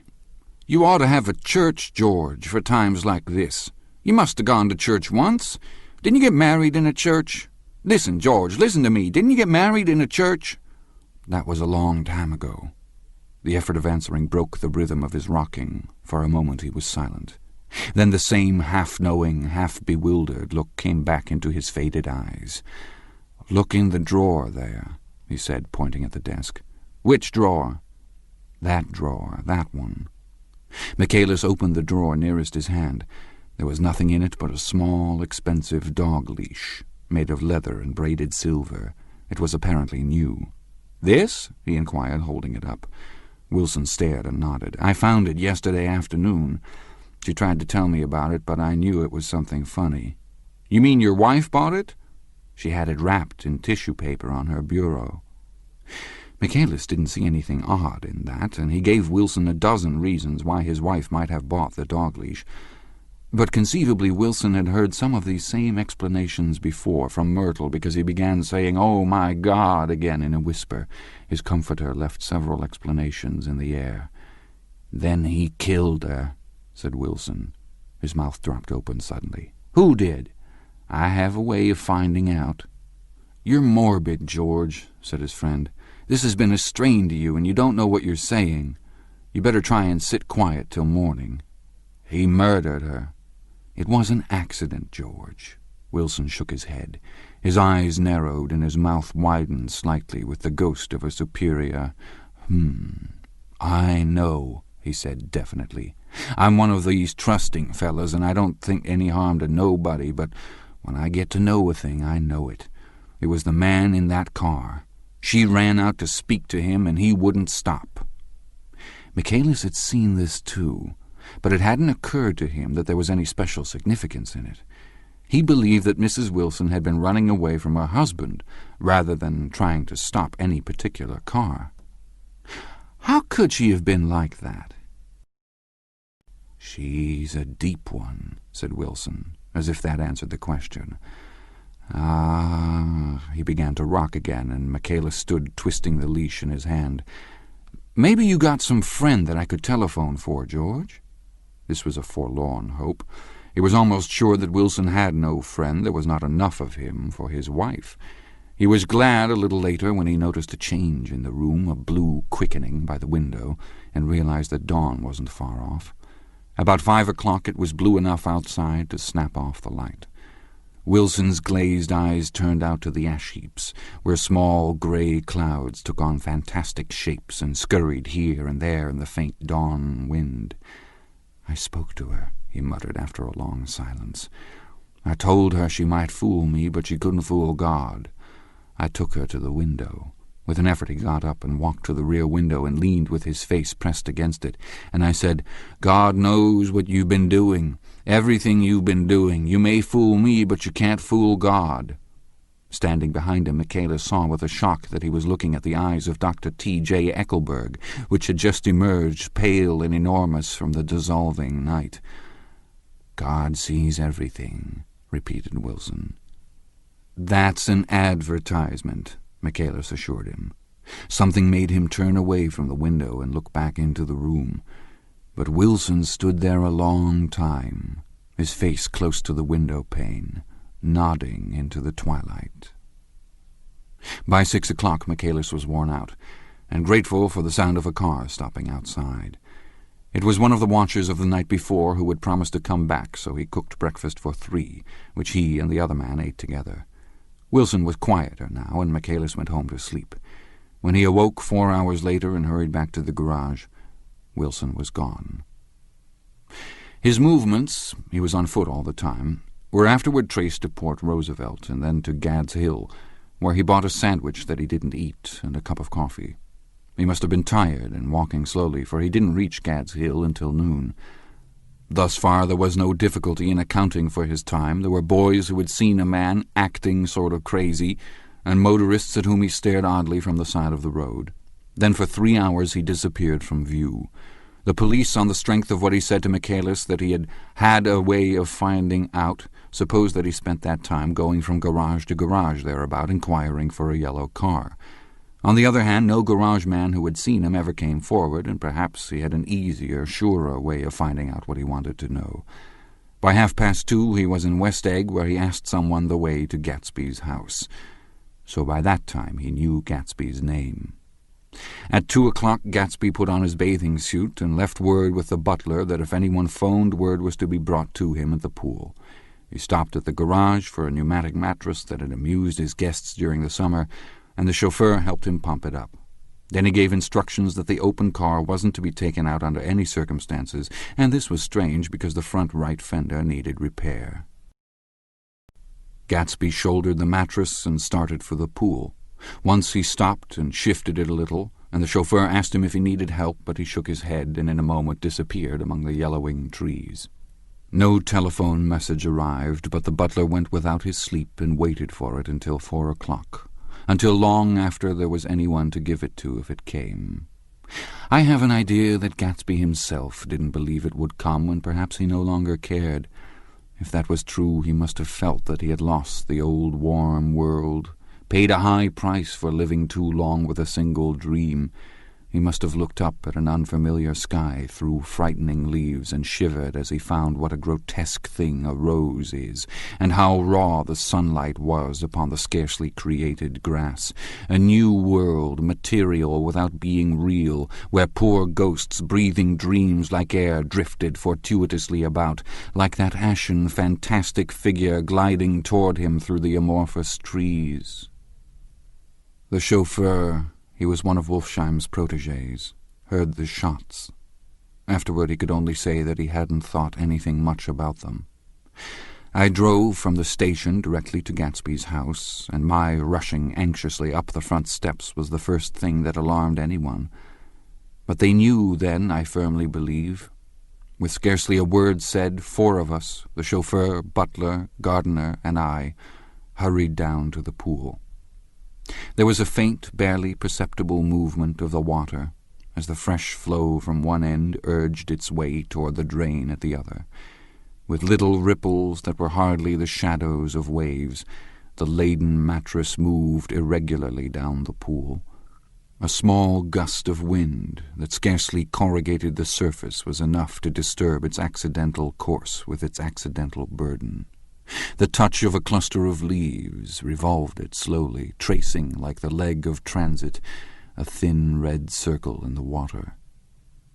It was after we started with Gatsby toward the house that the gardener saw Wilson's body a little way off in the grass, and the Holocaust was complete.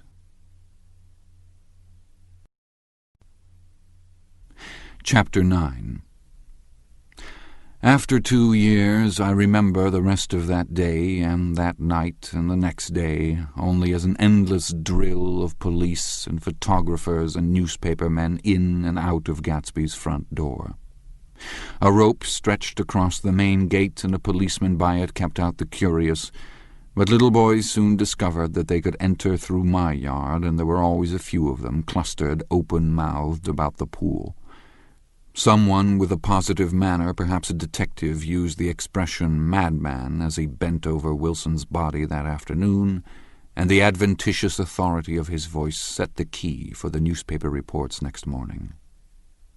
Most of these reports were a nightmare, grotesque, circumstantial, eager, and untrue.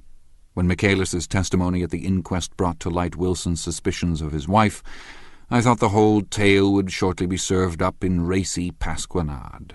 But Catherine, who might have said anything, didn't say a word.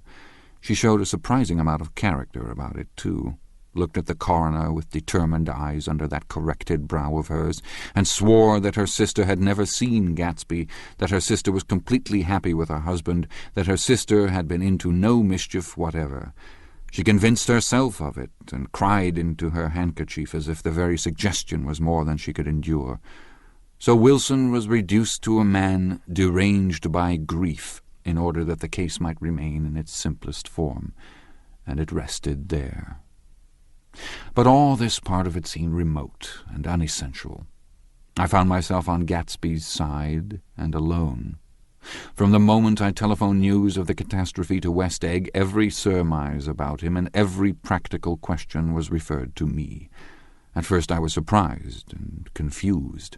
Then, as he lay in his house and didn't move or breathe or speak hour upon hour, it grew upon me that I was responsible because no one else was interested. Interested, I mean, with that intense personal interest to which every one has some vague right at the end. I called up Daisy, half an hour after we found him, called her instinctively and without hesitation. But she and Tom had gone away early that afternoon and taken baggage with them. Left no address?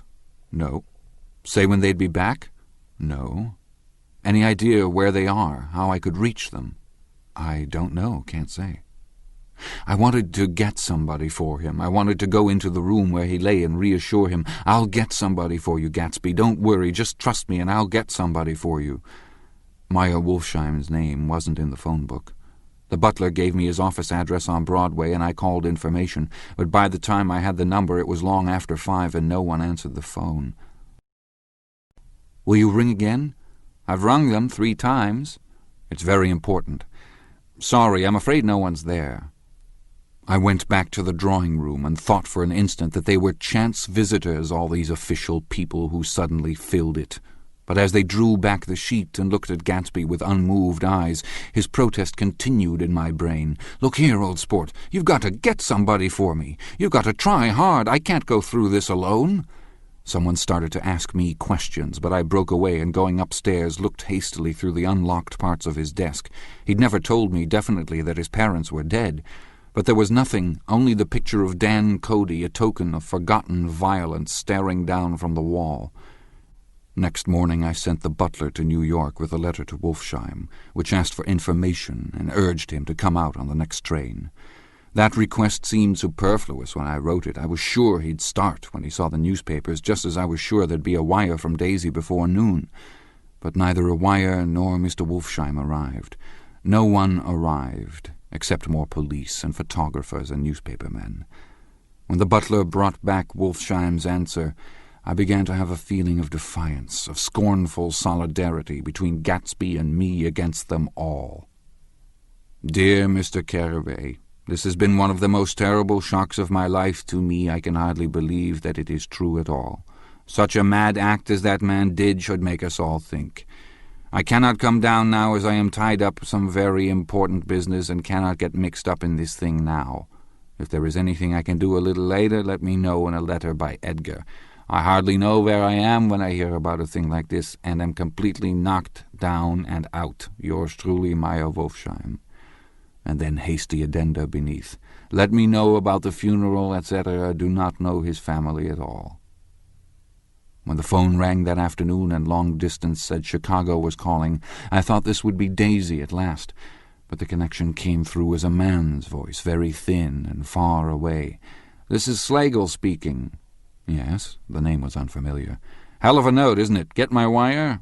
There haven't been any wires. "Young Park's in trouble," he said rapidly. "They picked him up when he handed the bonds over the counter. They got a circular from New York giving him the numbers just 5 minutes before. What do you know about that, hey? You can never tell in these hick towns." "Hello," I interrupted breathlessly. "Look here. This isn't Mr. Gatsby. Mr. Gatsby's dead." There was a long silence on the other end of the wire, followed by an exclamation, then a quick squawk as the connection was broken. I think it was on the third day that a telegram signed Henry C. Gatz arrived from a town in Minnesota. It said only that the sender was leaving immediately and to postpone the funeral until he came. It was Gatsby's father, a solemn old man, very helpless and dismayed, bundled up in a long, cheap ulster against the warm September day. His eyes leaked continuously with excitement, and when I took the bag and umbrella from his hands he began to pull so incessantly at his sparse grey beard that I had difficulty in getting off his coat. He was on the point of collapse, so I took him into the music room and made him sit down while I sent for something to eat. But he wouldn't eat, and the glass of milk spilled from his trembling hand.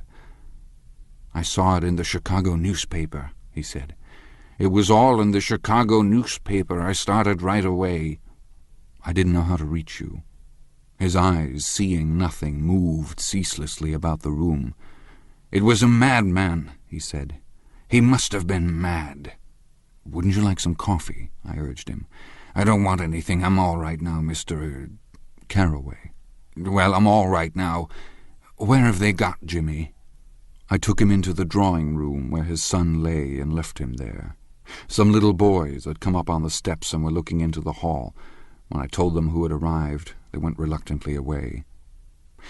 After a little while, Mr. Gatz opened the door and came out, his mouth ajar, his face flushed slightly, his eyes leaking isolated and unpunctual tears. He had reached an age where death no longer has the quality of ghastly surprise, and when he looked around him now for the first time and saw the height and splendor of the hall and the great rooms opening out from it into other rooms, his grief began to be mixed with an awed pride. I helped him to a bedroom upstairs. While he took off his coat and vest, I told him that all arrangements had been deferred until he came. "I didn't know what you'd want, Mr. Gatsby." "Gatz is my name. Mr. Gatz, I thought you might want to take the body west." He shook his head. "Jimmy always liked it better down east. He rose up to his position in the east. Were you a friend of my boy's, Mr.?" "We were close friends." "He had a big future before him, you know. He was only a young man, but he had a lot of brain power here." He touched his head impressively, and I nodded. "If he'd have lived, he'd have been a great man. A man like James J. Hill. He'd have helped build up the country." "That's true," I said uncomfortably. He fumbled at the embroidered coverlet, trying to take it from the bed, and lay down stiffly, was instantly asleep. That night an obviously frightened person called up and demanded to know who I was before he would give his name. "This is Mr. Carroway," I said. "Oh," he sounded relieved. "This is Klipspringer."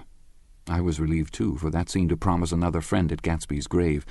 I didn't want it to be in the papers and draw a sightseeing crowd, so I'd been calling up a few people myself. They were hard to find. "The funeral's tomorrow," I said. 3:00 here at the house. I wish you'd tell anybody who'd be interested." "Oh, I will," he broke out hastily. "Of course, I'm not likely to see anybody, but if I do—" His tone made me suspicious. "Of course you'll be there yourself." "Well, I'll certainly try. What I called up about is—" "Wait a minute," I interrupted. "How about saying you'll come?" "Well, the fact is, the truth of the matter is that I'm staying with some people up here in Greenwich, and they'd rather expect me to be with them tomorrow. In fact, there's a sort of picnic or something. Of course, I'll do my very best to get away." I ejaculated an unrestrained, "Ha!" and he must have heard me, for he went on nervously. "What I called up about was a pair of shoes I left there. I wonder if it'd be too much trouble to have the butler send them on. You see, they're tennis shoes, and I'm sort of helpless without them. My address is care of B.F. I didn't hear the rest of the name because I hung up the receiver. After that, I felt a certain shame for Gatsby. One gentleman to whom I telephoned implied that he had got what he deserved. However, that was my fault, for he was one of those who used to sneer most bitterly at Gatsby on the courage of Gatsby's liquor, and I should have known better than to call him. The morning of the funeral, I went up to New York to see Meyer Wolfsheim. I couldn't seem to reach him any other way. The door that I pushed open on the advice of an elevator boy was marked the Swastika Holding Company, and at first there didn't seem to be anyone inside. But when I'd shouted "hello" several times in vain, an argument broke out behind a partition, and presently a lovely Jewess appeared at an interior door and scrutinized me with black, hostile eyes. "Nobody's in," she said. "Mr. Wolfsheim's gone to Chicago." The first part of this was obviously untrue, for someone had begun to whistle "The Rosary" tunelessly inside. "Please say that Mr. Carroway wants to see him. I can't get him back from Chicago, can I?" At this moment a voice, unmistakably Wolfsheim's, called "Stella" from the other side of the door. "Leave your name on the desk," she said quickly. "I'll give it to him when he gets back."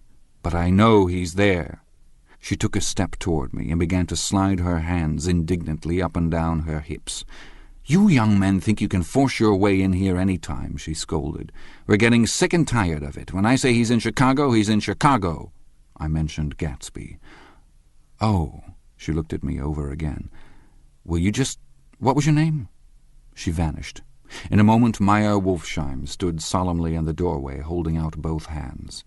He drew me into his office, remarking in a reverent voice that it was a sad time for us all, and offered me a cigar. "My memory goes back to when I first met him," he said. "A young major, just out of the army and covered over with medals he got in the war. He was so hard up he had to keep on wearing his uniform because he couldn't buy some regular clothes. First time I saw him was when he come into Weinbrenner's pool room at 43rd Street and asked for a job. He hadn't eat anything for a couple of days. 'Come on, have some lunch with me,' I said. He ate more than $4 worth of food in half an hour." "Did you start him in business?" I inquired. "Start him? I made him." "Oh." "I raised him up out of nothing, right out of the gutter. I saw right away he was a fine-appearing, gentlemanly young man, and when he told me he was in Oxford, I knew I could use him good. I got him to join up in the American Legion, and he used to stand high there. Right off he did some work for a client of mine up to Albany. We were so sick, like that and everything." He held up two bulbous fingers. "Always together." I wondered if this partnership had included the World Series transaction in 1919. "Now he's dead," I said after a moment. "You were his closest friend, so I know you'll want to come to his funeral this afternoon." "I'd like to come." "Well, come then." The hair in his nostrils quivered slightly, and as he shook his head his eyes filled with tears. "I can't do it. I can't get mixed up in it," he said. "There's nothing to get mixed up in. It's all over now. When a man gets killed, I never like to get mixed up in it in any way. I keep out. When I was a young man it was different. If a friend of mine died, no matter how, I stuck with them to the end. You may think that's sentimental, but I mean it, to the bitter end." I saw that for some reason of his own he was determined not to come, so I stood up. "Are you a college man?" he inquired suddenly. For a moment I thought he was going to suggest a connection, but he only nodded and shook my hand. "Let us learn to show our friendship for a man when he is alive, and not after he is dead," he suggested. "After that, my own rule is to let everything alone." When I left his office, the sky had turned dark, and I got back to West Egg in a drizzle. After changing my clothes, I went next door and found Mr. Gatz walking up and down excitedly in the hall. His pride in his son and in his son's possessions was continually increasing, and now he had something to show me. Jimmy sent me this picture." He took out his wallet with trembling fingers. "Look there." It was a photograph of the house, cracked in the corners and dirty with many hands. He pointed out every detail to me eagerly. "Look there," and then sought admiration from my eyes. He had shown it so often that I think it was more real to him now than the house itself. "Jimmy sent it to me. I think it's a very pretty picture. It shows up well." "Very well. Had you seen him lately?" "He come out to see me 2 years ago and bought me the house I live in now. Of course, we was broke up when he run off from home, but I see now there was a reason for it. He knew he had a big future in front of him, and ever since he made a success he was very generous with me." He seemed reluctant to put away the picture, held it for another minute lingeringly before my eyes. Then he returned the wallet and pulled from his pocket a ragged old copy of a book called Hopalong Cassidy. "Look here, this is a book he had when he was a boy. It just shows you." He opened it at the back cover and turned it around for me to see.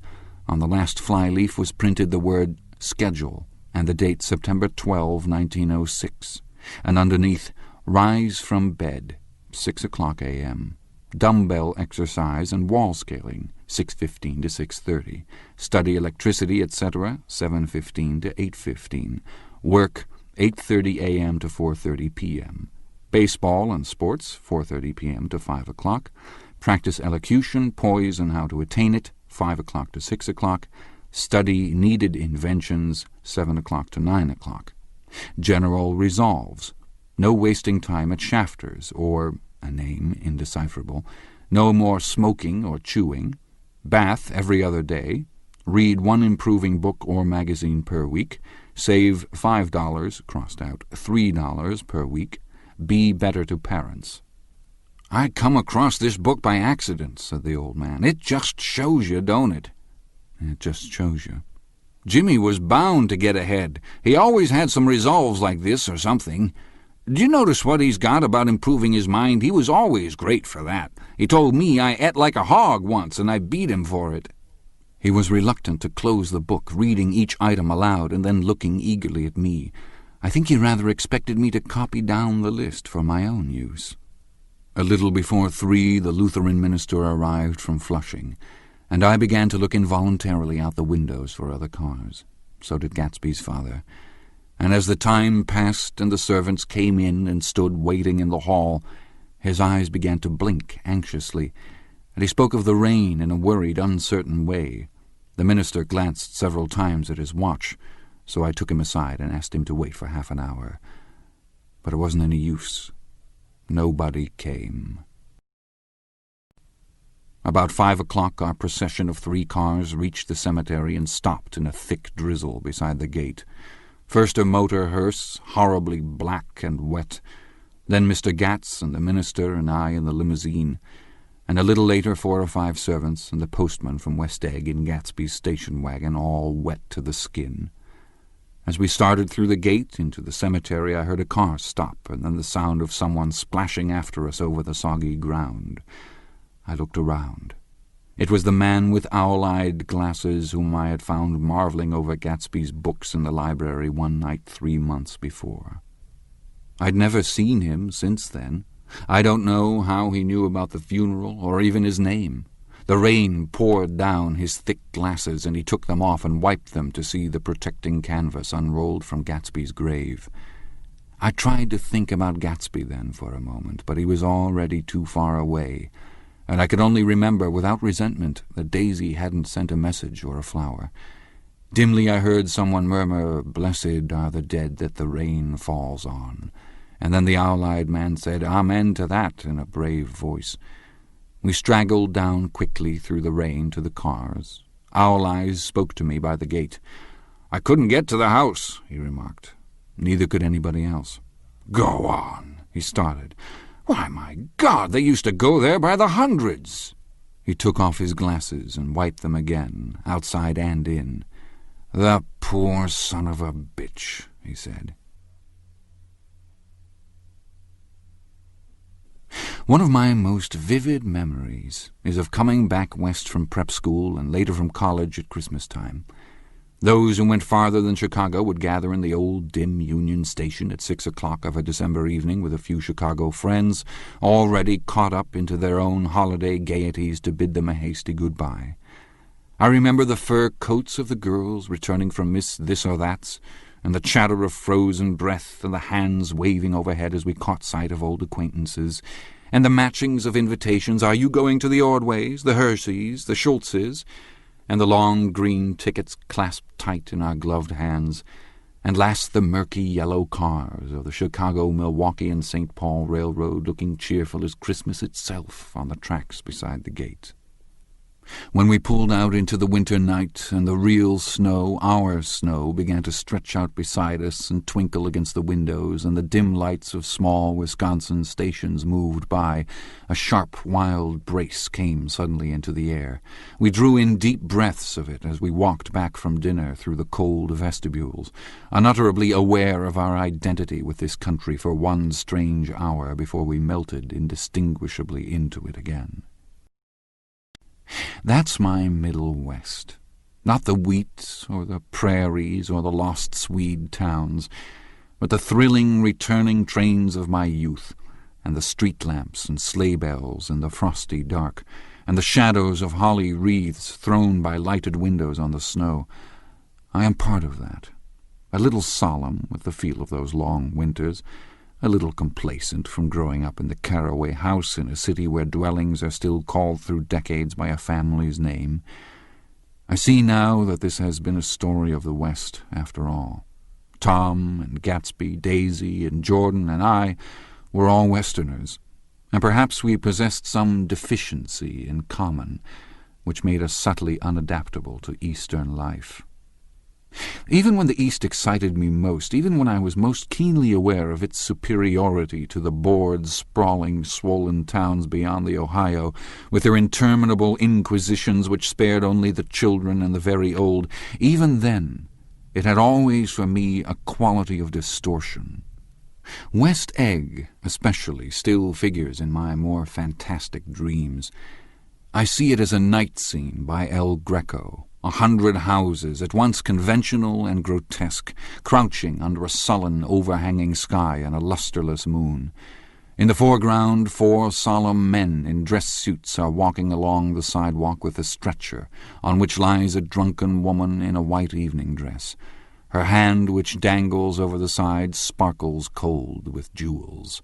Gravely the men turn in at a house, the wrong house, but no one knows the woman's name, and no one cares.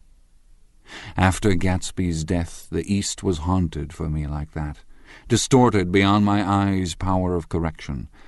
So when the blue smoke of brittle leaves was in the air and the wind blew the wet laundry stiff on the line, I decided to come back home.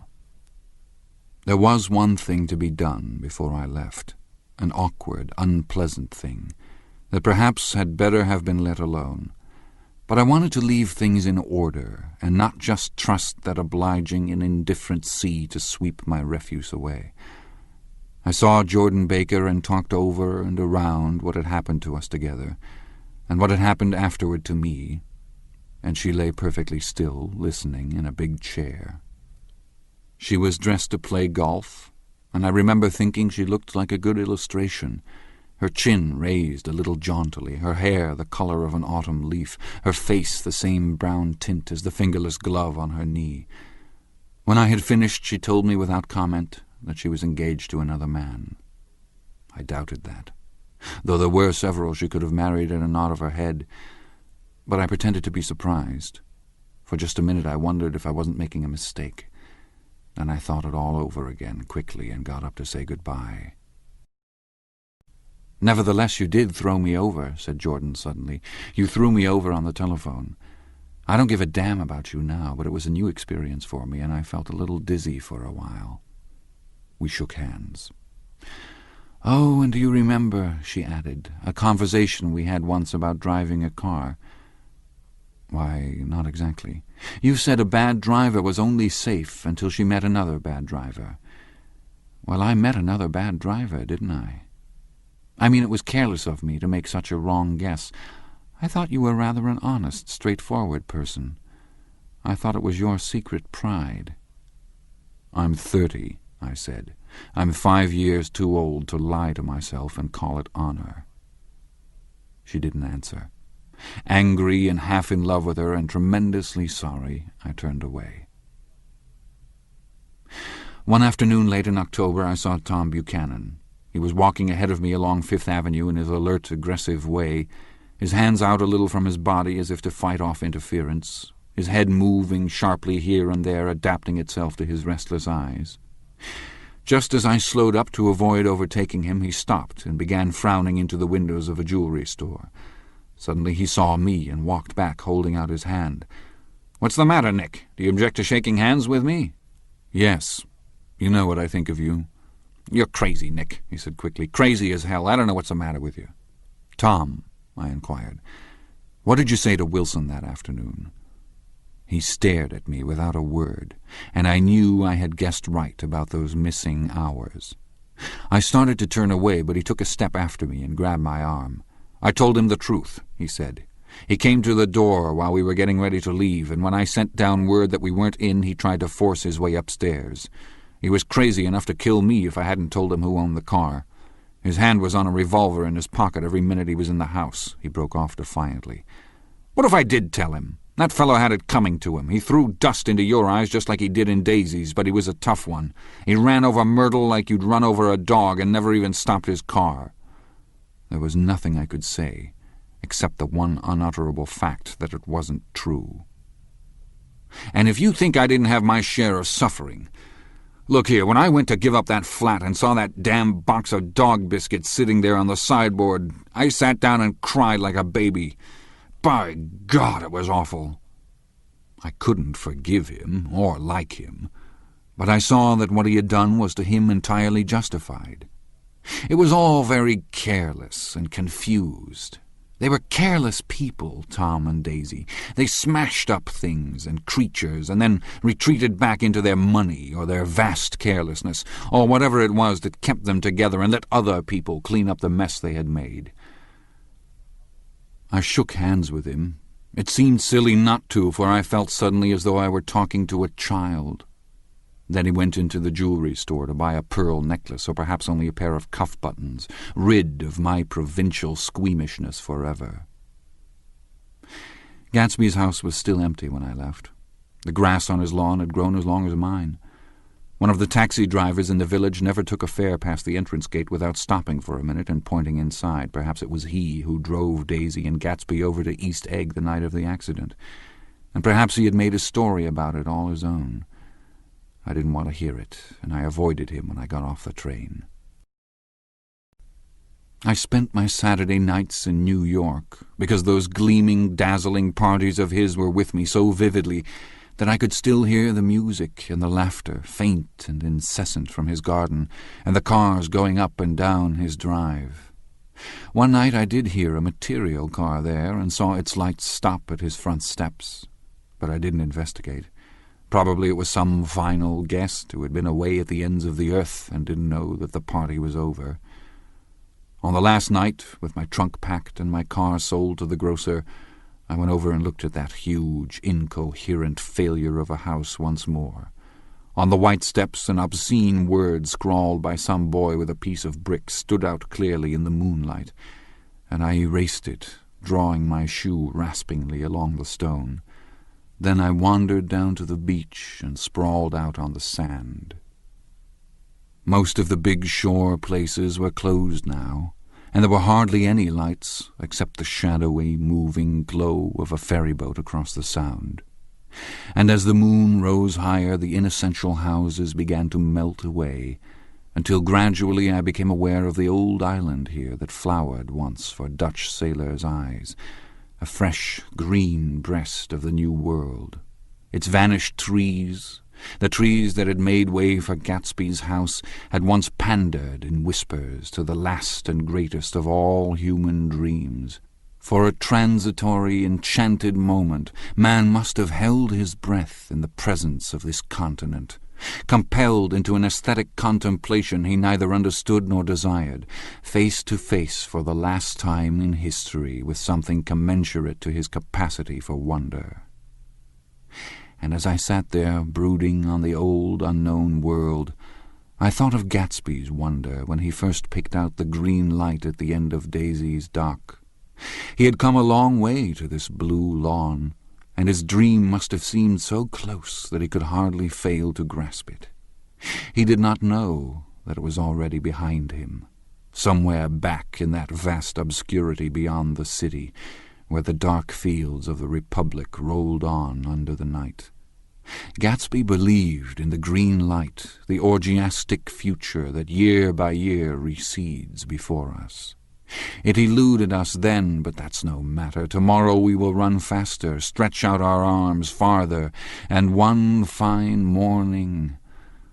So we beat on, boats against the current, borne back ceaselessly into the past.